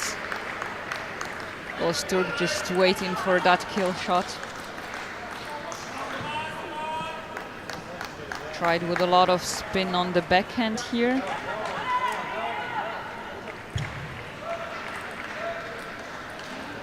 It's an unforced error there from the Dutchman. Yeah, that's a no-no, always, but especially after against a competitor like Ozturk, and having lost the first game. Now this one's beginning to run away from him as well. 4-1, he trails. Needs to get some points back. Great shot. Yeah, this is really not a great idea, this return directly to the Turk's forehand. I mean, you can see that he's waiting for it. And another great forehand as well. Just very decidedly going into the ball with his backhand.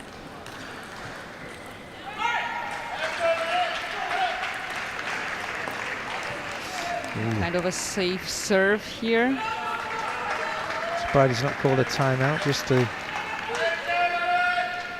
settle him down. He's trailing 7-1, the Dutchman. But, wow, that was a great shot. Yeah, he does seem to have both sides of the table well covered with this killer top spins. Plays the let on that serve.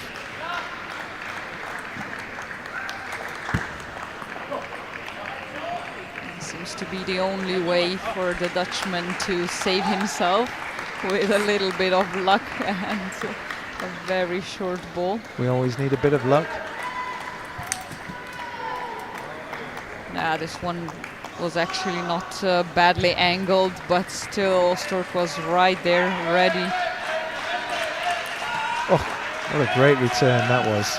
It's incredible. You almost get the feel that the ball is just hitting his racket unintentionally, really? But that's of course not the case. Yeah, Yes. look at that. Wow, that is just Amazing, and such a quick finish of this game too. That was even faster than before. It does look, I mean, to be fair, Ozturk looks a complete class above, I'm afraid, there in this particular game. And, yeah, their world rankings and previous achievements, as well as their track record in encounters, all speak in his favor. So this can't be much of a surprise. It's really only a question now if the Dutchman thinks he can do anything at all, or has he just completely given up? Well, perhaps the next game is more about what can he put in his locker for confidence for the next game that he has to play. So, you know, he wants to try and be challenging in this third set. Yeah, ideally, even if he loses, which by the looks of it he will, he'd like to at least warm up a bit, get a few good shots on, so he can try and use that as a confidence, as something to build on for his next two games. That would be deciding if he can continue with this tournament.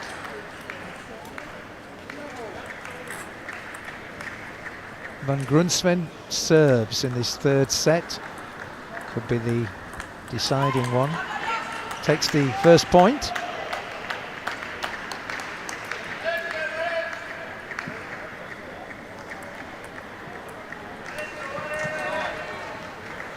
Not only the top spins, the back spins, angles work for Ozturk as well. Soft touch there from Ozturk to win that point. So now he goes 2-1 up.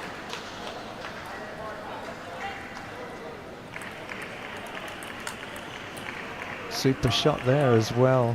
Yeah, so much backspin on the serve, and then anticipating, prepared for the forehand attack.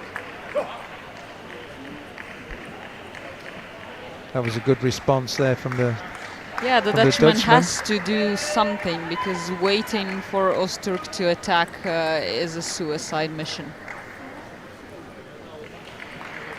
Misses that shot, so the score is at 4-1.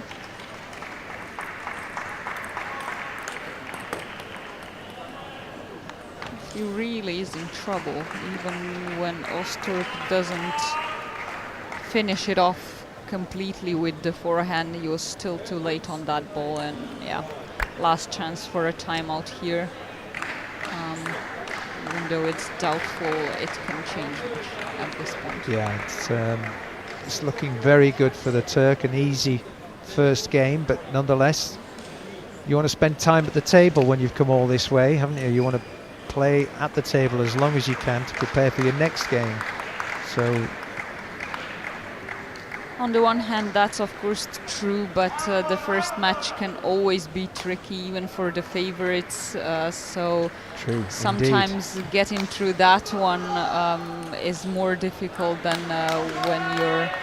when you're out of your head and already in competition mode. Another great point for the Turk there, who's just overwhelming his Dutch competitor at the moment.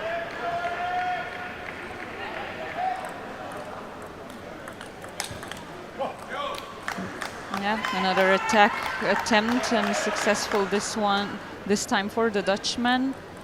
Like we said, he has nothing to lose at this point anymore, so he should try to at least make a couple of shots.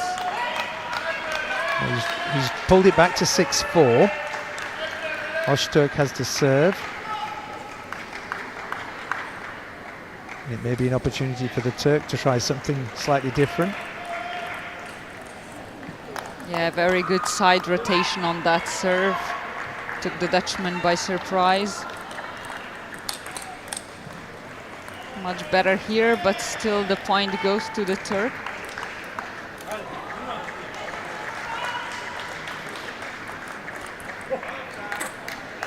Yeah, it's a little bit more aggressive from Van Grunsven, isn't it? Hanging in there.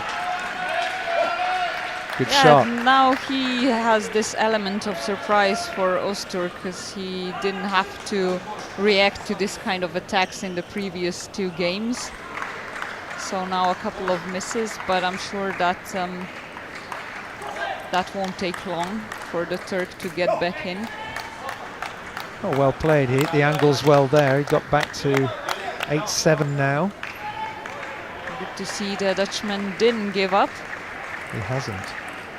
And another great shot. Now he's getting animated. 8 apiece.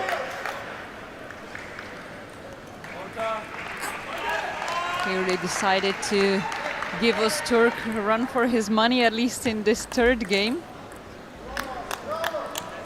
Did he get the look of the bounce there over the net? No, I think he missed, so... No. It's... Oh, Ozturk. It's 2 match point now for yeah. Ozturk after all. Despite the Dutchman catching on. And he's had a better game. And there it is. Finishes off like he played most of this match, really, with a really strong forehand. Tremendous finish, and that was a real clean sweep from the Turk. Shows his intent in the competition, and 15 minutes and it's all done. Yeah, what you're wanting to do as the seeded player in the group, of course. 2 more matches for each of these 2 players, but we'll be back on with men's singles class 4 shortly now, right? Yeah, indeed. So thank you, and we'll be joining you shortly.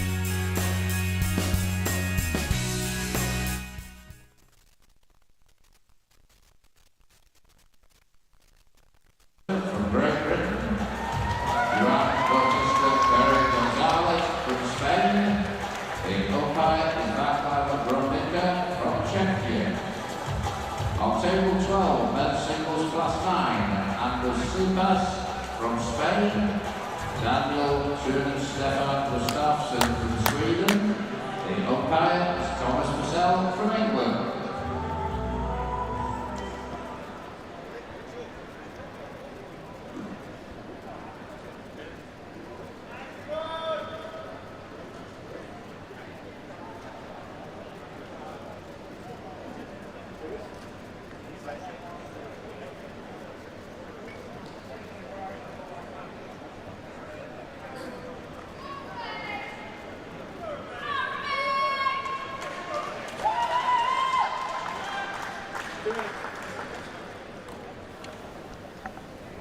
So welcome back to the English Institute of Sport here in Sheffield for the Para-European Table Tennis Championships, and our next match here on Table 1 is between Benjamin Marot from Belgium and Romain Simon from Great Britain. I'm joined by Matea, who will be joining us on the commentary team again, and you've been listening to her beautiful tones all day, so great to have you back. And this is the second game for our Great Britain player here on this court. Yeah, second game. We followed the first one earlier in the morning. Put on a really good performance against Vasil Petruno from Ukraine. Lost that match 1-3. Nevertheless, so did his opponent today. 0-3 for him against Maciej Nalepka, the other two players in this group. So yeah, they'll be both looking to sign in their first win at this European Championships. And Simon has been a relatively new player into the programme for Great Britain, so perhaps these players are quite well matched. Yeah, no head-to-head for them, unsurprisingly, since Simon only started playing internationally last year. He said even himself that it was a big surprise to be selected for the British so strong home squad for these championships, but a great experience for him, and from what we've seen so far, a deserved spot in this team. Yeah, he's taken an early 1-all. Sorry, it's 1-all. It's 1-all, and point there went to Simon to go 2-1 up. Something amiss there with the serve, do you think, Matea? Yeah, we'll do this again.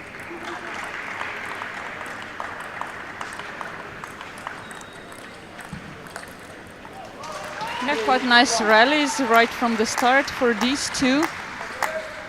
Smooth rubbers, so more of an attacking style of play for the both.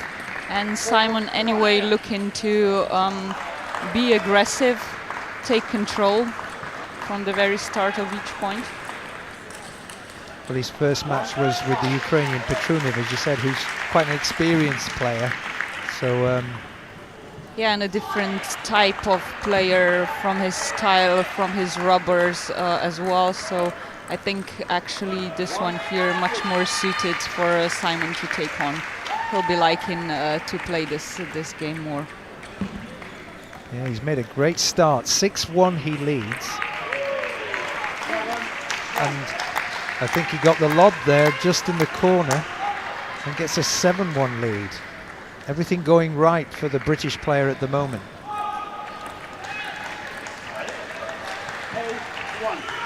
That one into the net and just landed back on the French side to make it 8-1 to the British player. Oh, great shot. Wonderful, wonderful down the line. Top spin and took his opponent completely by surprise. And plenty of British supporters in the venue. Wow, what a shot there again. Yeah, he can do across the table as well. And he's showing all sorts of talent here, and that's the end of the first game on a mistake by the Frenchman. Yeah, this was the Belgian, but this went as fast as it possibly could. Great performance for the home crowd that you've mentioned, who are gathering here in the English Institute of Sports in Sheffield. And thank you for correcting me there, calling a French Belgian. No way. So the Belgian Marot Yeah, you know, us comprehensively coming beaten. from small countries are a bit touchy about those things. No, I should get that right. So that was comprehensive. 11-1, 3 minutes, and it seems as if Simon has plenty of confidence in his tank despite the defeat this morning. But Marot needs to come back quickly. Yeah, in each case, one more match for these two players, and a difficult job coming through from this group, needing to place first or second to advance to the knockout stages of the competition, to be one of the 15 players to continue. Indeed, and first point to Marot there. Simon's playing very aggressively, isn't he? And two quick early mistakes has put him on the back foot now. Yeah, with good placements of the serve, one wide into the forehand, the other wide into the backhand.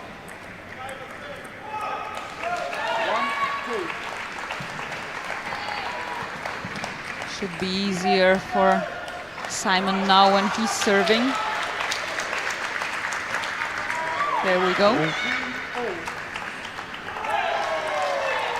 Back to Marot for the serve, and it's 2 apiece.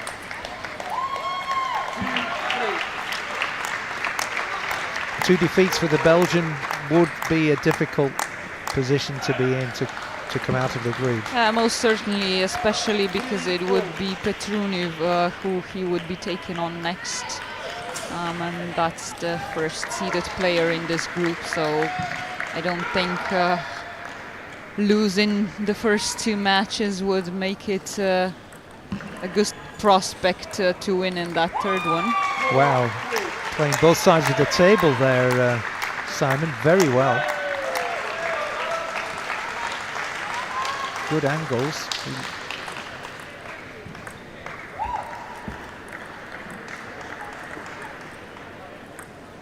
Yeah, he has a great reach and demonstrated a variety in his game here as well, not only with the top spin attacks, but also almost the tetra lobs with the backspin high balls short on the table.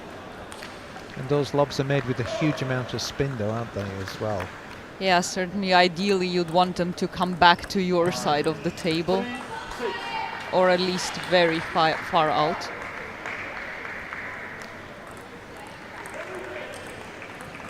(6-3) the score. Simon leads. 6-4 now.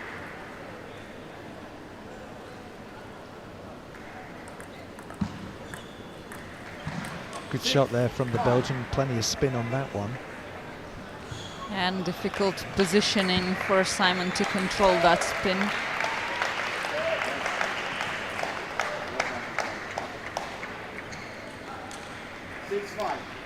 Yeah, the umpire now reminding him to toss the ball high enough.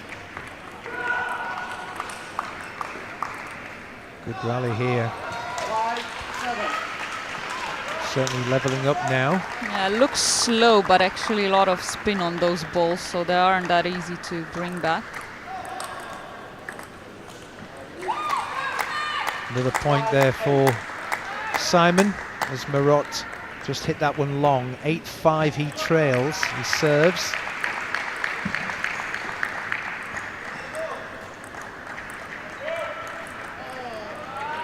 That was a dangerous gamble by Marot with the forehand, but I think Simon was looking to play it down the line. Overhit that one. Unforced error, would you say? Yeah, he's still well on track, Simon, here to bring this second game to a close. Moment of pause, he then serves and suddenly finds himself 6-10 up.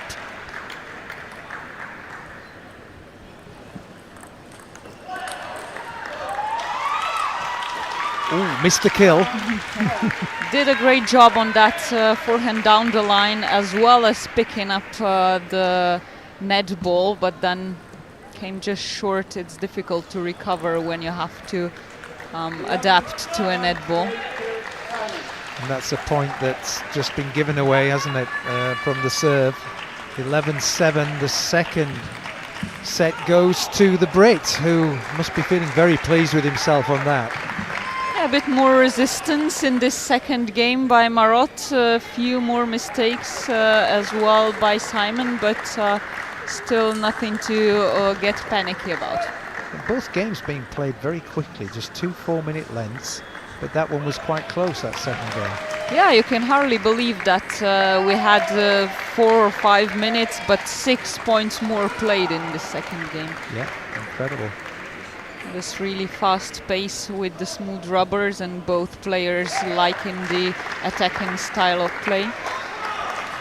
And within the world of para-table tennis, how does Great Britain rank as a nation? What's the news on the ground?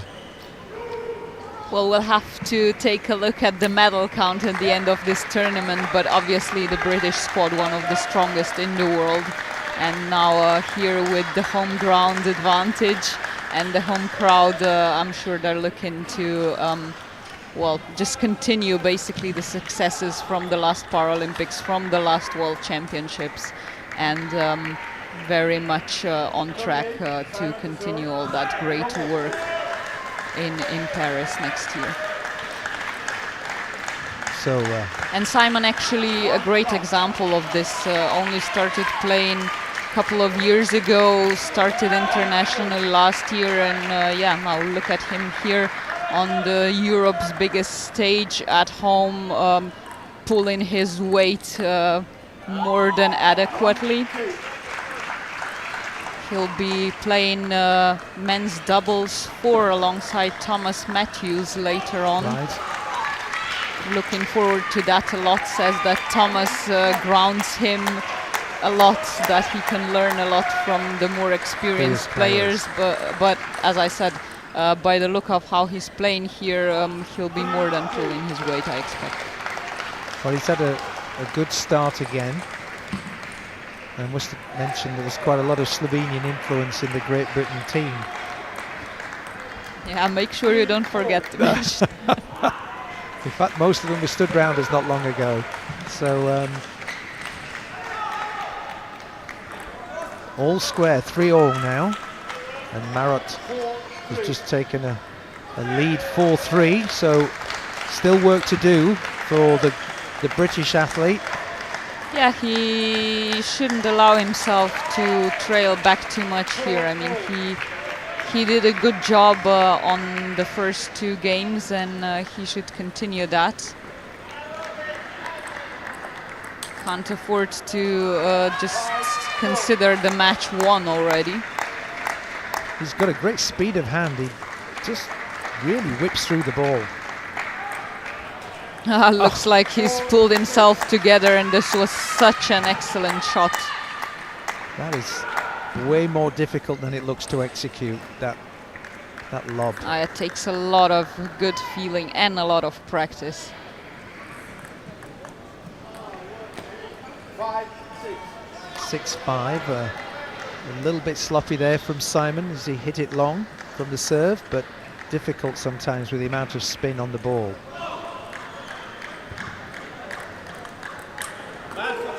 Yeah, that's the thing with table tennis or para-table tennis. You can't really see on the screen how much spin is in a ball and how fast those balls are coming when you're sitting at the table. Certainly looks much easier from here than it does from down there. And at 8-5, Marot has called for a timeout to go and speak with his coach in the corner, but it's a good performance, a good recovery from the defeat this morning against Petruno, and Simon is heading towards potentially an important win.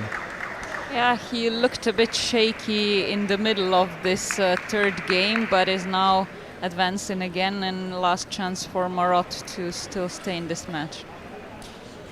And do you see table tennis a game of momentum or consistency? Well, it really depends. I mean, I'm always one for consistency, but different players see things differently. You will once in a while see a match that you can just know which was that one point when things broke, but it's up to the players to hold mentally and not allow those kind of moments to affect them too much.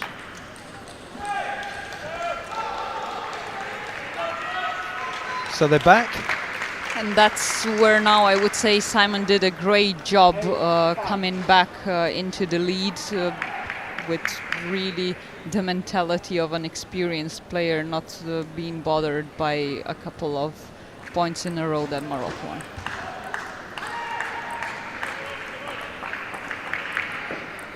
A nice rally, long rally after the break, and picked up an extra point there, Simon. Good point. Yeah, it was just over the table, unfortunately. Hit that long. It was a shame because he was well on the ball and could have made that point. This is one of the ones that you can't dwell too long on, otherwise you risk losing another couple.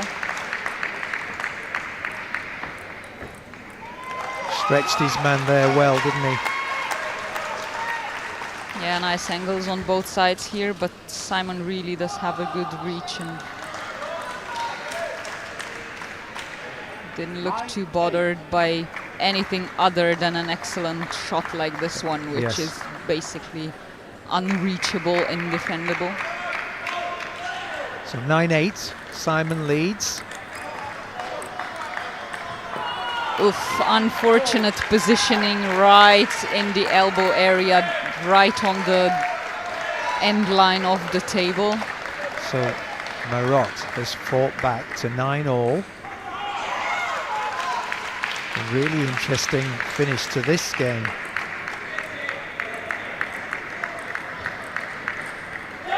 Bit of safety going on. Well played. Well, really wonderfully played here from both players, Marot included. But well fought for Simon for this first match point. First match point.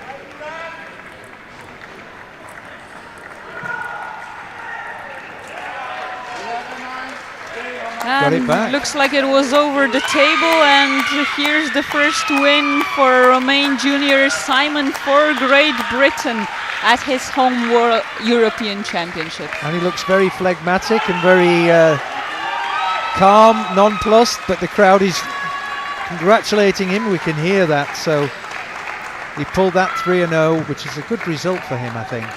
Yeah, it's a great result, and it keeps him in the chances of perhaps even advancing from this group into the knockout stages later on in the competition. But in each case, he has one more match against Maciej Nalepka of Poland to go to tomorrow. Well, thank you, everyone. Great win there for Simon against the Belgian Marot. And we'll be coming back shortly with our next game, which is between Abdullah Ozturk from Turkey and Alexandre Delarc from France, and that's in men's wheelchair class 4. See you at 6 o'clock.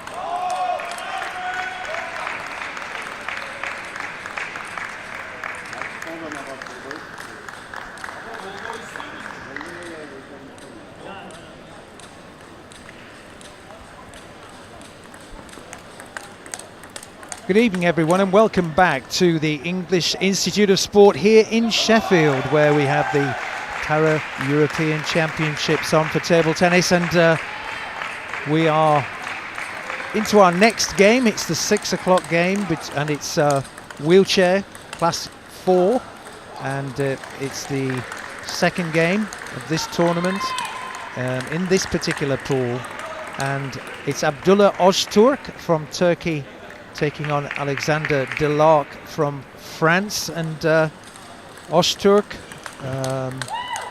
strong competitor himself as well. Had a previous win against the Croatian 3-0, Tomislav Spaj, and these two are going to be well matched in terms of rankings and competition. Just warming up at the moment.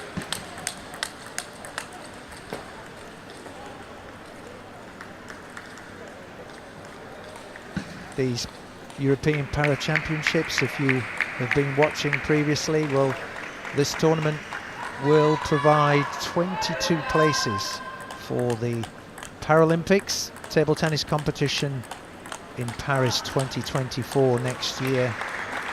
So a lot to play for. Good crowd here at the English Institute of Sport. And a good atmosphere as Ozturk prepares to receive the first serve from Delarc from France.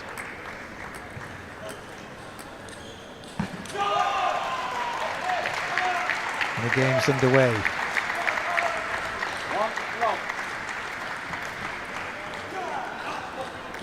First point, first blood to Delarc as Ozturk goes long.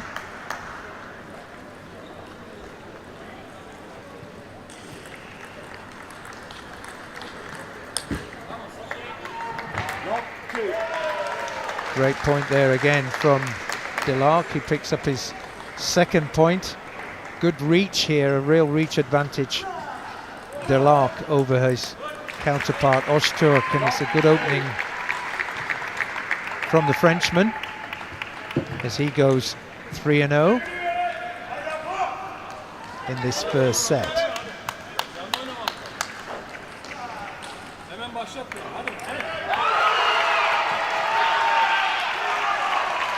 Ozturk to serve. Along with the return. Still finding his range, Ozturk, who incidentally has a player exactly the same name who played 2 games earlier in the wheelchair class as well. But he was called Ali Ozturk. Don't know if they're related or not. First points on the board for Ali Ozturk with a smash after the lob from Delarc. Just a bit too deep, that lob.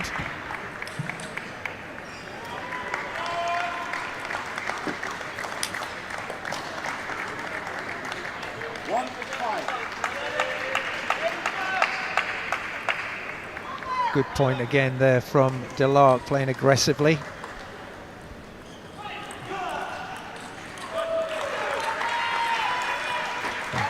Clips the edge of the table there. And Delarc with the pump fist. 6-1 the lead.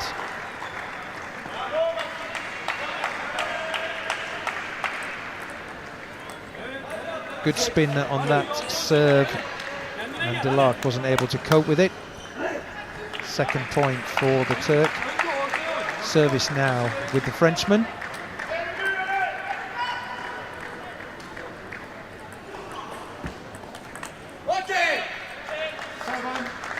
Ozturk long. Good aggressive play there for the for the Frenchman. The backhand into the left-hand corner as we look at Ozturk.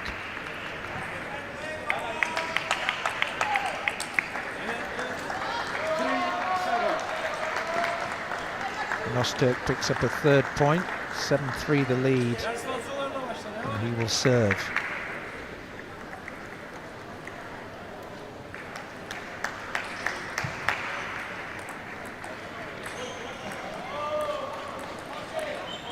Good use of the spin, good aggressive play from Yelyk. Saw the opening.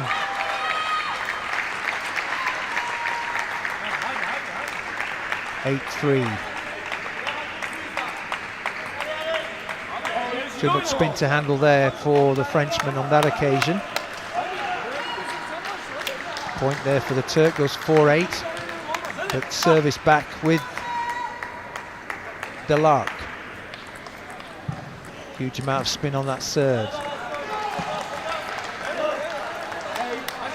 Doesn't execute that one, hits the top of the net, bounces back on his side. Ozturk picks up the point.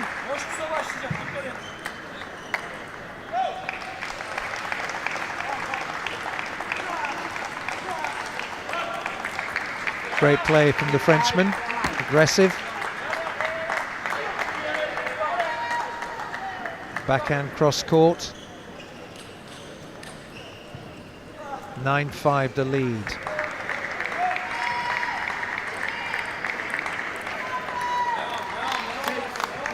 Good point there for Ozturk.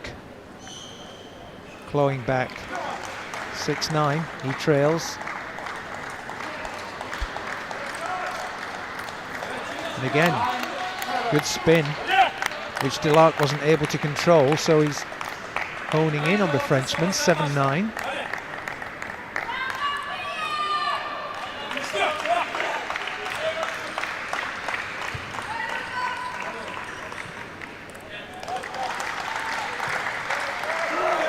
And Yelyk again, long. Suddenly, having had a 5-point lead, Ozturk has come back to within one. Pressure building. And Ozturk levelling up. 9 apiece. Undramatic. More about errors from the Frenchman, who's playing quite aggressively, and Ozturk quite defensively.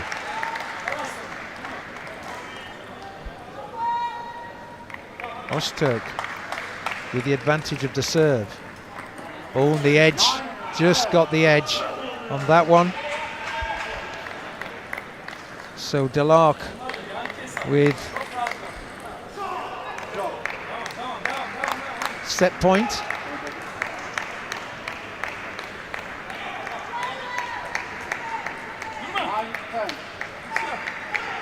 It's been a close first set between these two. What a great play there, aggressive from both teams. 11-9 to Yelyk in the first game, and that certainly got better as the game continued. These two players seem to be evenly matched, and the Frenchman was mainly in control, but Ozturk came back at the end, so 11-9 for the Frenchman.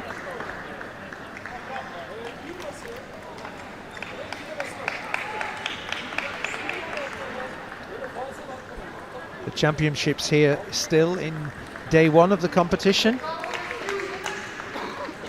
Everybody involved with the event. And table 6 is the other commentary table that we have, which is for standing competition. 2 more games in the wheelchair class still to follow. Following this one is Rafael Schuper from Poland against Miguel Toledo from Spain. That's in the wheelchair class 1 category. Followed by a class 2 game at 19:30. Federica Crosara from Italy against Alexander Yelyk from the Ukraine. We're back with Ozturk. First point to the Frenchman again with an aggressive shot. The Frenchman with a long reach against Ozturk.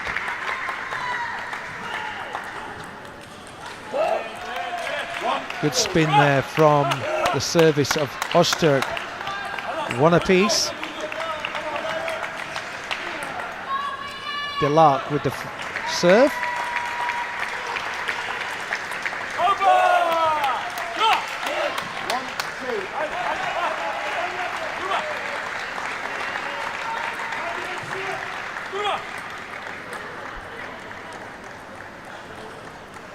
Yelyk goes long and trails 2-1, and that's off table as well, so 3-1 the score to the Turk.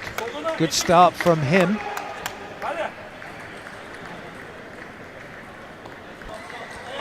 (3-1) the score. Ozturk with the serve. And again Yelyk just a bit long with that shot again, and Ozturk leads 4-1.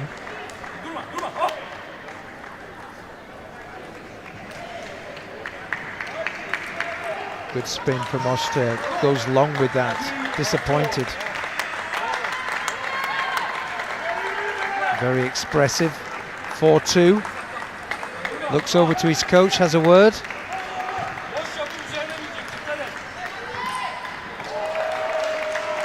This is class 4, so quite aggressive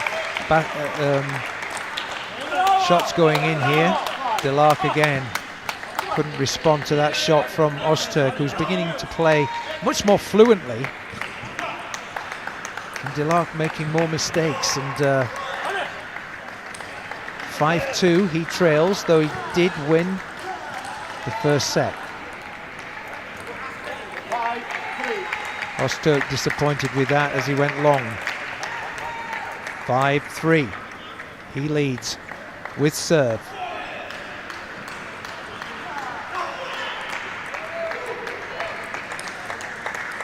Cautious play now between the two. Great shot there from Yelyk, set it up well.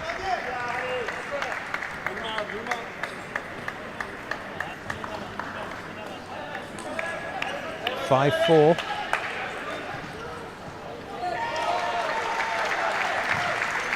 Ozturk composes himself. Make sure that ball will go up 6 inches above the table height. Does.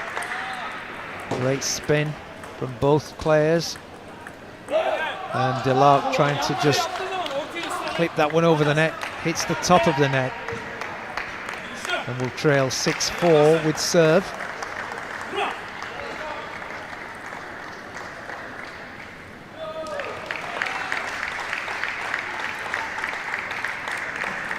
And again Yelyk, not ambitious, but just couldn't plant it in the corner. Ozturk has sort of come back well here. 7-4 up. Playing quite conservatively. Waiting for Yelyk to make that mistake once again. And Yelyk is failing to execute on the opportunities he's being given. Whereas in the first set he was doing that. Ozturk playing a safe game.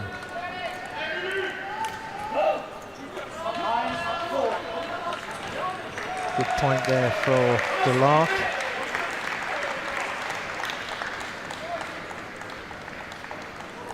Sorry, it went long. Couldn't see that from this side, but 9-5 now. Ozturk with the mistake.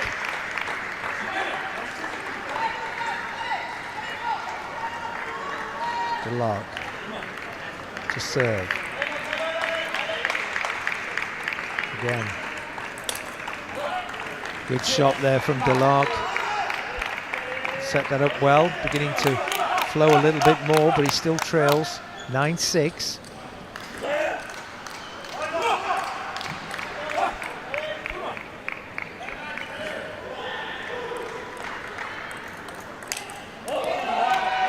Ozturk with a powerful shot there.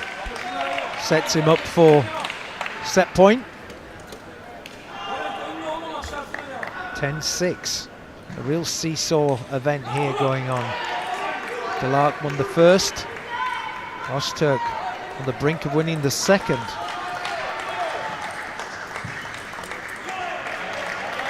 And Yelyk played that one well. Navigated the table. Went in for the kill. 10-7.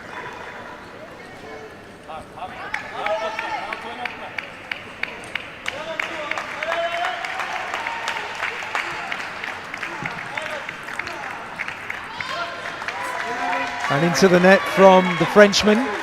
Ozturk battles back. 11-7. So this one is proving quite a contest. Ozturk seems to be growing in confidence.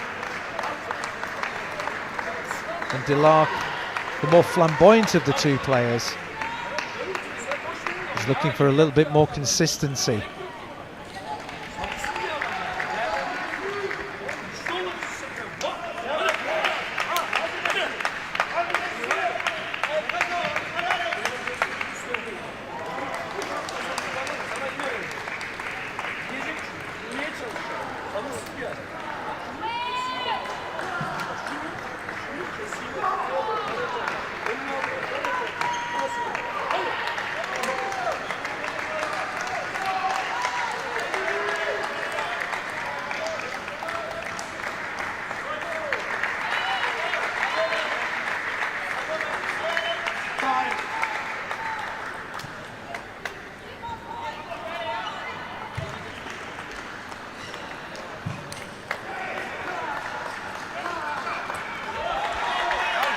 We're resuming then for the third set. This will at least have another set after this one. One apiece between these two players. Yelyk opens up and gets the first point.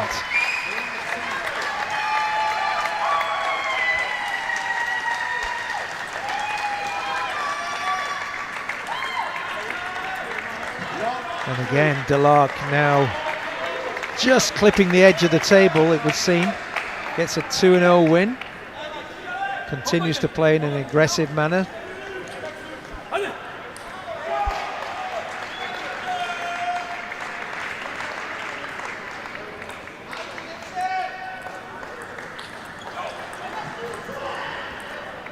Teasing each other here. Great defensive play from Ozturk. Outmaneuvered the Frenchman, who was going backwards from the table as Ozturk hit a short ball into the corner left.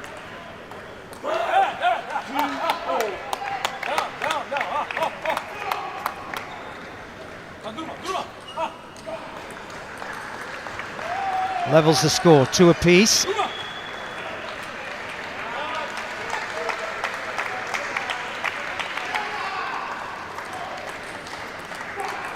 Yelyk aggressive again. Staying true to his style, looking to play aggressively.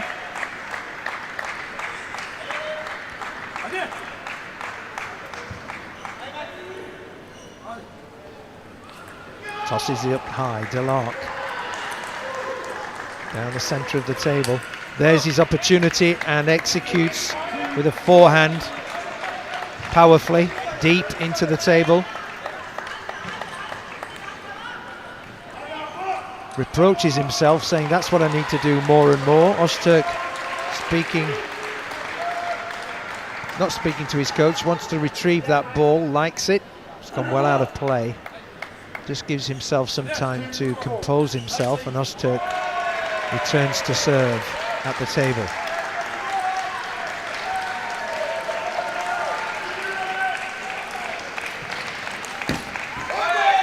Yelyk with a recovery shot. Fantastic shot indeed, and it's 5-2 now. Re-energized himself.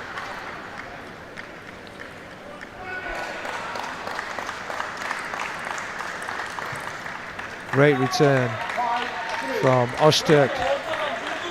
Pulls it back, 5-3. Service with the Frenchman. Looks his opponent up and down.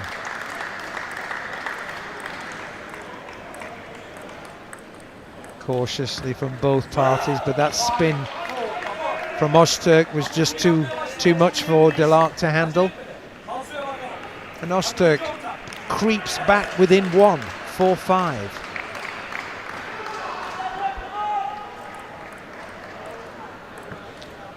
The angle's being played now. Great rally there from both players, but Yelyk couldn't respond. Went long for that corner, left-hand corner of Ozturk, and he's levelled the game 5-all, having trailed 2-5.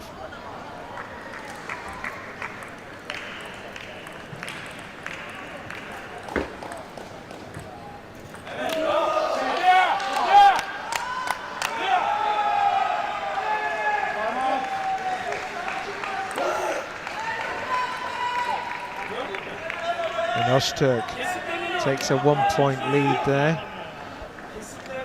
Timeouts have been called. Yelyk, looking to have dominated the play, being the more aggressive, has suddenly found himself 1 point down.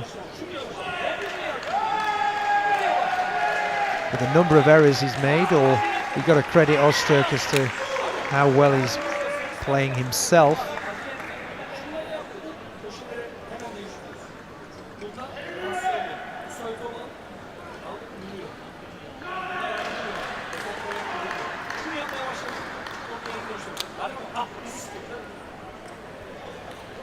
Multiple tables in use here at the English Institute of Sport as we're going through the preliminary stages of the pools. All athletes involved. Ozturk recommences. Both players going down the middle of the table. And Ozturk just mounts pressure with his consistency.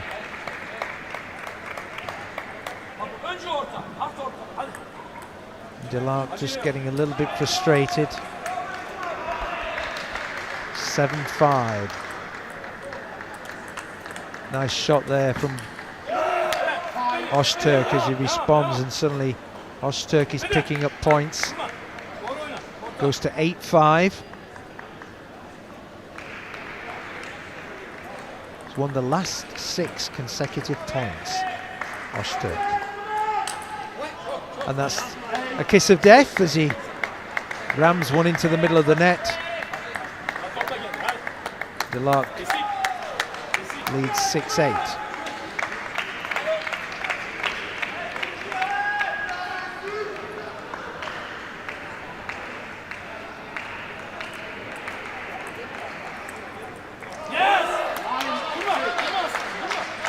Yelyk makes a mistake there. Another point to the Turk, 9-6. Abdullah Ozturk leads, having trailed 2-5.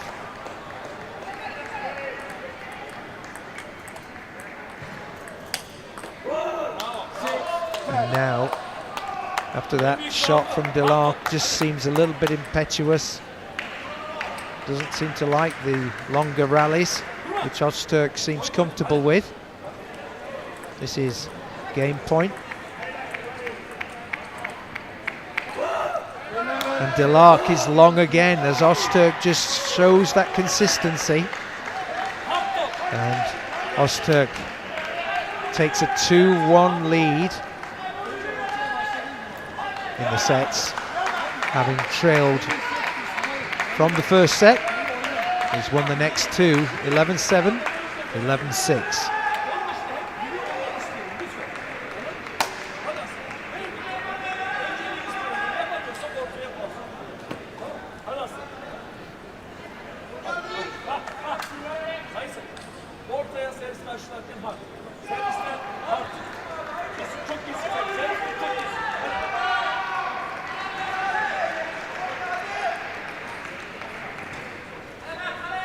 This has the hallmarks of a 5-setter.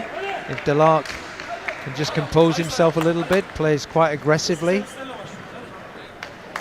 feels a little bit frustrated, or looks a bit frustrated, whereas Ozturk is going for the high percentage shots, keeping the ball in play.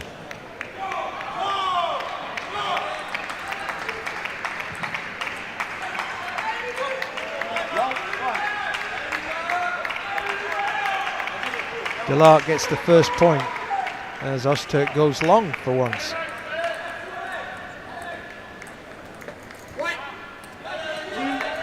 Nice angle there from Yelyk. Picks up the first 2 points, starts well. And he has service. 2-0 he leads, the Frenchman. Gets a third point with an ambitious shot which Ozturk couldn't respond and control.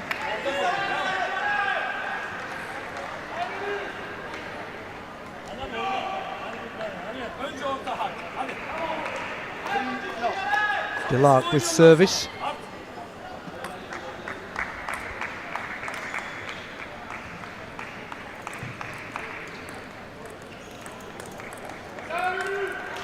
Great return from Ozturk, but the second shot was equally as powerful from Yelyk.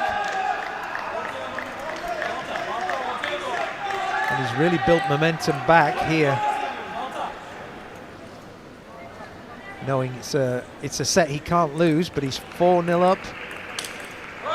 Goes 5-0 up. Great shot, great offensive forehand, cross court.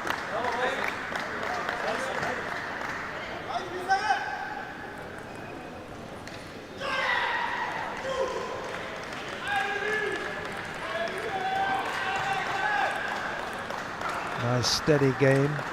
Cat and mouse here, who's going to blink first? And suddenly Ozturk has blinked.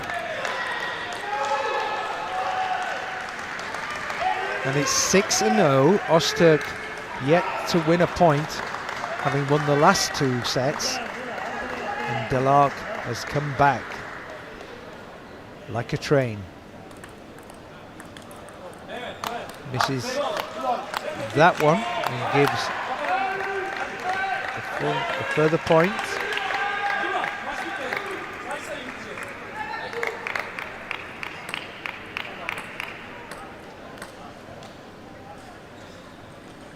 Yelyk with a high serve. With the lob, that comes.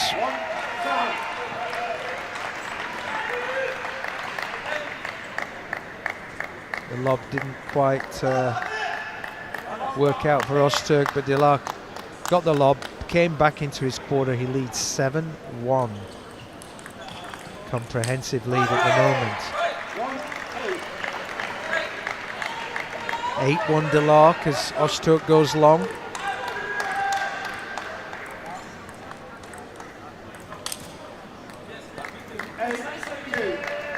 Yelyk misses that one. Second point for Ozturk. Yelyk to serve. Well in advance and in control of this particular set, but trails 2-1. Puts that one into the net. Gives Ozturk his third point.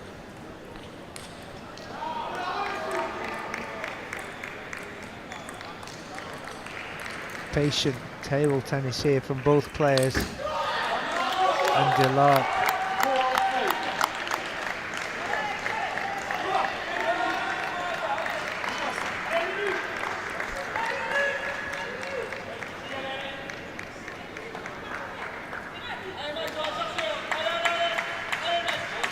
picks up his own ball.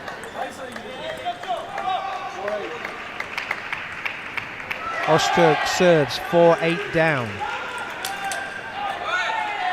Good point there from Yelyk, closing in on this particular set, which he has to win to stay in this game.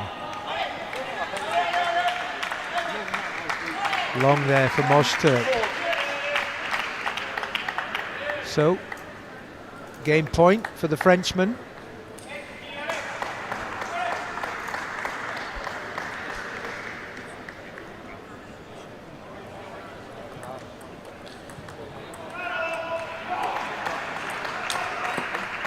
The Frenchman misses that bottom corner. The ball sat up well for him. 10-5, he's still got another serve.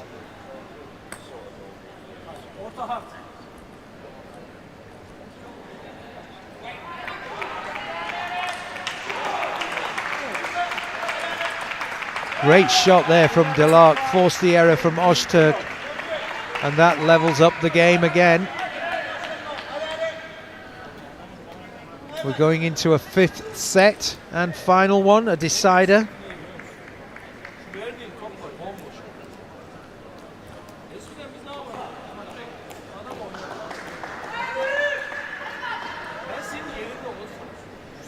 Comprehensive win then from Yelyk, 11-5.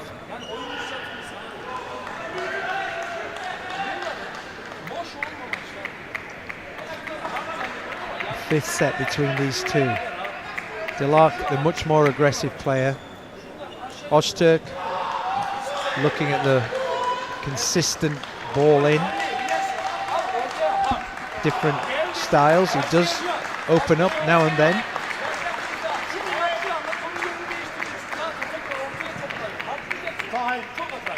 But we've played half an hour so far.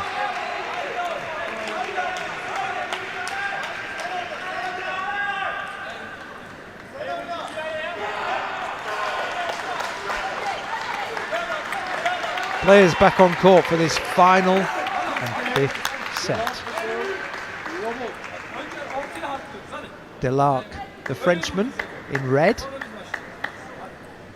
at the top of the table as we look at it on our screen. Ozturk at the bottom, nearest to the commentator.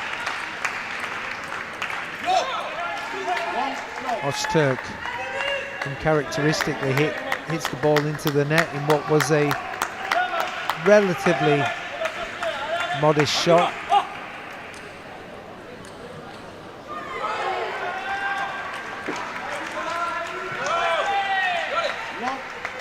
Good shot there from the Frenchman.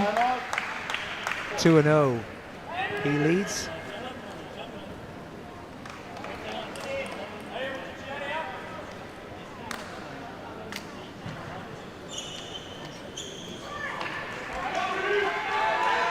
The players stop for a timeout and refreshments.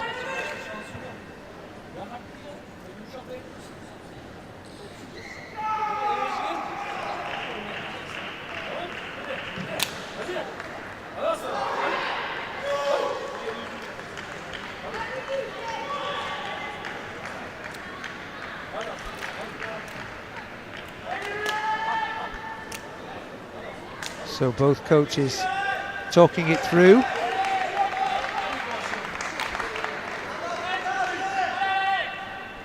Certainly a great clash in this pool.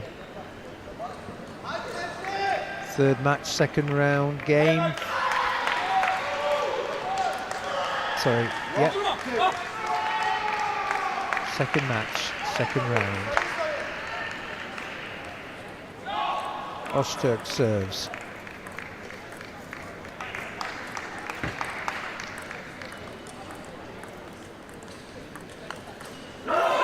Good shot there from Ozturk.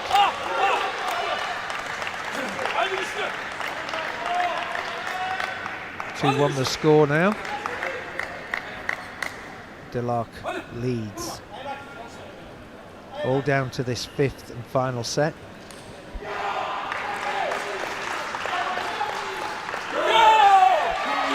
Ozturk couldn't get his body round that one.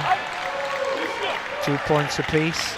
It's going to be going down to the wire, neck and neck, these two.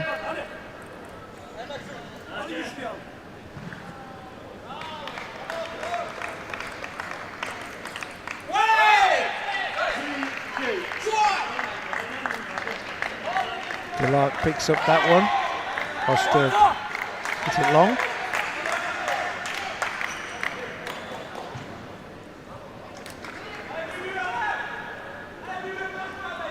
Yelyk throws it up.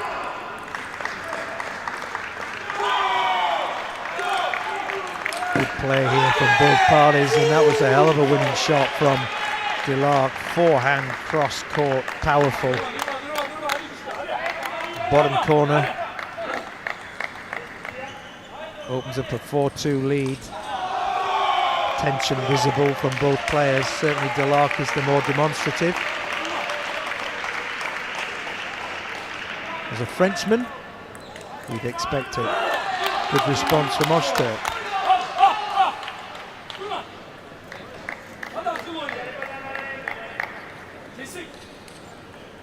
Keen to play with that ball, both parties.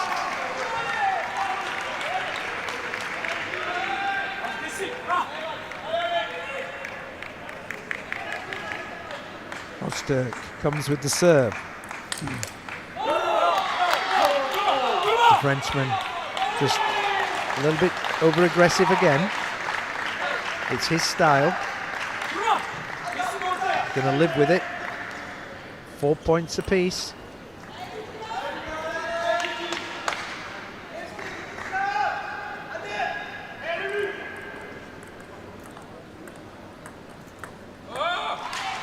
Into the net from Ozturk.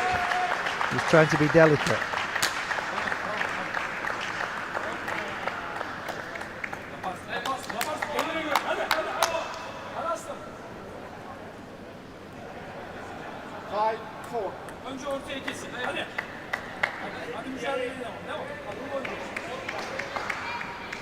They turn around in this final set. Yelyk serves, gets an early point. Aggressive again. 6-4. To and fro. Yelyk with his nose in front, but serve goes back to the Turkish player. Abdullah Ozturk. Has a word with his coach, takes some advice.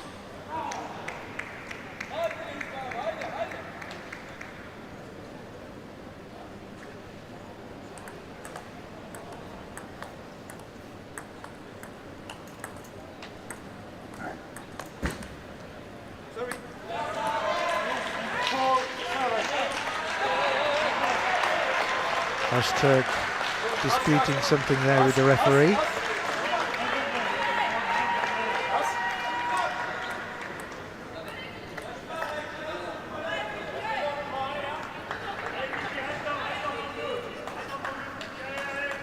Points stays 7-4 for Yelyk. Ozturk ideally needs to win this one to close the gap. Been a great game, fifth and final set.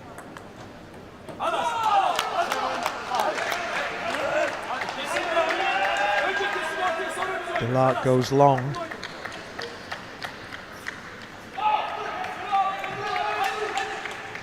Those rallies played like that seem to favour Ozturk compared to Yelyk. Wow, Ozturk with a great offensive shot. Brings it back to within 1 point, 6-7.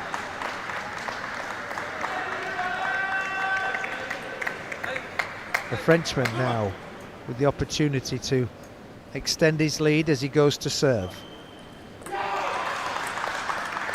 An unusual serve indeed, and I don't think he meant that. It was a bit of a ill-disciplined shot there that's levelled the score now, 7 points apiece. Quite a number of Turks in the crowd making their voices heard. The French are here too though, 7 apiece, all to play for. And Yelyk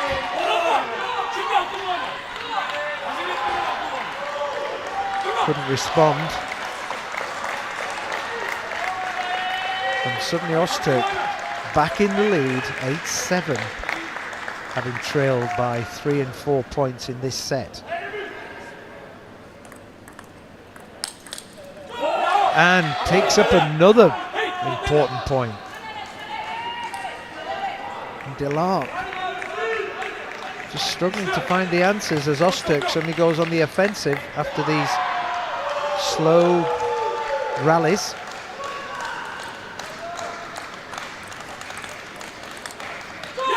Oh, and Yelyk goes long and suddenly match point for the Turk. Match point, 10-7 he leads, having been down 4 points in this set.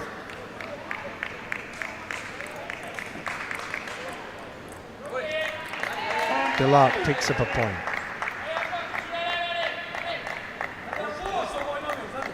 But he needs to win the next two to stay in the game.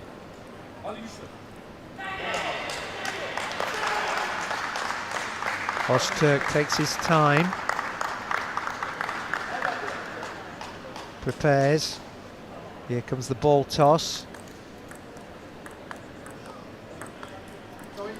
Oh, a fortunate let's there for Yelyk. Cat and mouse going on right now, 10-9.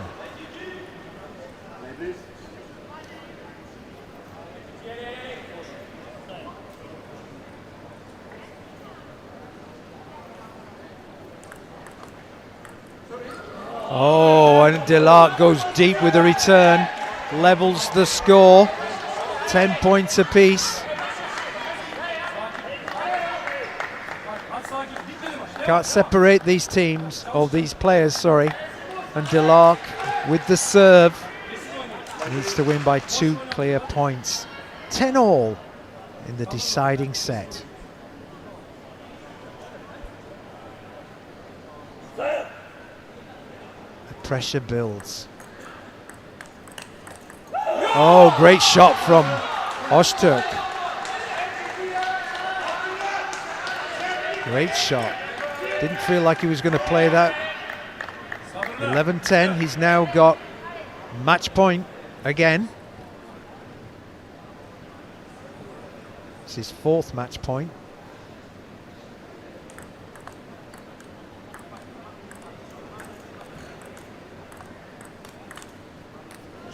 And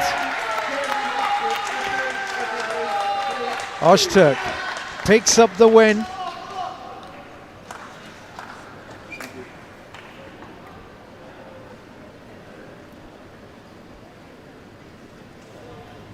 (12-10) in that final and deciding set. What a great game. 40 minutes of cracking table tennis there, but Ozturk squeaks out the win. Tremendous effort from both players, and congratulations to Ozturk. Still remonstrating and demonstrative about the win, but a great win, and we'll be back here at 18:45, 6:45 for Rafael Schupper from Poland and Miguel Toledo from Spain in the wheelchair class 1 for the men's competition. Sorry, women's competition.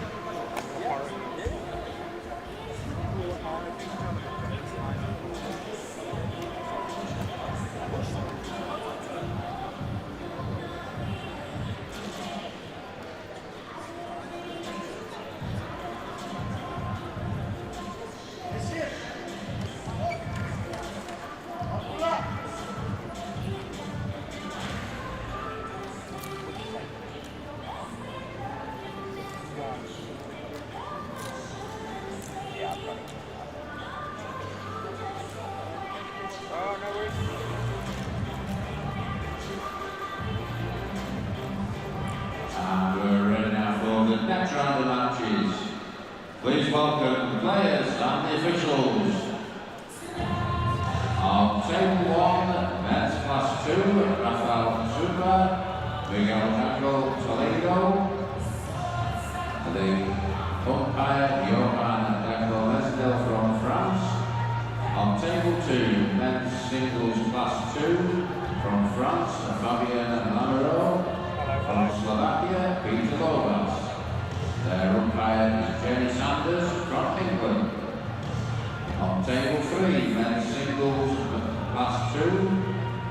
Martin Budrowski from Slovakia, Daniel Rodriguez from Spain. Their umpire is Linda Reed from England. On table 4, men's singles, class 2. Jan Riapos from Slovakia, Ike Sastre from Spain. Catherine O'Neill from Scotland is the umpire.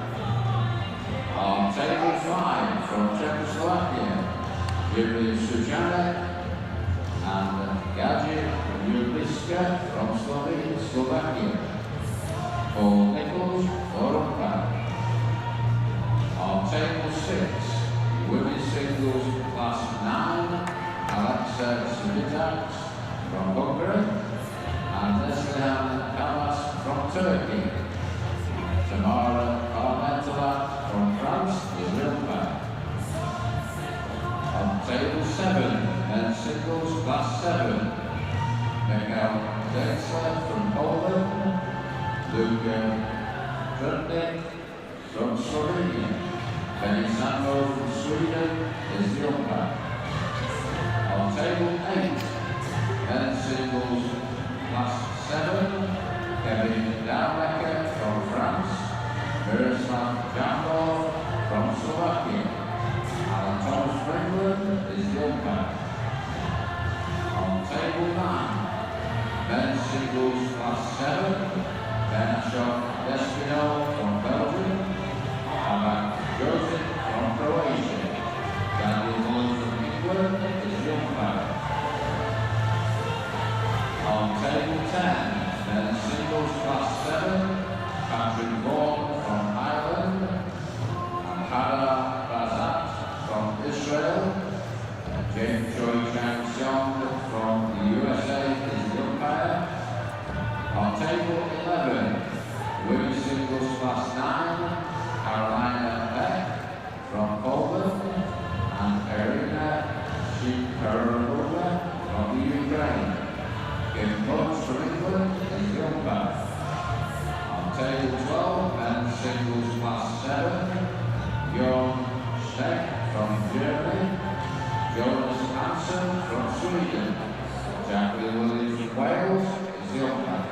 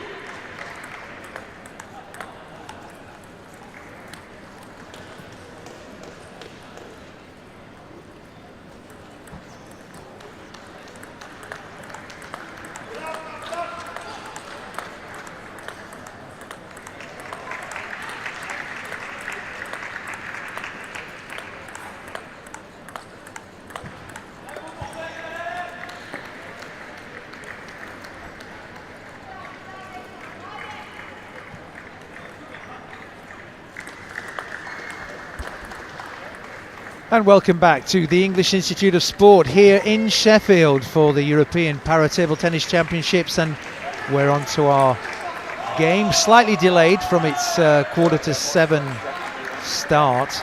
And in your frame is Rafael Schuper from Poland and Miguel Toledo from Spain, and it's the men's competition. Class 1, wheelchair.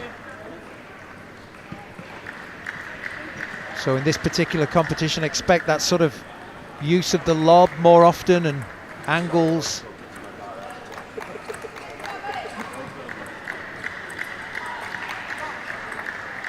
Toledo, the man from Spain, with a really good reach.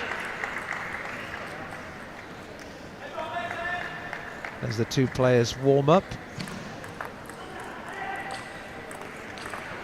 The previous game was a 5-setter, which is why it was delayed.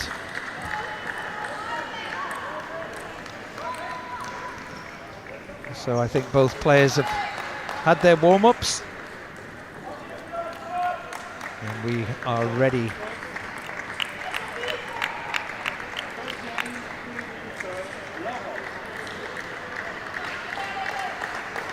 Toledo to serve. Gets the first blood, 1-0. Schuper goes long with his first return. Long with his second return. Looking to return to that same corner. There's that lob. And Toledo couldn't reach it. Again, there's the lob. Great smash there from Schuper.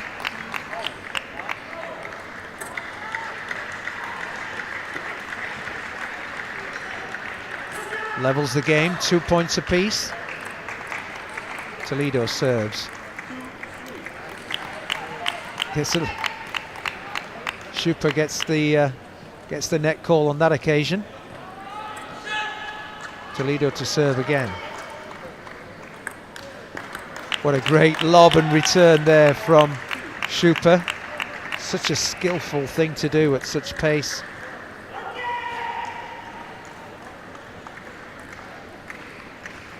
(4-2) to Schuper.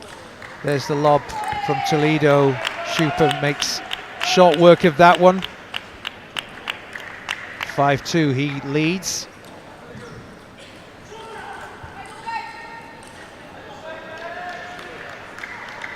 Toledo working on his dexterity. Ball is returned. Schuper will serve. 5-2.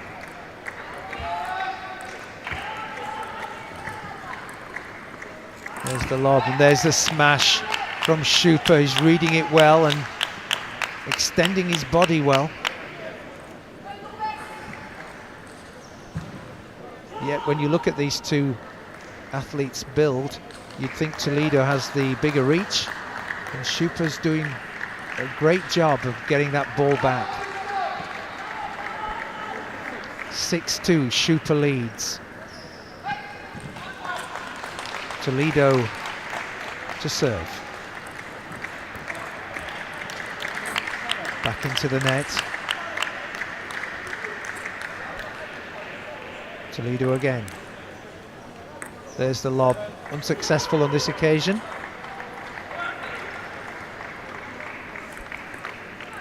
(7-3) the score. 8-3 now to Schuper.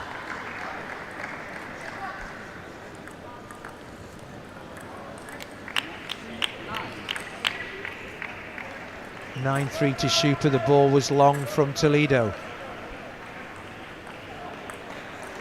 Oh, lovely serve there from Toledo.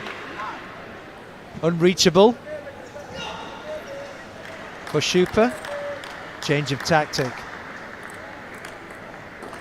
Oh, and Schuper responds cross court with his backhand. 10-3. He's now on set point. Went big, went for it, 10-4.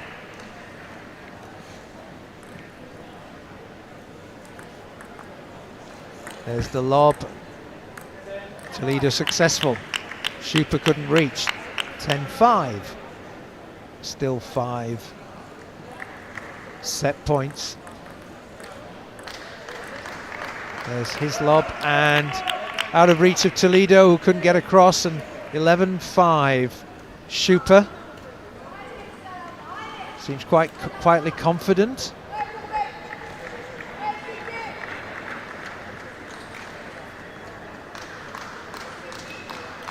Schuper happy with that.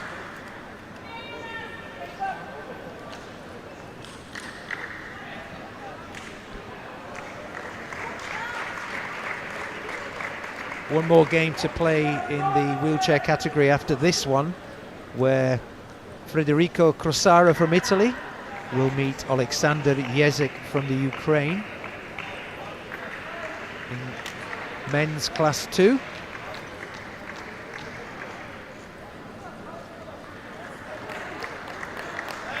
That'll be another wheelchair game.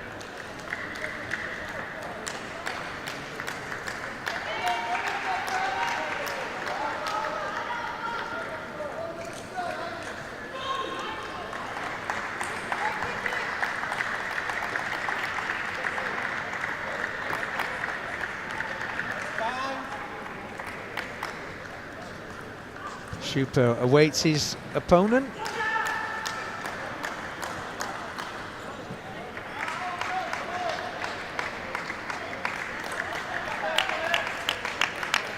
They're back at the table.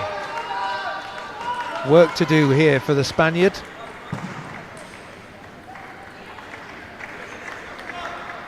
Puts his strapping on. Stretches that long torso.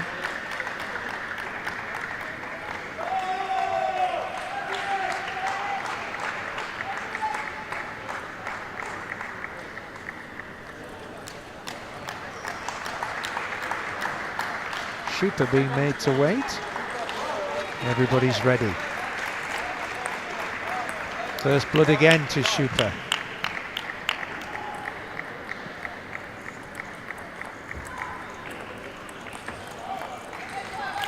And again,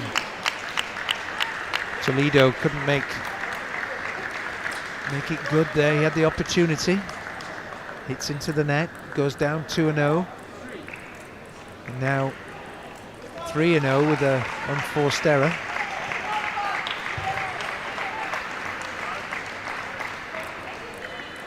Looking for that short serve, and he's just failed again. 4-0, runs away from him.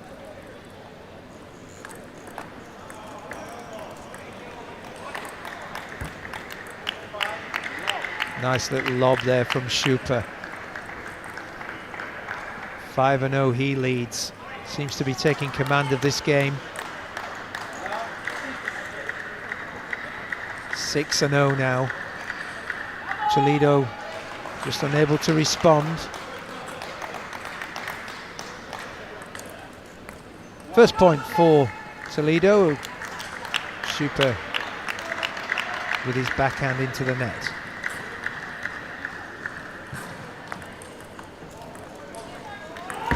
Great lob. Toledo liked that one. Great skill there from the Spaniard.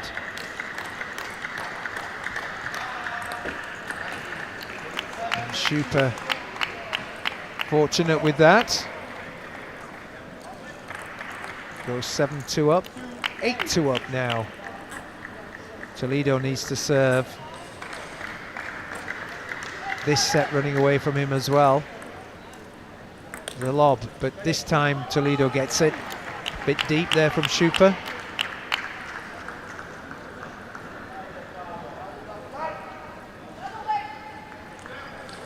(8-3). Toledo into the net. Doesn't help him.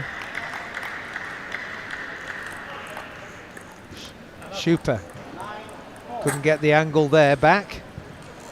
9-4. Powerful shot there, and takes him to 10-4. and this 6 set points. Nice play from the Spaniard. Quick backhand. Schuper couldn't respond. 10-5. There's the lob. Great shot. And Schuper takes that set 11-5 and 2-0. He leads. Toledo just can't make an impression on the man from Poland.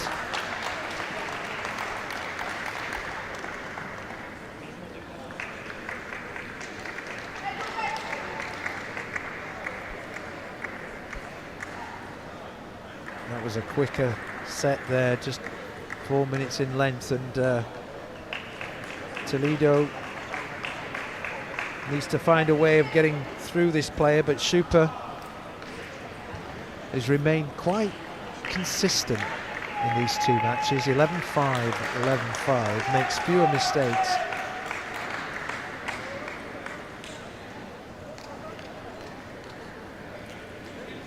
This is class 1 of the wheelchair, where dexterity is at its most difficult.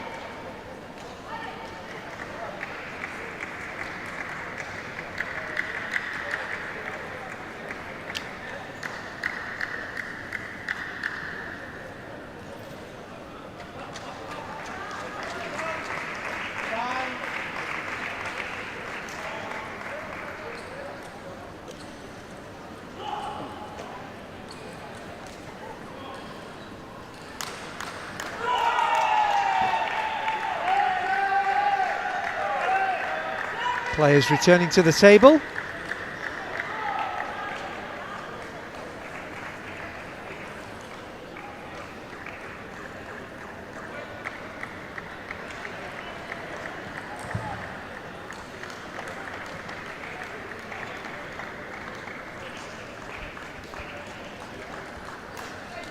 Not the most hygienic thing to do, but they lick their ball, lick their table tennis bats, and I'm sure that's the equivalent of shining a cricket ball somehow with your own sweat, for those who watch any cricket.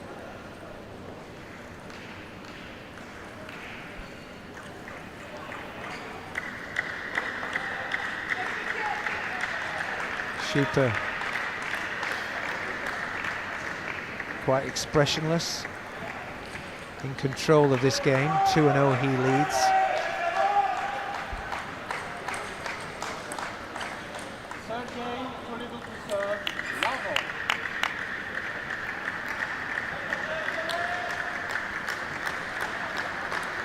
Toledo, Miguel Toledo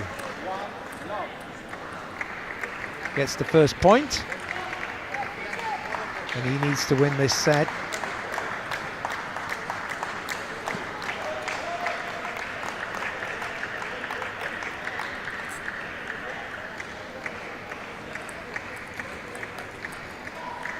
There's the lob, Toledo makes it, good return, good rally here, but another great backhand lob with spin. Takes the ball out of the Spaniard's reach. Schuper levels the score, 1 apiece. And that sets Schuper up for the second point. Toledo had leant over and couldn't return.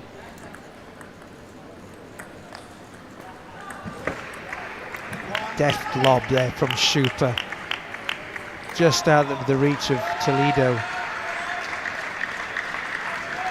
Different tactics in Class 1 wheelchair.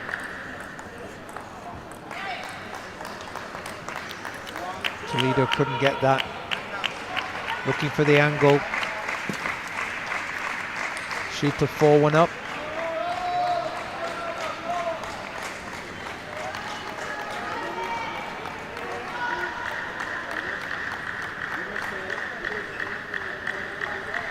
Timeout called here from Schuper. Toledo staying at the table.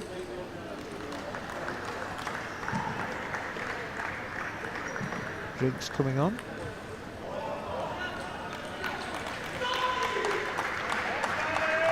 Toledo looks look resigned in this one. And Schuper looks quietly confident.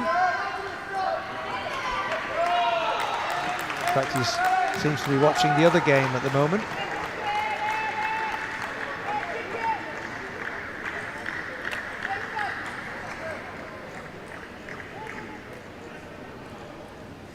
Players back at the table. Spanish coach still talking. And Schuper just ready to go. Seems almost completely disinterested, knowing he's well up in this game and well in control. But things can happen. Toledo to serve. He leads 4-1. Sorry, he trails 4-1 and by 2 sets to love.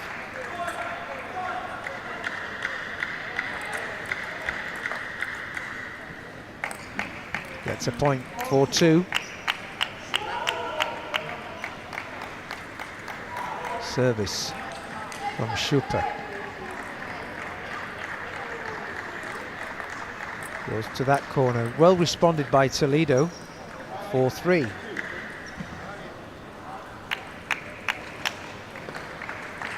Schuper eyes his man up. Goes to the same side. There's the lob. And Toledo just can't make it. Schuper goes 6-2 up, according to the scoreboard at courtside. And Toledo isn't able to get that service over the net.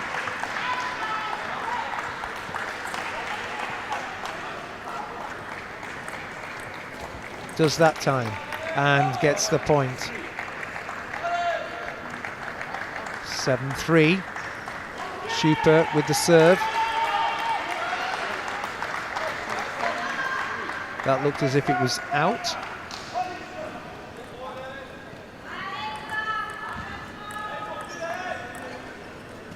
There's the lob. Good finish from Toledo. 7-4.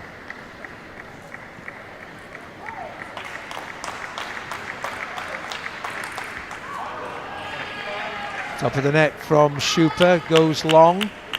7-5, Toledo hanging in. He's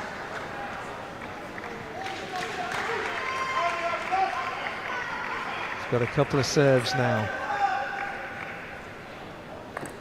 Balances the ball on his bat. And Schuper goes long. Smiles at himself, shakes his head. 7-6. May have been a little bit too relaxed in the last time out. Toledo couldn't make use of that lob. It was in his reach on that occasion. 8-6 to Schuper. There's the lob and beautifully placed. Toledo couldn't recover his position. Went backwards, couldn't get there in time, maneuver his chair sufficiently. 9-6. 10-6 and all of a sudden match points. Toledo serving to stay in the match. Gets the first point. Only if it goes over the edge of the table, and it does.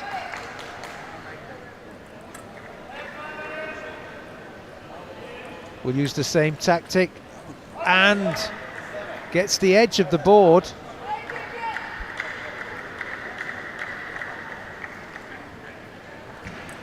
Very sportsmanlike from Schuper.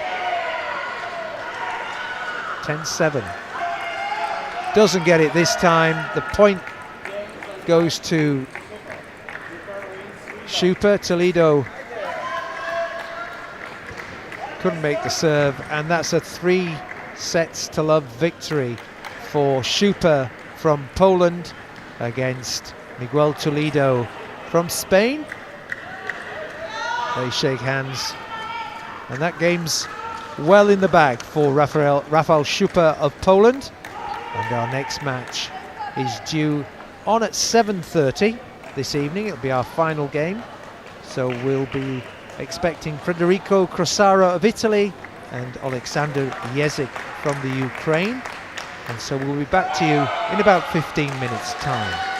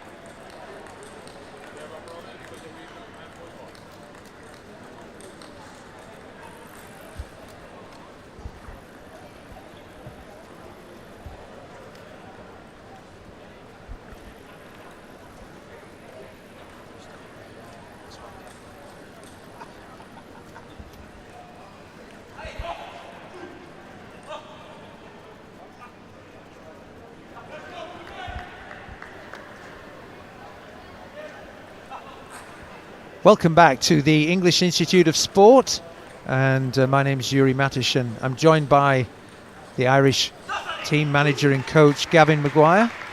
Good to see you back, Gavin, after your successful Irish lads doing well. Yeah, thanks for having me back. It's been an interesting day for us. A couple of wins on the board and still in play tomorrow, so let's hope we can qualify for the knockout rounds. Well, that's going really well, and this game in front of us is our final game for this session and this evening, and it's between Federico Crosara of Italy and Alexander Yelyk from the Ukraine. Crosaro's had a win against one of our Brits here at the European Para Table Tennis Championships earlier this afternoon. He beat Chris Ryan 3-1, and these guys are ready to go. We're just awaiting, I think, either the arrival of the officials. One of them is in place.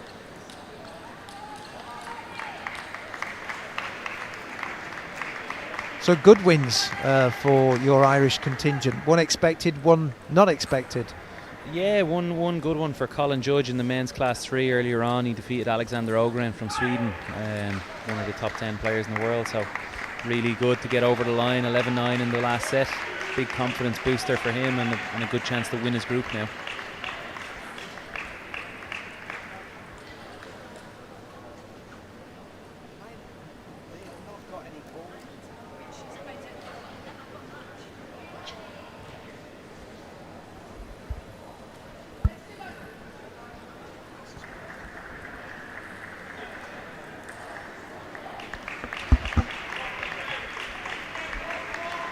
Small delay on here. We're awaiting a ball boy or ball girl to come into place. Seem to be in short supply at the moment. Once we get a ball boy or ball girl in place, we'll be into the action.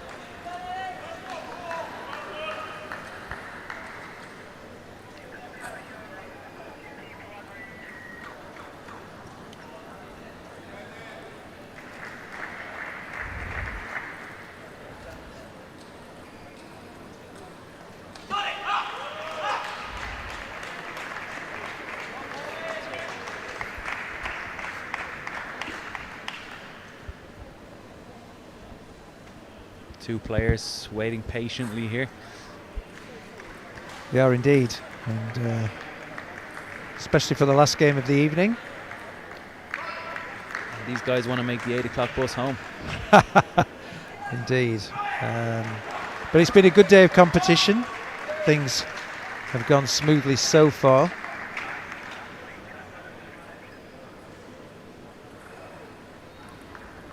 And your guys, do they find out their schedule this evening? Yeah, they know the schedule now for tomorrow, so it's just a matter of getting home, getting prepared, and deciding what way to do it tomorrow in terms of timings for practice and warm-ups and all that kind of stuff now. But right now it's about recovery and just getting over the big battles that they played in today. So the guys are strapping up now as the officials are in place.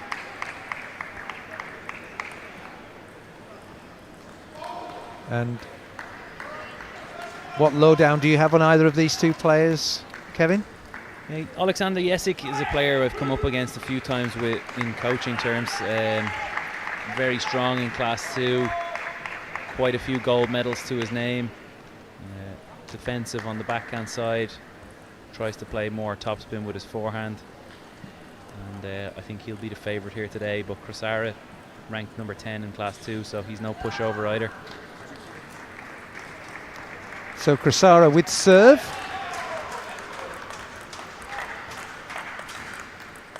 We're just doing a warm-up now. Yeah, we're going for a warm-up after the delay. Yeah, fair enough, fair enough.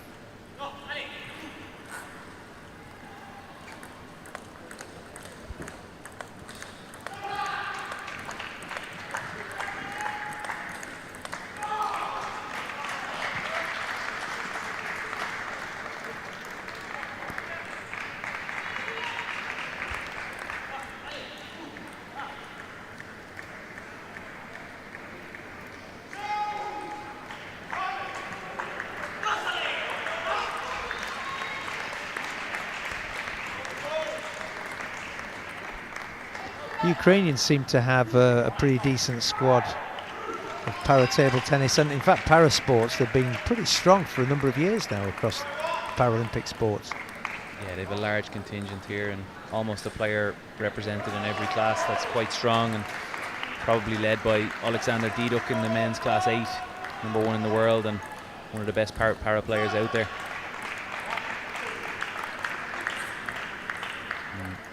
The man we have in front of us here, Mr. Yelyk, is a couple of bronze medals in the European Championships in Class 2, 2015 and 2013, I think. So he's no stranger to being in the business end of this kind of major event. It's interesting because my father's Ukrainian, my mother's Italian, so I'm not quite sure who I should be rooting for. So, here we go.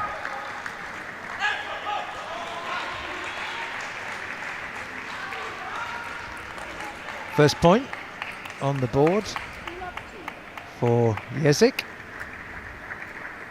He goes 2 up.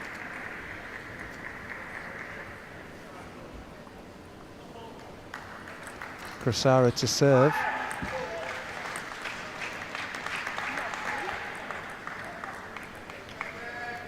Bit of lob work there.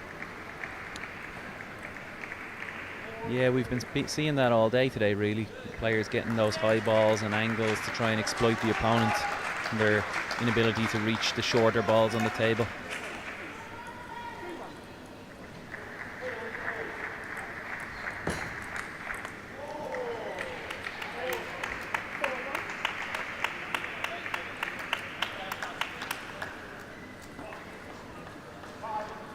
Yelyk with the serve now.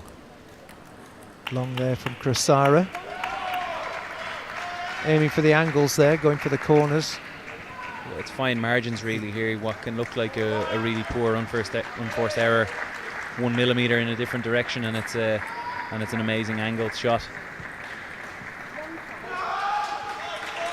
That looked like a let, but didn't see the referee's hand go up.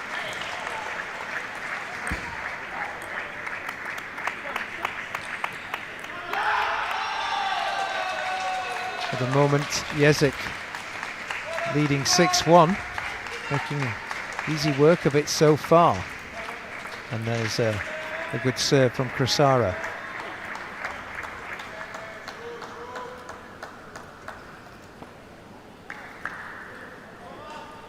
Yelyk lines that up into the net from Crosara.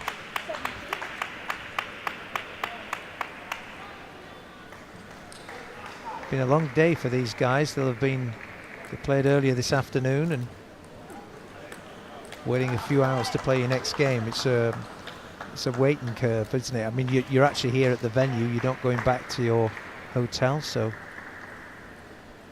Yeah, and fatigue can play a big part in parasport as well, with the varying range of disabilities. Some fatigue quicker than others, so we might see some tired players out there.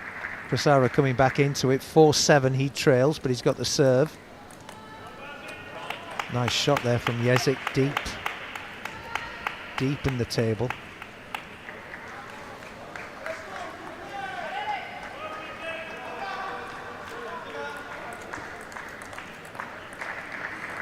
Good rally here. Oh, well played from the Italian, cross court.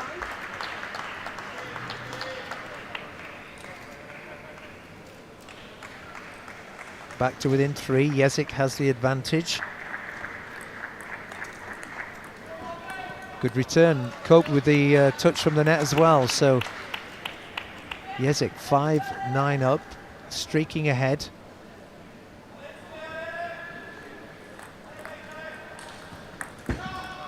That lob works again there, Kevin. Yeah, it's a brilliant shot from Yelyk, and you can see Crosara all throughout this set hasn't really been able to deal with it.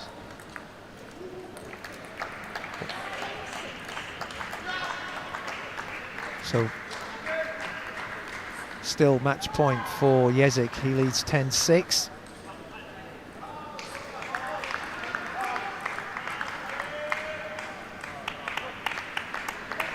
That's a good rally, and Crosara failed to make that one. It's 11-6. That's the went long. Couldn't tell from here, but it went long, and 11-6 is the first set to Yelyk. Seems quite untroubled by it all, Yelyk. Yeah, he's a cool customer, this guy, you know. I don't think even if he's winning or losing, it never looks like it's phasing him really. He's been around the block for a long time, so definitely able to handle the pressure. Certainly one of the more experienced players. When you say he's round the block, he looks as if he's been in the game for a good couple of decades. Yeah, absolutely. He's one of the people that's been around the para table tennis scene for a long, long time.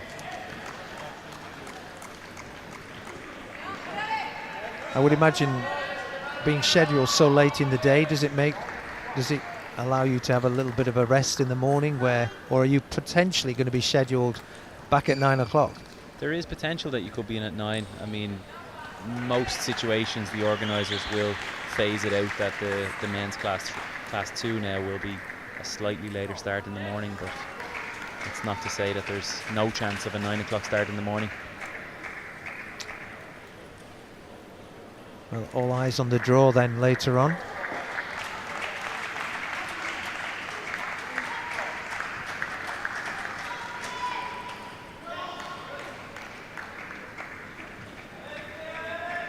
Yelyk strapping up. Yeah, both players using the strap to support their grip.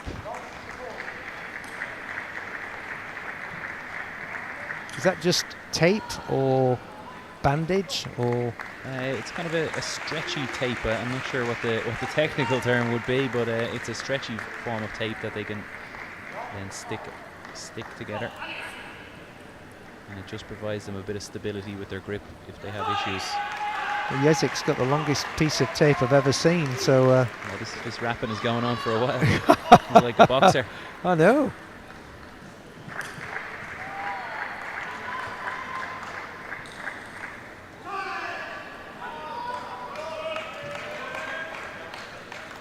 And it puts it in. And we're good to go.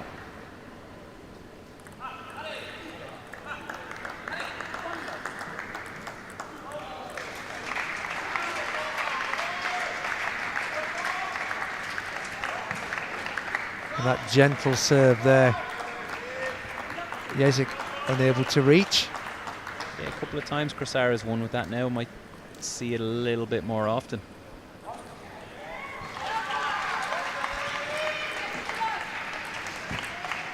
Rosario starting well in this second set. He goes 3-0 up, and suddenly Yelyk has got a fight on his hands.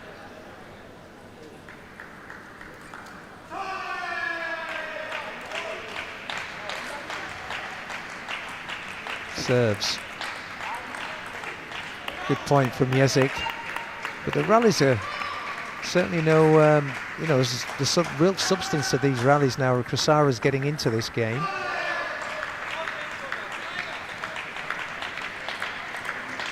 Good serve. Out to the other corner now. Short serve on the backhand side, this time long and top spin out to the forehand. Trying to vary what he's doing.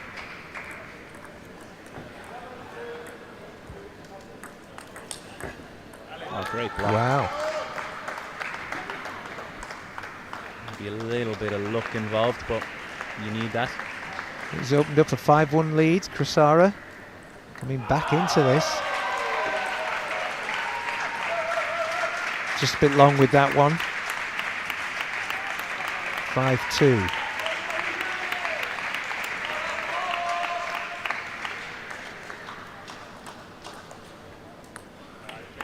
Drifted away from him there, 5-3. Got to use his service here now. He's got to keep his lead.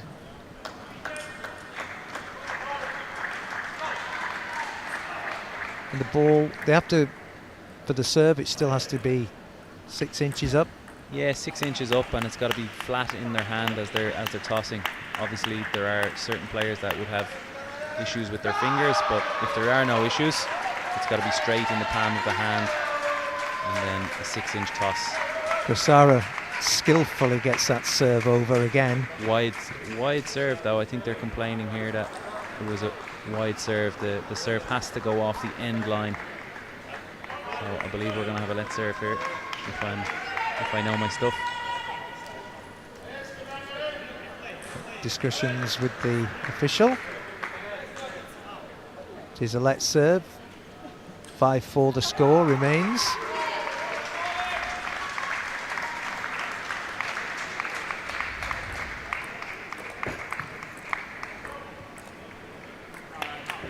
Crosara just unable to get that one, and some good rallies here between these two guys.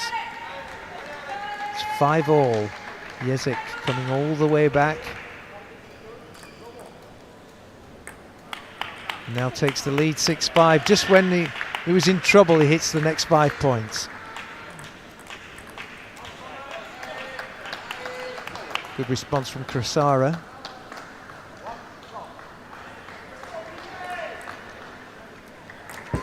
Oh, great shot. Well done. That's the first one of those high balls that he's been able to return with a strong, powerful smash. So give him a bit of confidence now. And there's that short serve, but too short. Too short indeed. He is mixing it though. I think you can really see the step up in quality in the afternoon session here. We're seeing number 1s and number 2s in the groups playing each other and having a lot more quality within the games. So Yelyk has edged ahead, 8-7. The wily Ukrainian just getting his nose in front. And Crosara gets that bounce there, just hits the edge of the table, levels the score 8 apiece. Kind of a crucial game, this one. If Yelyk gets 2-0 up. Oh, well, it's an unforced error, isn't it? Another missed serve there. It's just devastating for Crosara.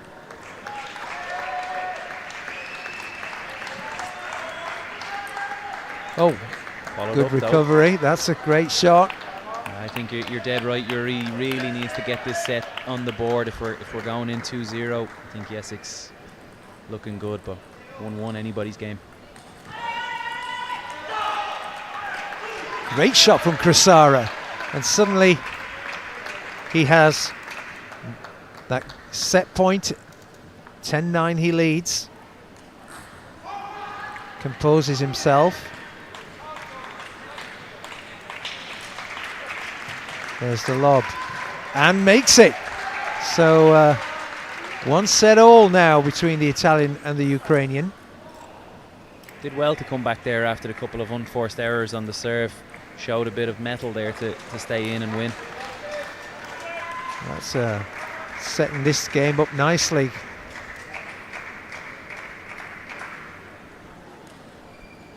Nobody wants to go home just yet, Yuri. Potentially apart from us. And but no, that's a great display. Good battle. Crosara having lost the first set, comes back 11-9.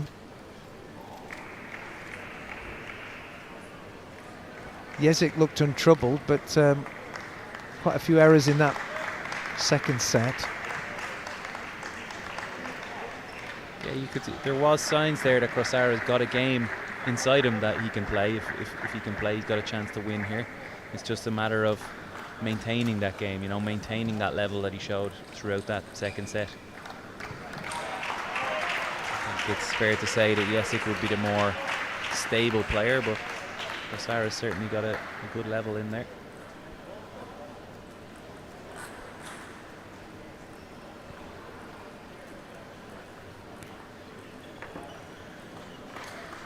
Well, Crosara has got a pretty simple wrapping mechanism, but Yelyk has the longest piece of tape that I've seen in this championship so far.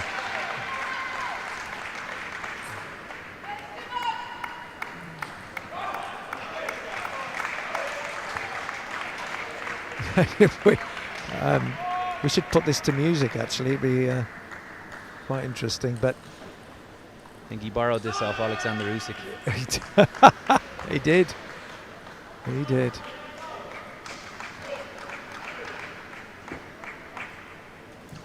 Are they allowed any assistance in taping, or? Yeah, if the players wish to have support and have somebody there to manage it for them, they can. But yeah. A lot of players will choose not to have it if they don't need it. Right. Even if it takes a couple of seconds longer. So the guys are back for the third set. One set apiece. Yelyk with the serve. Good win. Good shot there from Yelyk. Crosara trying the lob.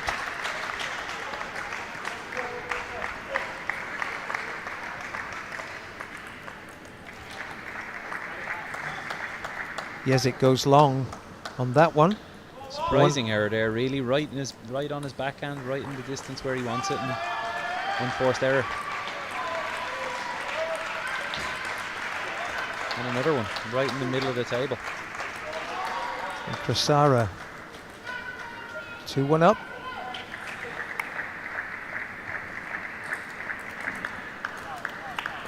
Yelyk gets to that one. Short serve, but responds well. 2 apiece. This is going to go neck and neck for a while. I just get that feeling.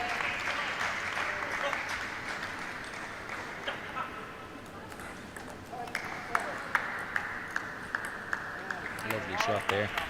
Excellent shot. Excellent shot. I just don't know how they can sort of feel that with their racket and just get that height and to do it under pressure.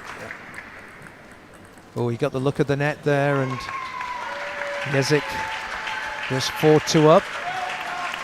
But the rallies, great rallies. Yelyk doesn't get the lob on that occasion, Kev. So 3-4, Crosara to serve.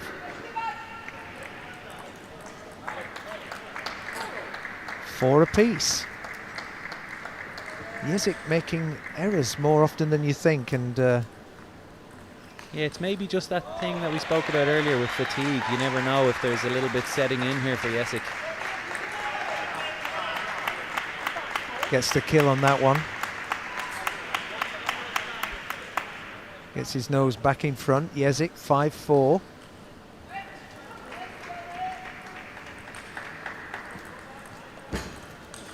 Great shot there from the Italian.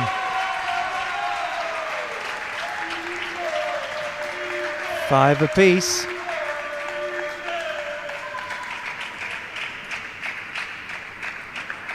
Plenty of atmosphere still in the hall. And Crosara executes. I'm just starting to get a little bit worried here for Yelyk. Yeah. I don't like what I'm seeing in terms of his body language. He's starting to just look like he's got some issues. Doesn't look comfortable. And another error there from Yelyk, and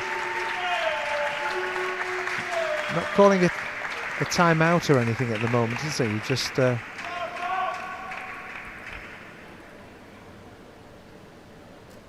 continue 7-5.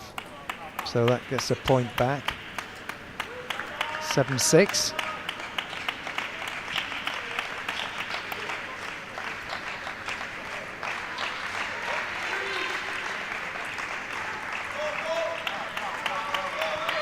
Yelyk pulls it back to 7-all. Crosara with the serve.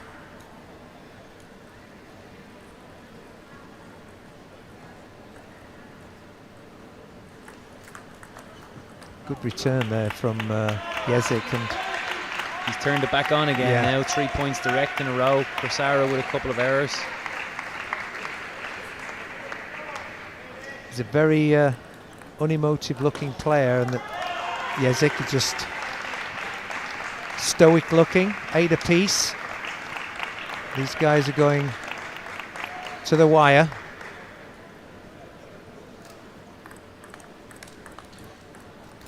Oh, bit of luck there for Crosara. The net and spin out from Yelyk. Just unable to control it. Well, Yelyk needs to get this point. 9-8.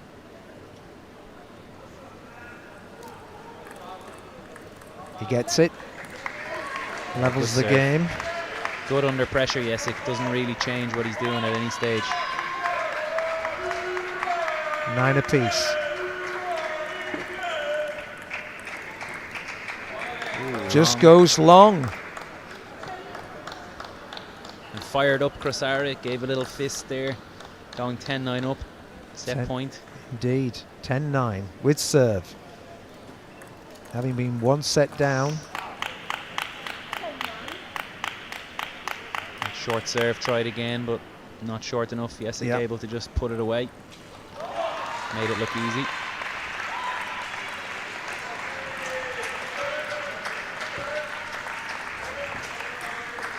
Well played, Yelyk. That was a great rally. 2 times there, Crosara's tried the shorter and the short and high approach, but not short enough. 11-10 to Yelyk. Well, it says 10-all on the score. Sorry, my fault.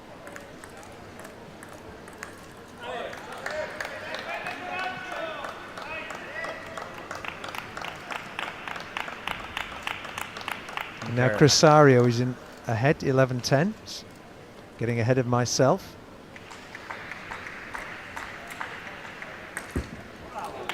And the lob came to the rescue, Kev. Absolutely. Yelyk hasn't had any issues with that shot today. 11-all. Feels like a real battle now. What a recovery from Crosara. How has he done that? I think there was a little bit of hit and hope in there. Both guys stretching their torsos, and I'd be surprised if we don't see a long and fast serve. Crosara gets it. 13-11. So he goes 2-1 up, having been 1 set down. And they'll be changing ends. So Crosara, having beaten Christopher Ryan earlier from Great Britain this afternoon, finds himself 2 sets to 1 up. And these games are getting closer and closer and closer. So Crosara seems to be a lot more confident in this now. Not sure if it'll be an upset, but it'll be a great win if he pulls it off against Yelyk. Yeah, absolutely. It'd be a huge win for him, but I still think there's a long way to go in this contest. But as I mentioned earlier, I'm just not sure how Yelyk is physically, or I think there's something going on there. Doesn't look himself. And those are the factors that you don't know about, do you, in para sports? A bunch of combinations. 6-11, 11-9, 13-11. It's been a great contest. Each set has taken longer and longer.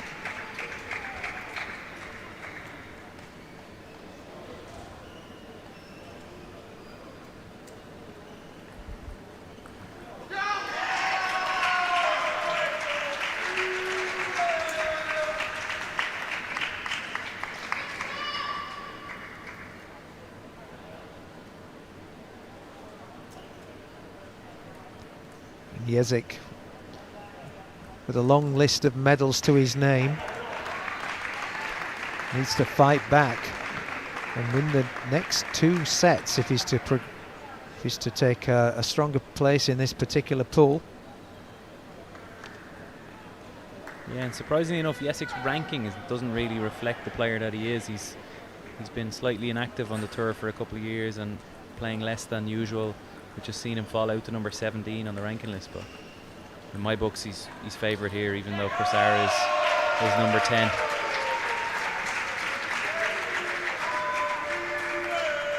Certainly from the first set we saw, it looked as if Yelyk was quietly in control, but Crosara has certainly come back well.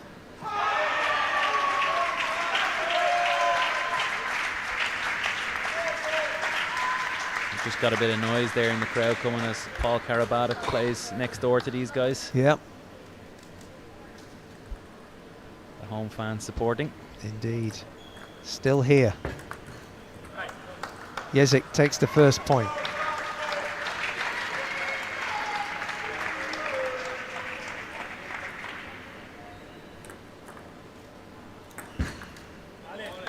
Yelyk tried to recover there, but one apiece.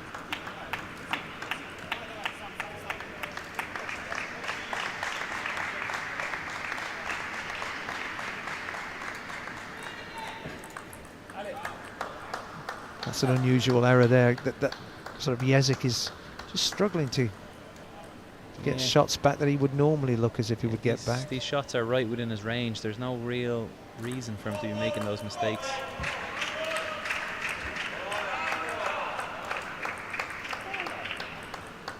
Crosara's really taken the initiative. He's in control here, 4-0. 4-0, and Yelyk has to really respond.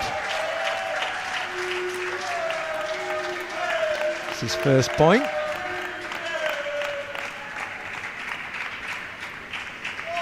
These two players will have to just close out all this noise coming from the GB crowd for a game on another table. Yeah, I don't think those players will even really hear it, to be honest. They're in the zone, they're doing their own thing, and I think a lot of players enjoy that kind of atmosphere, really. Cool, indeed. Yelyk picked up the last 2 points. Great rally here from, and he picks up a third. So Yelyk might fighting see an back. Italian timeout soon, possibly.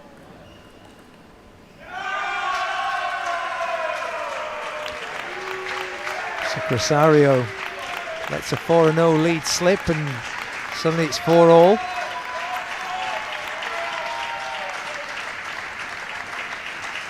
But he has serve.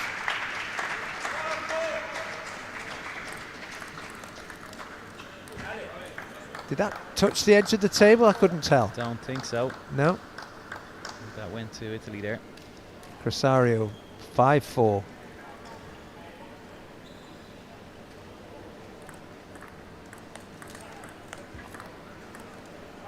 There's the lob, and he got it. Brilliant. And that game next door has gone 3-1 to Paul Karabatic, so we're the last game left in the hall here now. Indeed. All eyes on this. 6-4 to the Italian. He leads 2-1. Yelyk with the serve. And Yelyk uncharacteristically into the net. And 7-4 is quite an advantage in what's been pretty close throughout.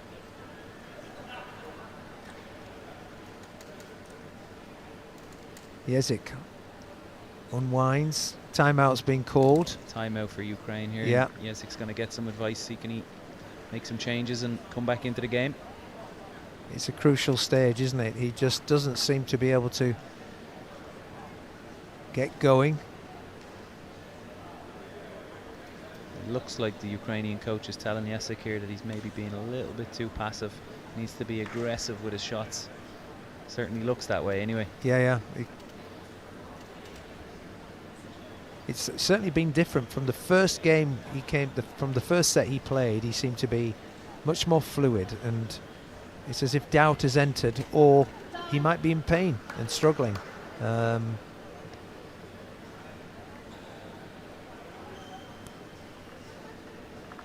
Crosara's certainly fought back,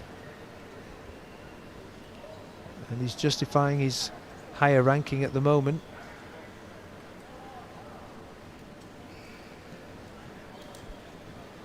And everybody's staying behind to watch this last game.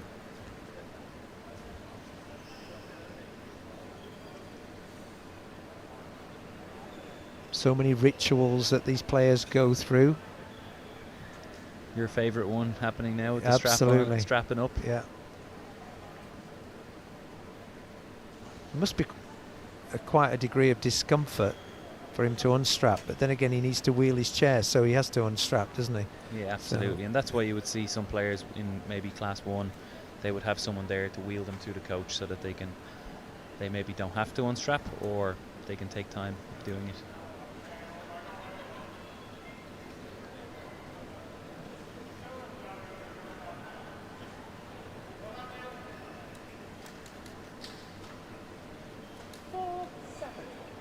So Yelyk ready to serve. Misses with his return. Again, really uncharacteristic there. It's right on his racket, right in his range. No reason to miss. It's increasingly looking good for Crosara. Tough shot there. Good response from Yelyk. 8-5. 4 points lead. It's a good lead in. Sorry, 3-point lead in this final set. Oh, and Yelyk just hits long. He hits long, and the Ukrainian is behind by 4. There's daylight there now for the Italian.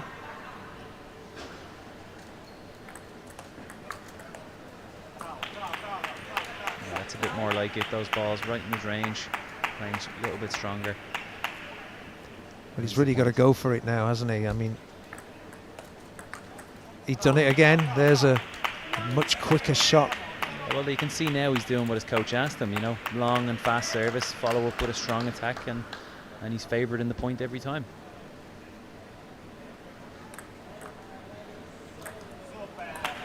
Mixed up with one of those specials. Absolutely. Beautiful lob from Yelyk, and 3 points on the bounce, 9-8. He trails. Oh, and suddenly the point for Crosara leaves him with 2 match points.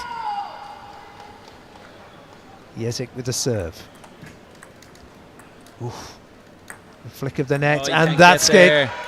He got the flick of the net and he gets there, and Crosara, having trailed 1-0, wins the next 3 sets and takes the game 3-1 tonight, and Crosara outdoes Yelyk. So thank you, Gavin, and that concludes all our games here tonight at the English Institute of Sport. So please join us tomorrow at 9 o'clock when we'll be back with day 2 of competition of the European Para Table Tennis Championships in Sheffield.